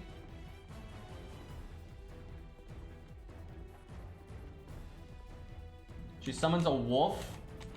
There it is. Fuck this guy! I'm trying to talk to an Eric. Yep, that's like a wolf head. What the hell? Anime was a mistake. Anime was a mistake. Like, what the fuck is that? That is a child with a guitar. How did you learn how to play a guitar at that age, right? And it's summoning a wolf spirit, right? Like, what? Who comes up with this?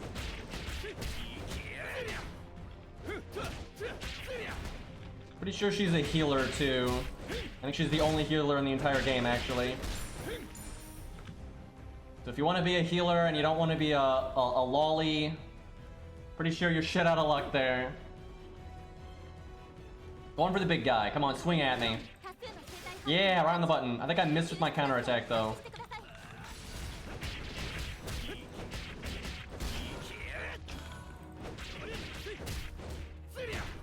Don't have my running attack. You get more normal attack combos as you go as well. I don't remember when you get those though. Hit me!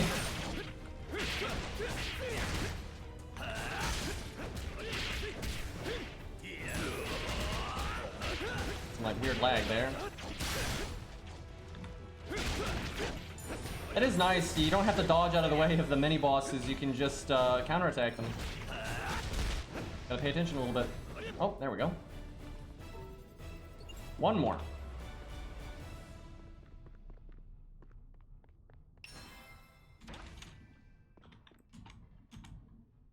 You guys chickening out? Imagine taking that long to open a door. So I'm pretty sure a treasure chest can spawn in there, it just doesn't always.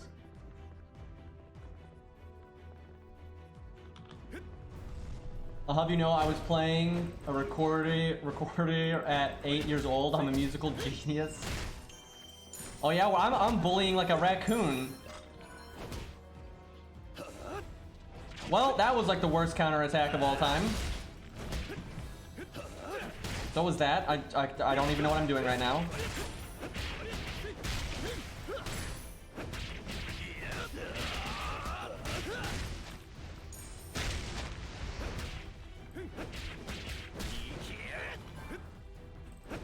We're almost done with this zone though. I just want that last cosmetic, get my mining hat, protect my skull, you know. It's actually easier to counterattack trash mobs than I thought it would be. Normally, trash mobs are just so random in the attack that it's not really consistent. That's a big thing with Bido and Genshin Impact, where a lot of the ads just are so random in the attack that it's not worth it. Fuck! Okay, that he actually did some damage there. Oh fuck. I tell you though, I remember the bosses in this game actually get pretty fucking crazy as it goes. What? What? Okay, that's just lag. He attacked in the wrong way and it like teleported me into him. Not so sure about that one, game. This guy's a bit more aggressive than the other bosses.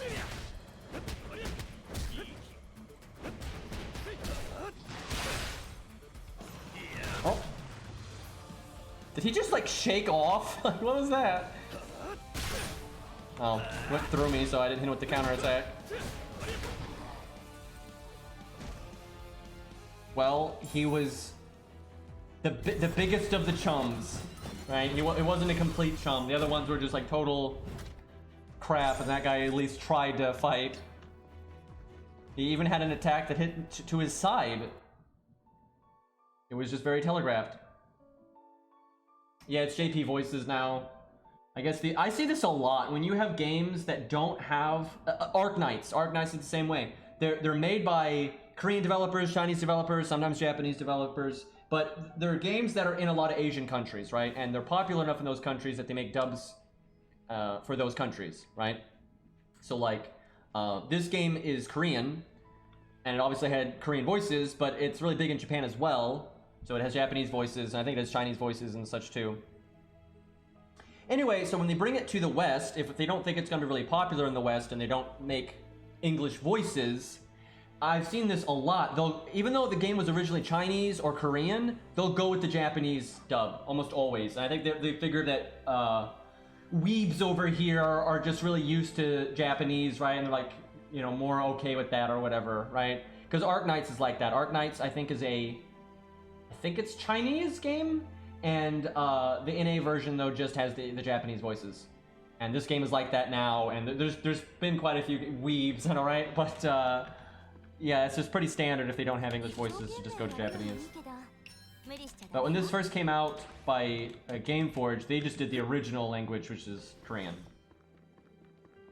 Which I don't mind, because I am Korean, and I speak some Korean. Well, I used to speak some Korean, but I don't anymore, really, because it's been so many years, and everyone that was Korean in my family is now dead, so actually that's not true. There are other people in my family that are Korean, but I've never met them in my entire life, and they're off in Korea somewhere, and they don't even know I exist, and I don't even know their names, so we'll never meet. But yeah, I haven't had much reason. I never learned it that well to begin with. I only learned a little bit, and then I have had no reason to speak it, and that was like, I don't know, 15 years ago or whatever. Maybe not that much, but probably like 14 years, 13 years. So yeah, I don't remember shit anymore.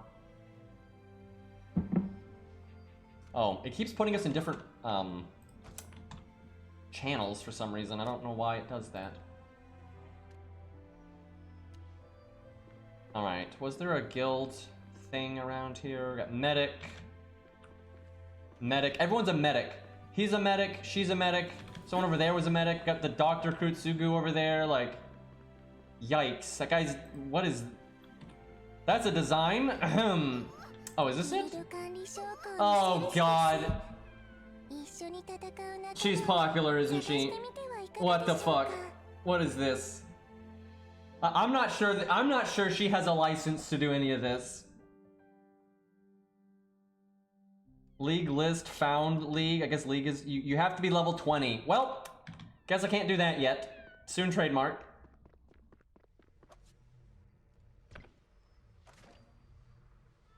So this boss right here should be the very first boss in the game, in my opinion. It's the first boss that has any kind of a moveset. And if you play the katana chick or the spear chick, this actually is their first boss. It's their tutorial boss, actually. We might actually fight this guy on Maniac mode, because he might be hard enough for that to be worth it. Most of the bosses moving forward, though, are pretty decent, and if you fight them on Maniac mode can actually be pretty fun, as long as you don't overgear them.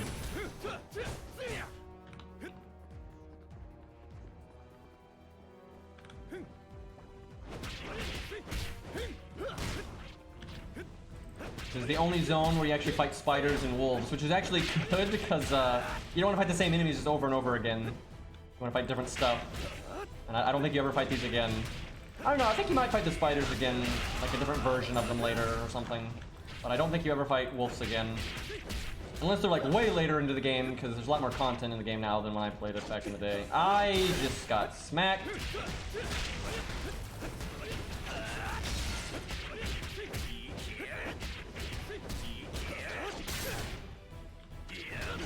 I literally, like, forgot how to punch for a second there. That's a good sign. I took a bunch of damage there, too. Getting carried by my armor.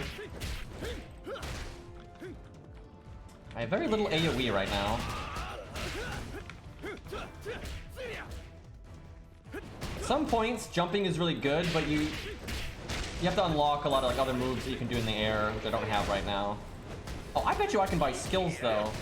Kinda forgot about that.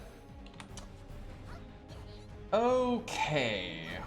I can get this. What is that? Okay, that's an AoE. Hey, Kath, what's up? And see you, TG. Hopefully I'll see you tomorrow, but I can't guarantee it. And thanks, Kath, for the 3 months. Alright, we'll put this on that, and we'll follow it up with one of these. There we go. Alright, we're ready.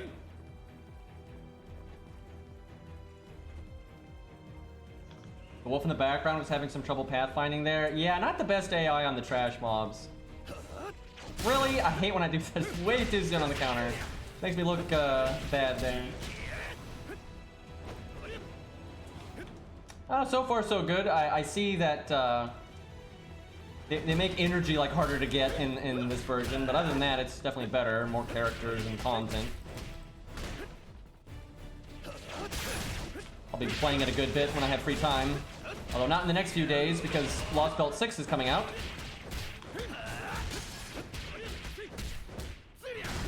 Oh, I gotta be looking out for that cosmetic item, I forgot. Yep, get punched in the face, then counterattack. That'll get him.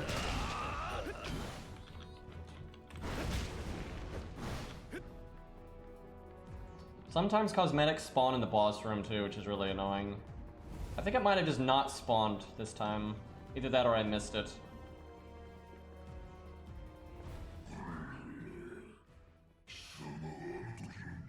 Yeah, there's several characters that weren't in the original. Okay, oh, there it is.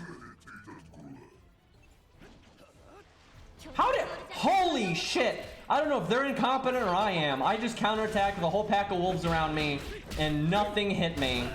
Maybe they just knew.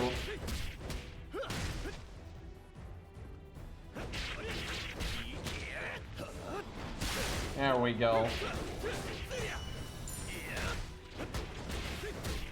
That one guy that has super armor literally missed. He had one job.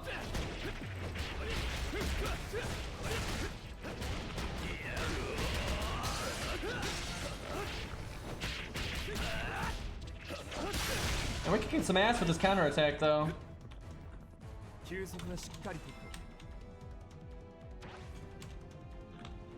The next Persona game will come to PC. Well, that's nice. Things have been looking up for PC last few years.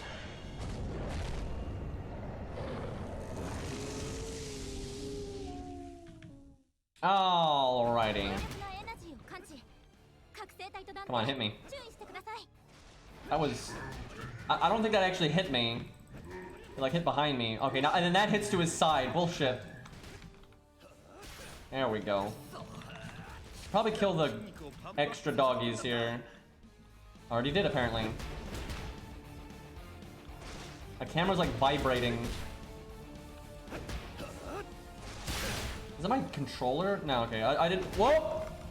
I was trying to make sure my controller wasn't like being detected. So I probably would fall for this if I hadn't. I remember this guy from back in the day, and actually, you know, I played this last night. That's actually why I remember it. That attack there, you have to be close to him to not get hit by. It's like the opposite of the first attack.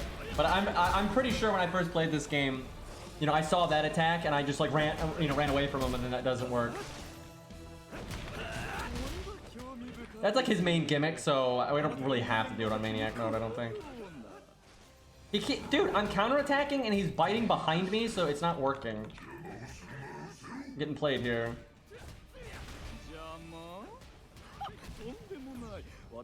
Good camera work, good camera work.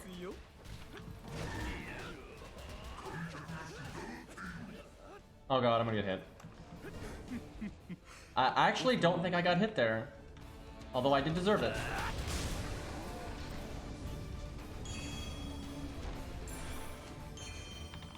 I actually think the previous boss might have been harder than that guy, but that's because I remembered his big gimmick.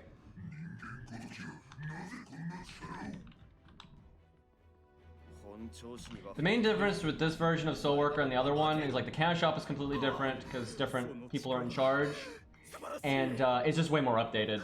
The original NA version of this game was just almost never updated, and it was so far behind the Japanese and Korean version. Also, the clown looks different. This guy used to look totally different. He used to look like a clown from Darkest Dungeon, and now he's just like really edgy. But yeah, this one, they actually update, so way more advanced in terms of content.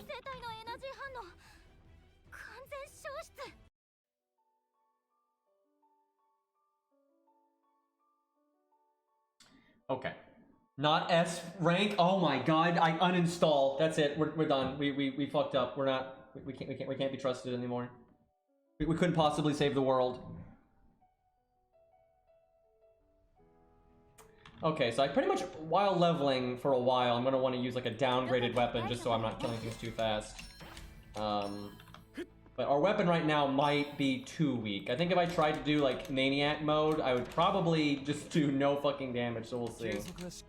Might upgrade it a little bit, because you can upgrade your weapons, like give them enhancement ranks and all that. But the one they like force feed you now to like power level you, I don't want to use that one. That one will just make everything a joke. I might just use the weapons that like drop, like from the oh god, I've been getting a lot of gear. Let's see. Yeah, see, that's what I'm supposed to be using. Like, they wanted me, this is what I'm talking about. When you played this game originally, this is like the weapon you would have right now, right? 102 attack. The one they force feed you now, at level 5, right, so I could have used it a while ago, has 224, for God's sakes. And actually, because I think I can get a stronger one now. I think I can open a box and get an even more powerful one. So yeah, we'll just use the one that is from like the bosses. The ones we earn. I'll keep the bullshit armor though, just because it gives more XP and it doesn't really make us any tougher, so. It actually doesn't really have stats on it, so if anything, it makes us weaker.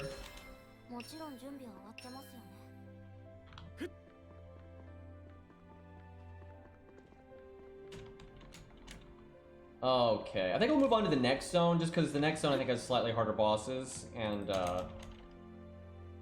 well, actually, we just got a quest to do that boss we just fought on hard mode. We'll do that real quick. Nah, now we'll move on. I can do that off stream. I want to see the later stuff.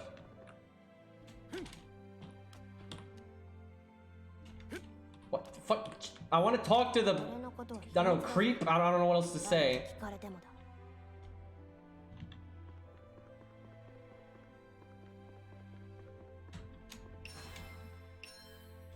Okay, are we done? Can I fight now? Look at all these nerds. Nope, still not done talking. 休息はしっかりとっておけ。 Still not done talking. Also, imagine waking up and dressing like this. 材料さえあれば Like, 何でも yikes. 作ってやるよ。 Trying to be dream, I guess.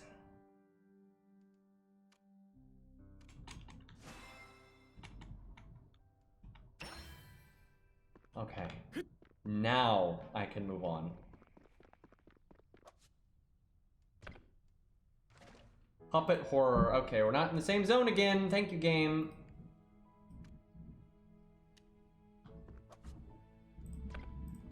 That seems like a really unnecessary step. Did Green Man just make a dream reference? I did. I like how back and forth that whole drama has been, and then Donkey's videos are the best part about the whole thing. Oh, I forgot. Shit, I can make my miner's hat. Hold on, that's way more important than this. Can you do it from this menu? I can. Can't do it while inside a district. God damn it, I was gonna put the hat on. Or helmet, excuse me.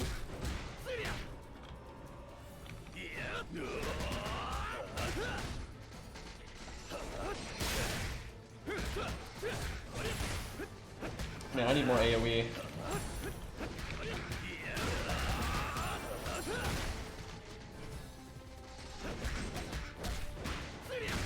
I know I get it, it's just a matter of when. I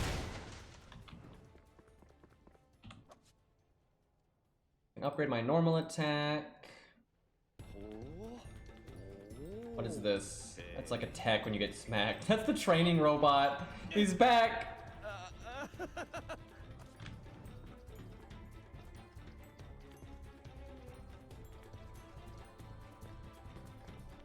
I'm not sure when she's releasing, but I know it's soon. They're doing like a pre-release event for her right now, so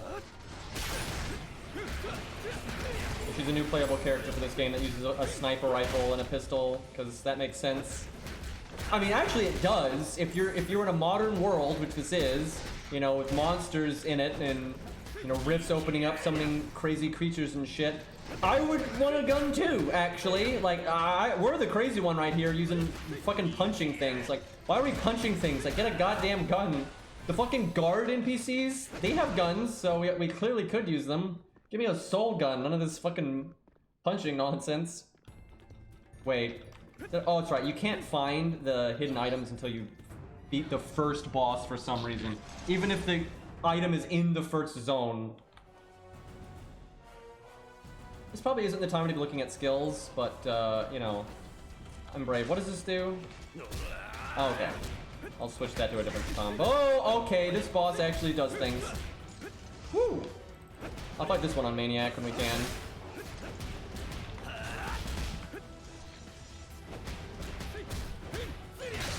I actually remember this boss one-shotting people back in the day, because, like, when this game first came out, you had way worse gear, and people would get hit by the shotgun effect of, like, that range attack it did earlier, I think. I think even Cairo got one-shot by this boss. It was fucking hilarious. And just, you know, you have to actually, oh my god, yeah, see, I'm way tankier than I'm supposed to be, and if this was higher difficulty, that probably would have, yeah, I'd probably be dead right now. Anyway, the bosses prior to this just kind of condition you to play like an idiot, and this boss is like, oh no, you gotta actually do things.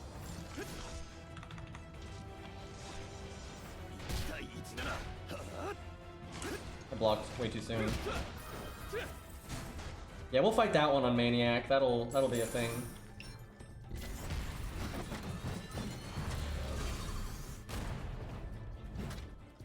And see, back in the day, you could restart the mission and immediately play it on the super hard difficulty. But now you have to beat the whole damn thing.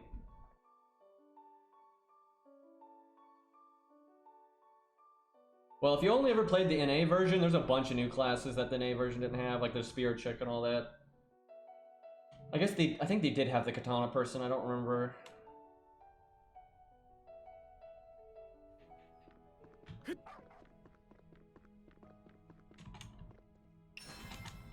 I really enjoy this character though when you get to harder content, especially when you're playing like co-op, because he gets like an ability where he makes like a shield for his teammates like really quickly. The shield doesn't last very long, but if you're fighting one of the harder bosses, And there's like that one move, you know, like people get hit by a lot. When you see that move coming out, you just throw the shield out and you can kind of preemptively save your teammates' ass if you think they're gonna get hit and stuff, and it's pretty fun. He just has a lot of really cool combos and stuff later on as well. He has a lot of ways to like go into the air and then fire like a giant energy blast out of the sky and shit. It's pretty fun. I did a multi for Edmund, didn't get him, but got a K-scope. I mean, that's normally good, unless you already have a bunch of them. There's probably plenty of people that are jealous.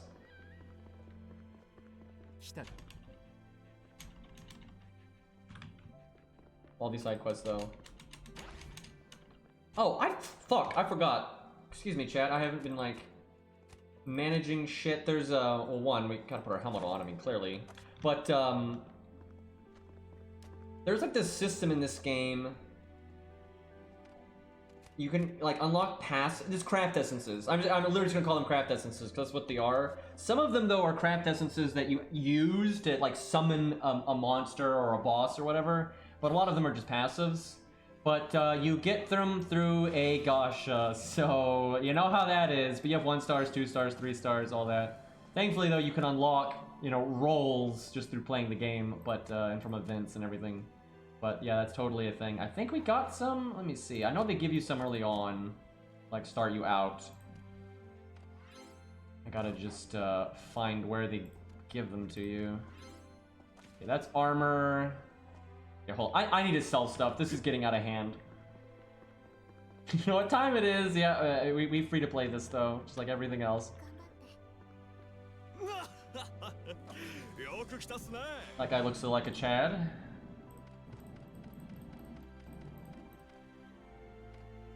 Okay, gonna dismantle all this armor. This stuff is all the stuff you get from breaking the gear can be used for all kinds of useful stuff. So.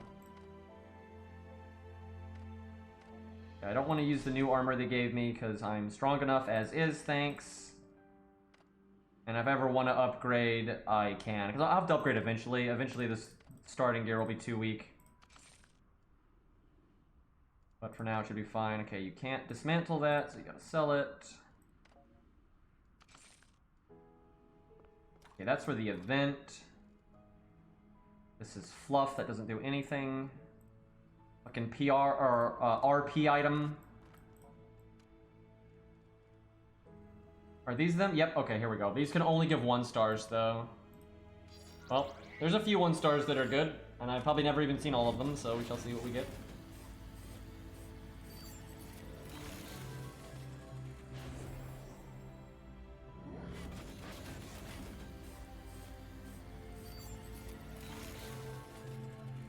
Heavy Worm. Cool art, though.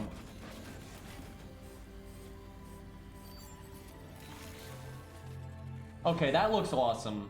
That looks awesome. Are any of these activated? When you get hit, you get plus 80% stam. Well, you don't want to get hit, but I mean, that is kind of nice for being a 1 star anyway. When you defeat a monster, 10% chance to increase your attack speed by 5%. That's okay. And all of these are passives. I was hoping I'd have one that I could activate because they can be really cool. You can summon bosses and stuff. When you get hit, you have a 20% chance for attack damage and accuracy. All of these are for like if you fuck up, right? I'd rather not fuck up and get hit, but we'll use them.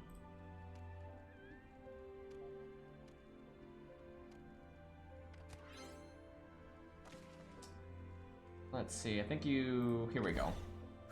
Yeah, you just slot them. Some of those are really fun though. There's some really interesting ones that can change gameplay quite a bit.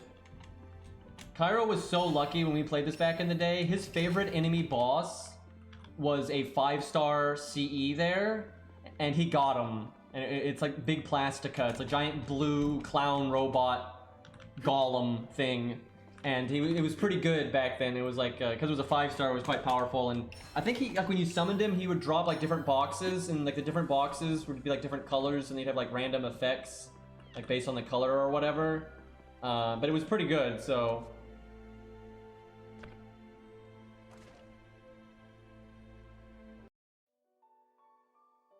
There's also a boss and a CE that is Eric Bloodaxe. Just straight up, it's just Eric Bloodaxe. He looks almost exactly the same, and when you summon him on your side, he just does Bloodaxe's NP. He just does a giant spin to win. Like, it's hilarious. Like, he's so similar.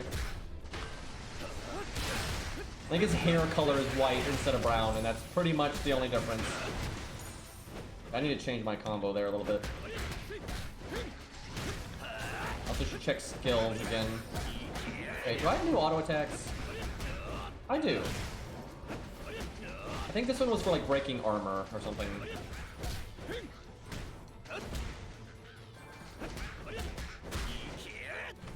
Okay. I can upgrade my counterattack.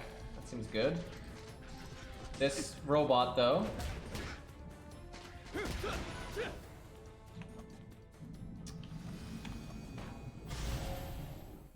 Okay, no other new stuff that I can get yet. I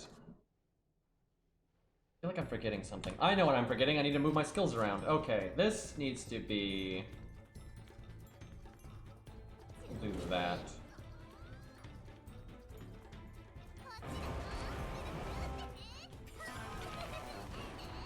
Free heals. 体の調子はどう？ああ、大したことない。大腿四頭筋を軽く痛めただけだ。辛かったら戻って休んでね。君が倒れたら。Oh, those guys should be easy to counterattack. 心配するな。次からスクワットを1000回に増やせばいい。As I fuck it up. Okay, never mind. Just gotta talk big and then get hit.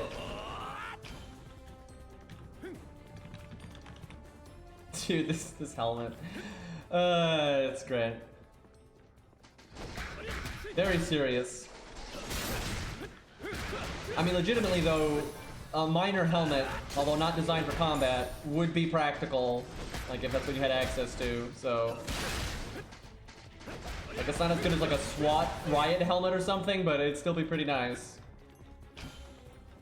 Some of the cosmetics, though, you can unlock, just, you know, free to play, just going through the game. Oh, these heal you, nice. Some of them are pretty cool, actually, later on. You actually can get, like, a SWAT get up.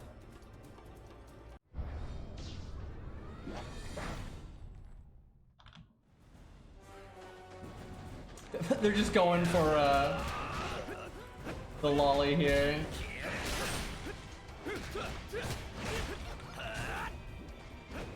Oh. Pretty obvious what's going to happen there.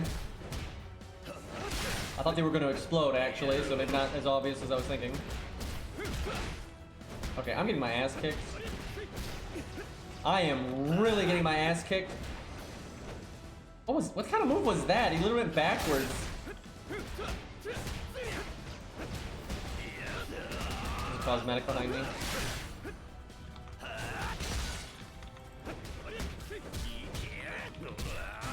So I can iframe with my frenzy. So you look at him all serious-like and your eyes glow and you don't take damage. That's how it works. You give him that intimidating look and you're invincible. It's all in the eyes, man. You know, like Karnas says, you know, you gotta be able to kill with a look, with a glance. You're not a hero otherwise. We look incredible.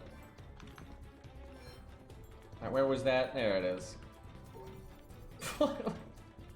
Wacky inflatable guy there.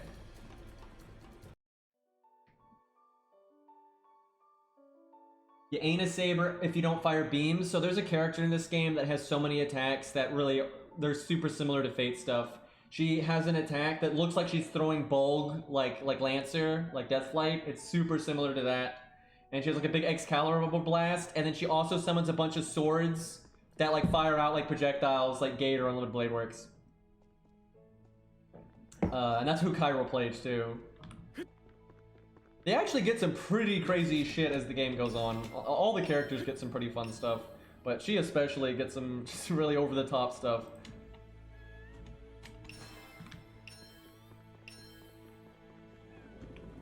I'm looking forward to fighting that first boss on hard or maniac.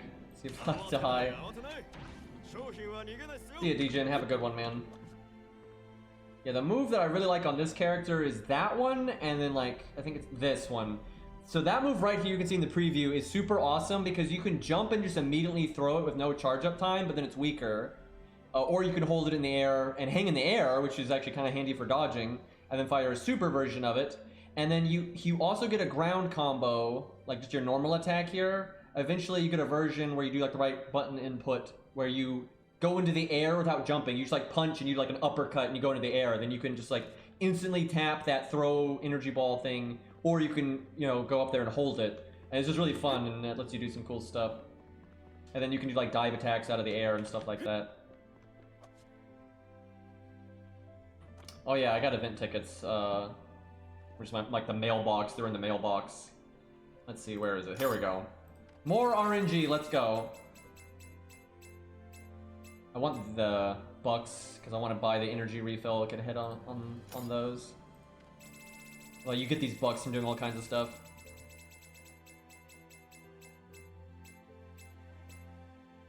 So this is just like the event currency right now. And you can use it to craft all kinds of random stuff, I'm pretty sure.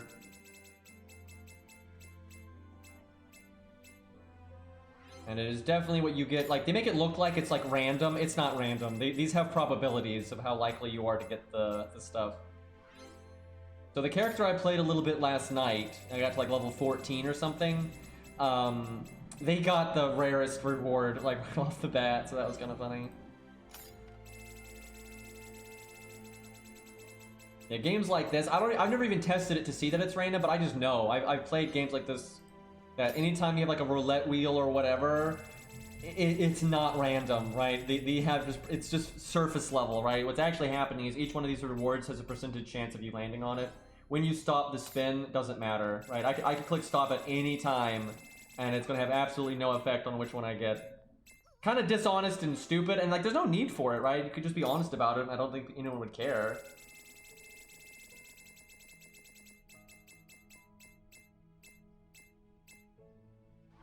So we pretty much just got event currency every time here.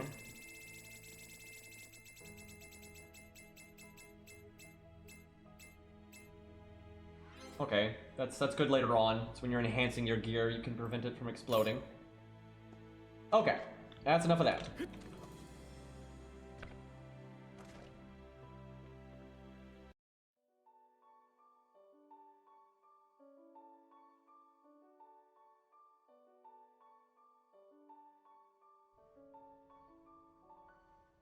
Yeah, it's a very common thing in games, but look, see, they have guns. We have a fucking tank.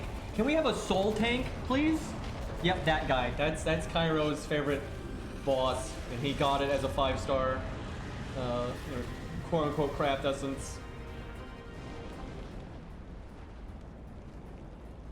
It's pretty cool. Also ripped those guys.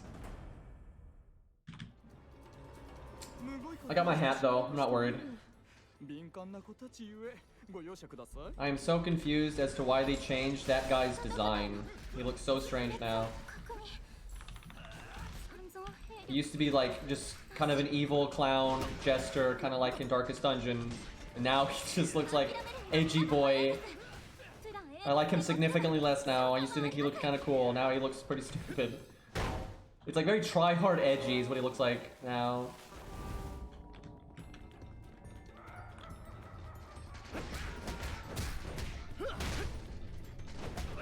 I figure when we do Maniac, if we want to actually co-op, we probably can, as long as we're not like super geared or anything.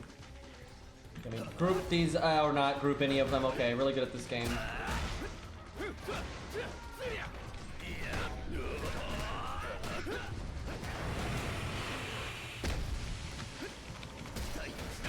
There we go.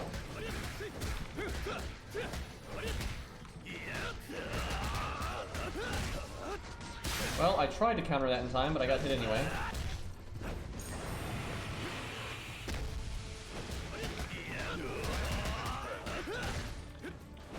Way more variety in the trash mobs here. Alright, come on, big guy. Hit me. What are you doing? How did I not counter that? I did it too late, I guess. Got fucking punched in the face. Well, I did tell him to punch me, so... It's a good thing I'm way tankier than I should be.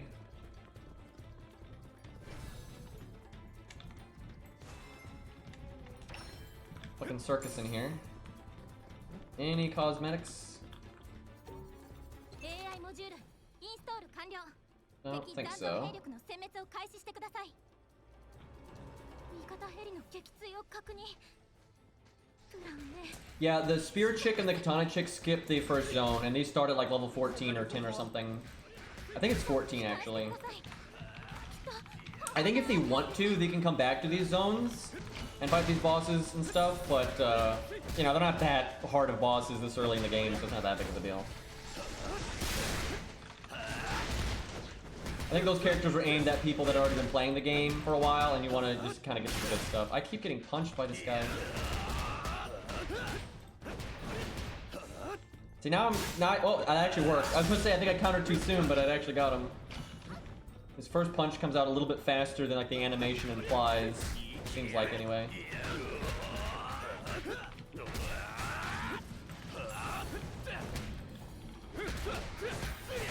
Glorious AoE.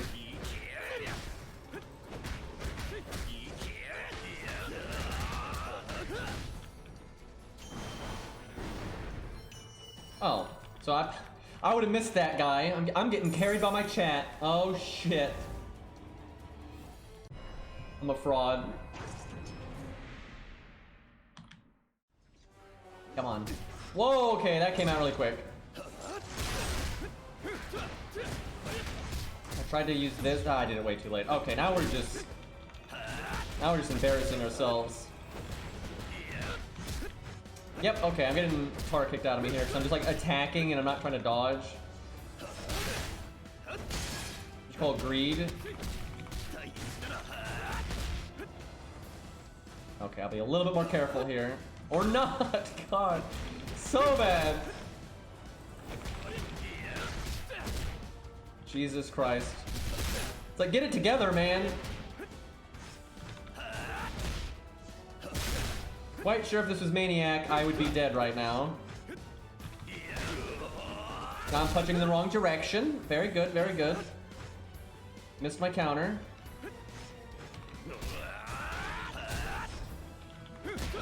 Okay, that was just embarrassing. I wanted to lure him into a false sense of security, right? I wanted him to think he had me on the ropes. That's obviously what I was doing. Next level plays here, you know, because that's necessary on enemies that have that little health, right? Gotta play the long game.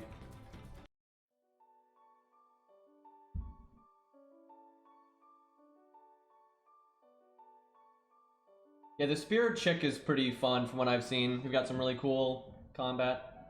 I think pretty much all the characters in this game are fun from what I've seen, though. They do a good job with... The only thing I feel like they kind of hold your hand a little too long, right? They don't let you do like jump combos and all that kind of stuff early on, and I feel like they should just let you do that stuff, right?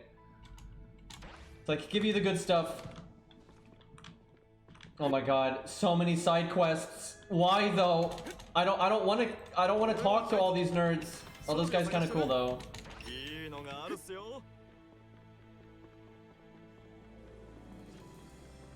Bradicus.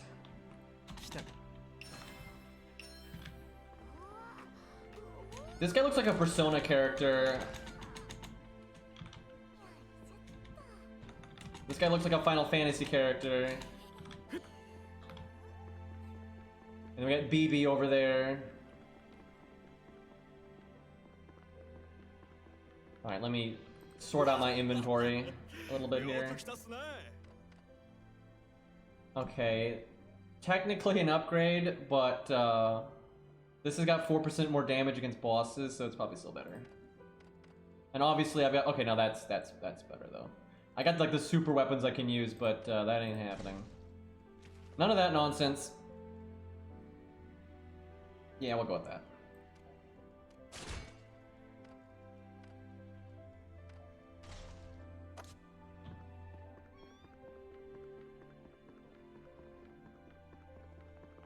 I think Irwin got pretty fun later on, especially in solo. If you were playing with someone else, though, it was so easy. Because the thing is, Irwin's not a range character. That's like the mistake everyone makes. If you play Irwin at total range, your damage sucks. Right? Like, he almost all of his good DPS comes through doing riskier stuff. So I actually kind of like Irwin. Like, a lot of his melee attacks you pretty much have to do good damage, and they have long recovery times, so he can't just dodge the second, you know, right away. So he has to think about, hey, can I actually get away with doing this move right now? However, you can just sit back and do range attacks, and it's really fucking easy, but again, your damage will fucking suck, and it's also really boring. But Irwin is not my favorite character, that's definitely Jin, but he was pretty fun. There was still some neat stuff you could do. Apparently there's player housing now. That was not a thing back in my day.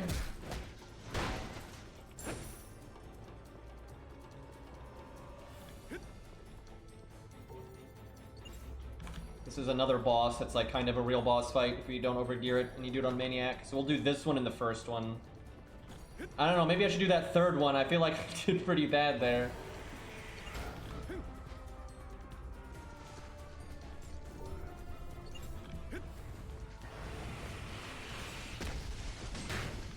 What is going on right now? So much AoE. Just pull him around. Oh, I'm level 10. Oh, hell yes. Super punch, let's go.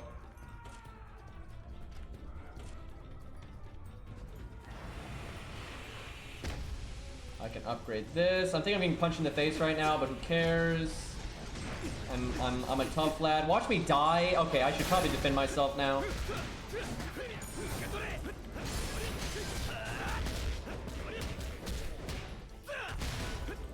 Yeah, we got new stuff now. Now we're talking. He didn't punch me.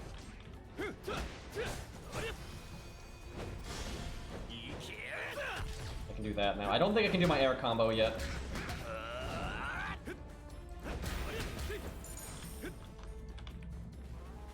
Okay, we're getting places.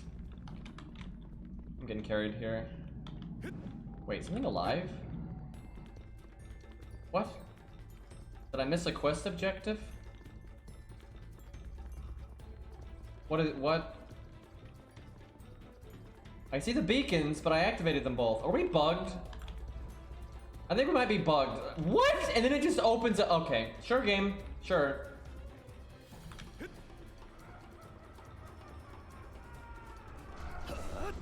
Oh. So that super punch right there, you normally have to like charge it up for it to do good damage. But if you have just countered or done your stomp, it gets the charged version without charging, which is pretty awesome.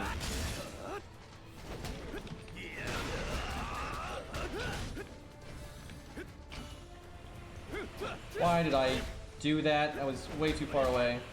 So yeah, you can stomp, get your glowy hands, and then just super punch right off the bat.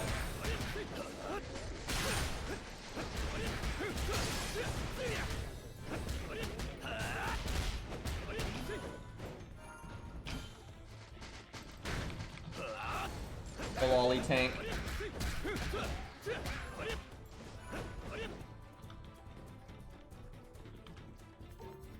スキャンデータを確認。健闘を祈る。ソウルワーカー。 Look at that guy up in the corner there. That's like the pilot, I guess. He looked really cool. I want to look like that guy. Just give me a jet fighter. Let's go. ビッグパペットの出力大幅上昇。プラン B ザ・シールド作戦開始。ビッグパペットをおびき寄せてください。 Oh, you have to go over here. 誘導なら任せろ。駐車場のバイトでやってたからな。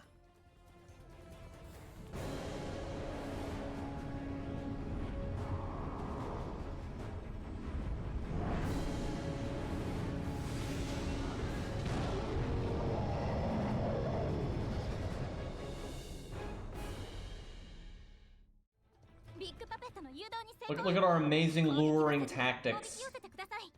By running in a straight line.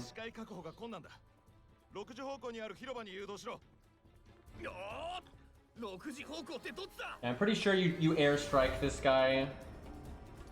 You have to like stall him until they do. Alright, big boy, let's go. Oh, sure. Just okay. Got wrecked on that one.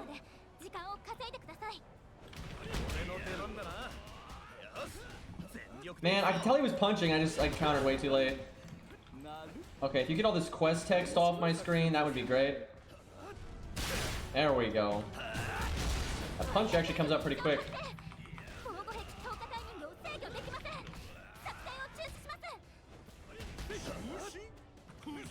That did not work. Okay, I got ads, little eyeballs. Gonna poke him in the eye. All these NPCs will not shut the fuck up while we're in the middle of fighting here.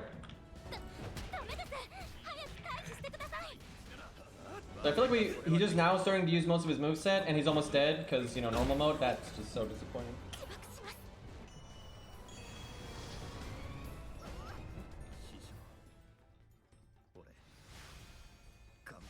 It's okay. I got my hat. It's all right. Minor hat save. And yes, Hex, that's the server, and we're on East. I'm gonna make a Discord channel later so we can kind of keep track of each other so we can play together when I stream and stuff. I think that'll be a good time. Mysterious Kid triple dot. You're alive? How on earth did you? Plot armor, man. Plot armor. I'm the main character. I mean, nothing can phase me, man. So I think they like lured him in here to box him in with these and like airstrike him. I'm pretty sure that was the plan. And then we're alive just because, you know, plot armor is pretty thick, man. Yeah, the Sphere Chick and Katana Chick, Kath, start at level 14 when they beat the tutorial, and they skip the first zone. Just is what it is. I bet you the new character they're gonna add soon is gonna do that as well, I figure.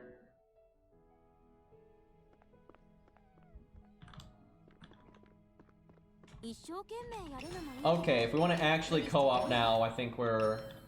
I'm level like 10, you're 12, so as long as you use a shitty weapon, I think we're good to go here. Let's see, and if anyone else in chat is around this level, by all means, we can make it a party.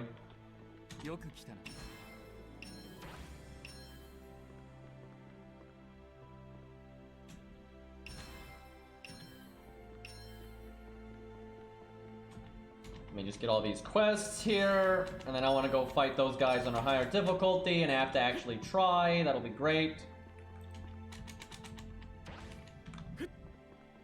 How many quests, though? Also, look at that guy. What the fuck? Oh my god. She gets a pass because she's green.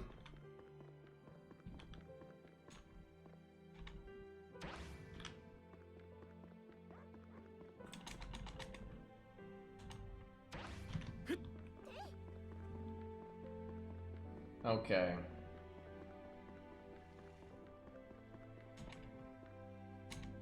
Let's fight that that first boss again, because they had a pretty tricky moveset there. Alright, we gotta man mode this. No, you know, healing items, none of that nonsense. I'll use healing items in the trash though if I get hit there, but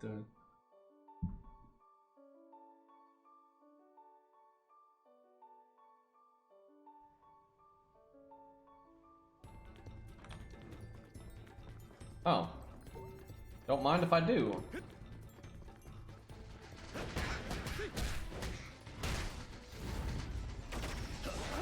The trash can actually do pretty decent damage in higher difficulty as well. Okay, game, I don't need the shit all over my screen. Any chance I unlocked anything cool there? Not really. I'm gonna be careful about what skills I rank up. You only have so many skill points, and you don't want to be frivolous with them. I know, if you can heal yourself all you want, because you know, that's your own ability, right? I just mean like healing items. I don't want to use healing items. Like, that's like literally what your character does is heal, so it's kind of only reasonable.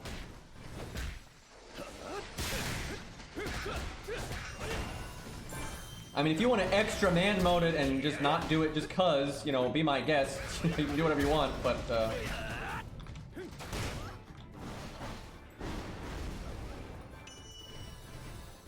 alright. Oh. I'm gonna fuck up a raccoon. Imagine like spending all that time, he like struggles to get through the golden portal, you know, Gate of Babylon, and then he just dies in half a second before he even finished landing. That had nothing in it. Good treasure chest. Alright.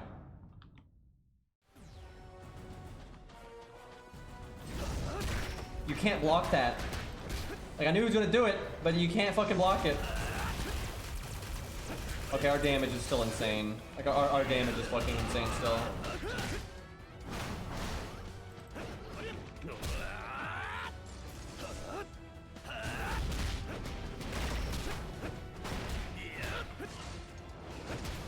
Well, that was, he just died so fast. What the fuck? Feels bad. I remember that used to be a real boss fight, man, but that was not. It's over so fast. You gotta be like the same level though, Cass, because if you haven't done the zones, they won't let you. If they'll be like, kind of on the same page.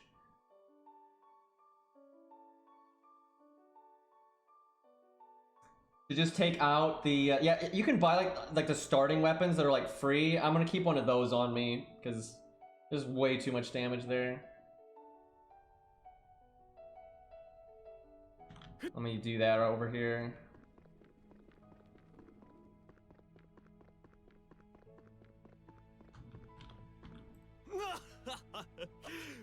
Let's see. Here we go.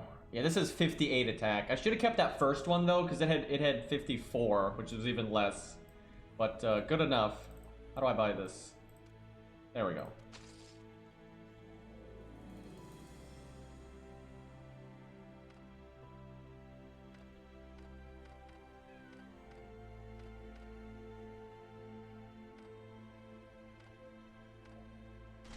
Okay.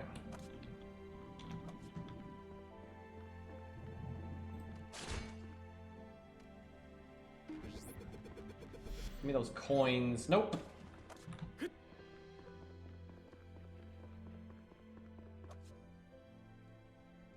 Alright, let's do big boy. It's like the worst weapon in the entire game. I guess another problem was we were just higher level than him, because back in the day you could do Maniac mode immediately, where now you have to wait until you level up. So it's... I really don't like that change. It won't really matter later in the game, because later in the game you don't level as quickly, but yeah, this is more reasonable. They're level 10, I'm 11. Do I have my running attack? I have a running attack, I don't have the other one though. You get like a drop kick. Oh, I can do that. That's something.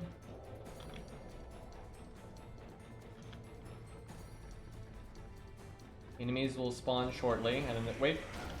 Hello. Is that the last one? It is. Awesome. I don't know what that gives you, but I'll check it out in a minute. Actually, I think I can check it out in here. I just can't equip it. I'll wait then, though.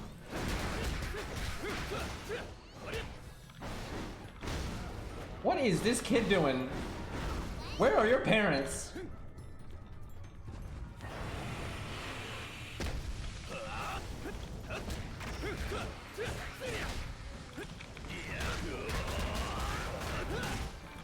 Jin seems to have a lot of abilities for grouping up enemies. I tried to counterattack there, but I fucked it up somehow.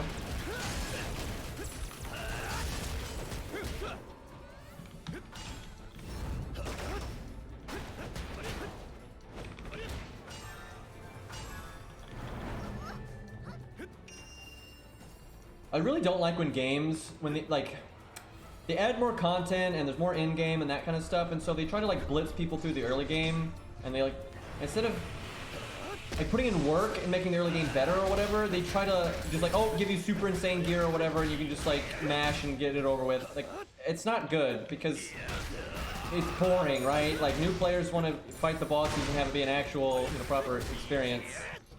Where when they just hand you all the OP gear when you're leveling and that kind of thing and make it really easy, like, I just don't get the point.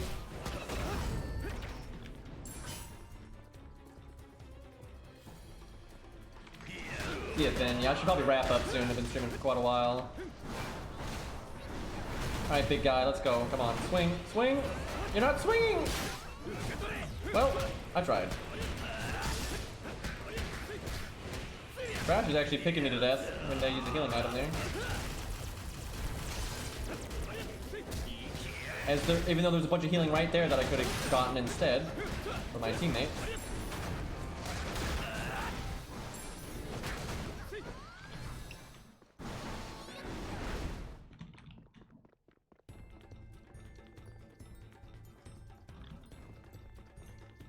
Yeah, I'm not 14 yet, I'm 11. I'll message you when I'm done streaming in just a minute, Kath, and we'll see what we can do. So I think I'm gonna try to get Cairo to play and everything, and I'll make a Discord channel for Soul Worker and get some shit together. I don't really get why they make you do this part again. You could just start the boss right here, it'd be a lot more reasonable.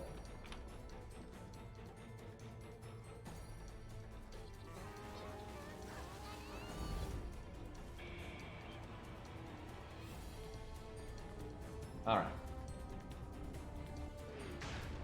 He's camping the healing. We are still doing fucking insane damage, dude. What the hell? What a shame. Oh. Like, it's a little better, we're not killing him quite as fast, but,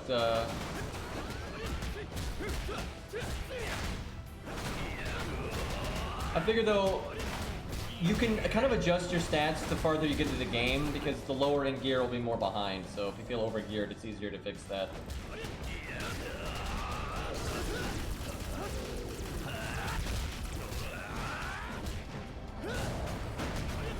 Well, feels bad, man. Got my hard hat though.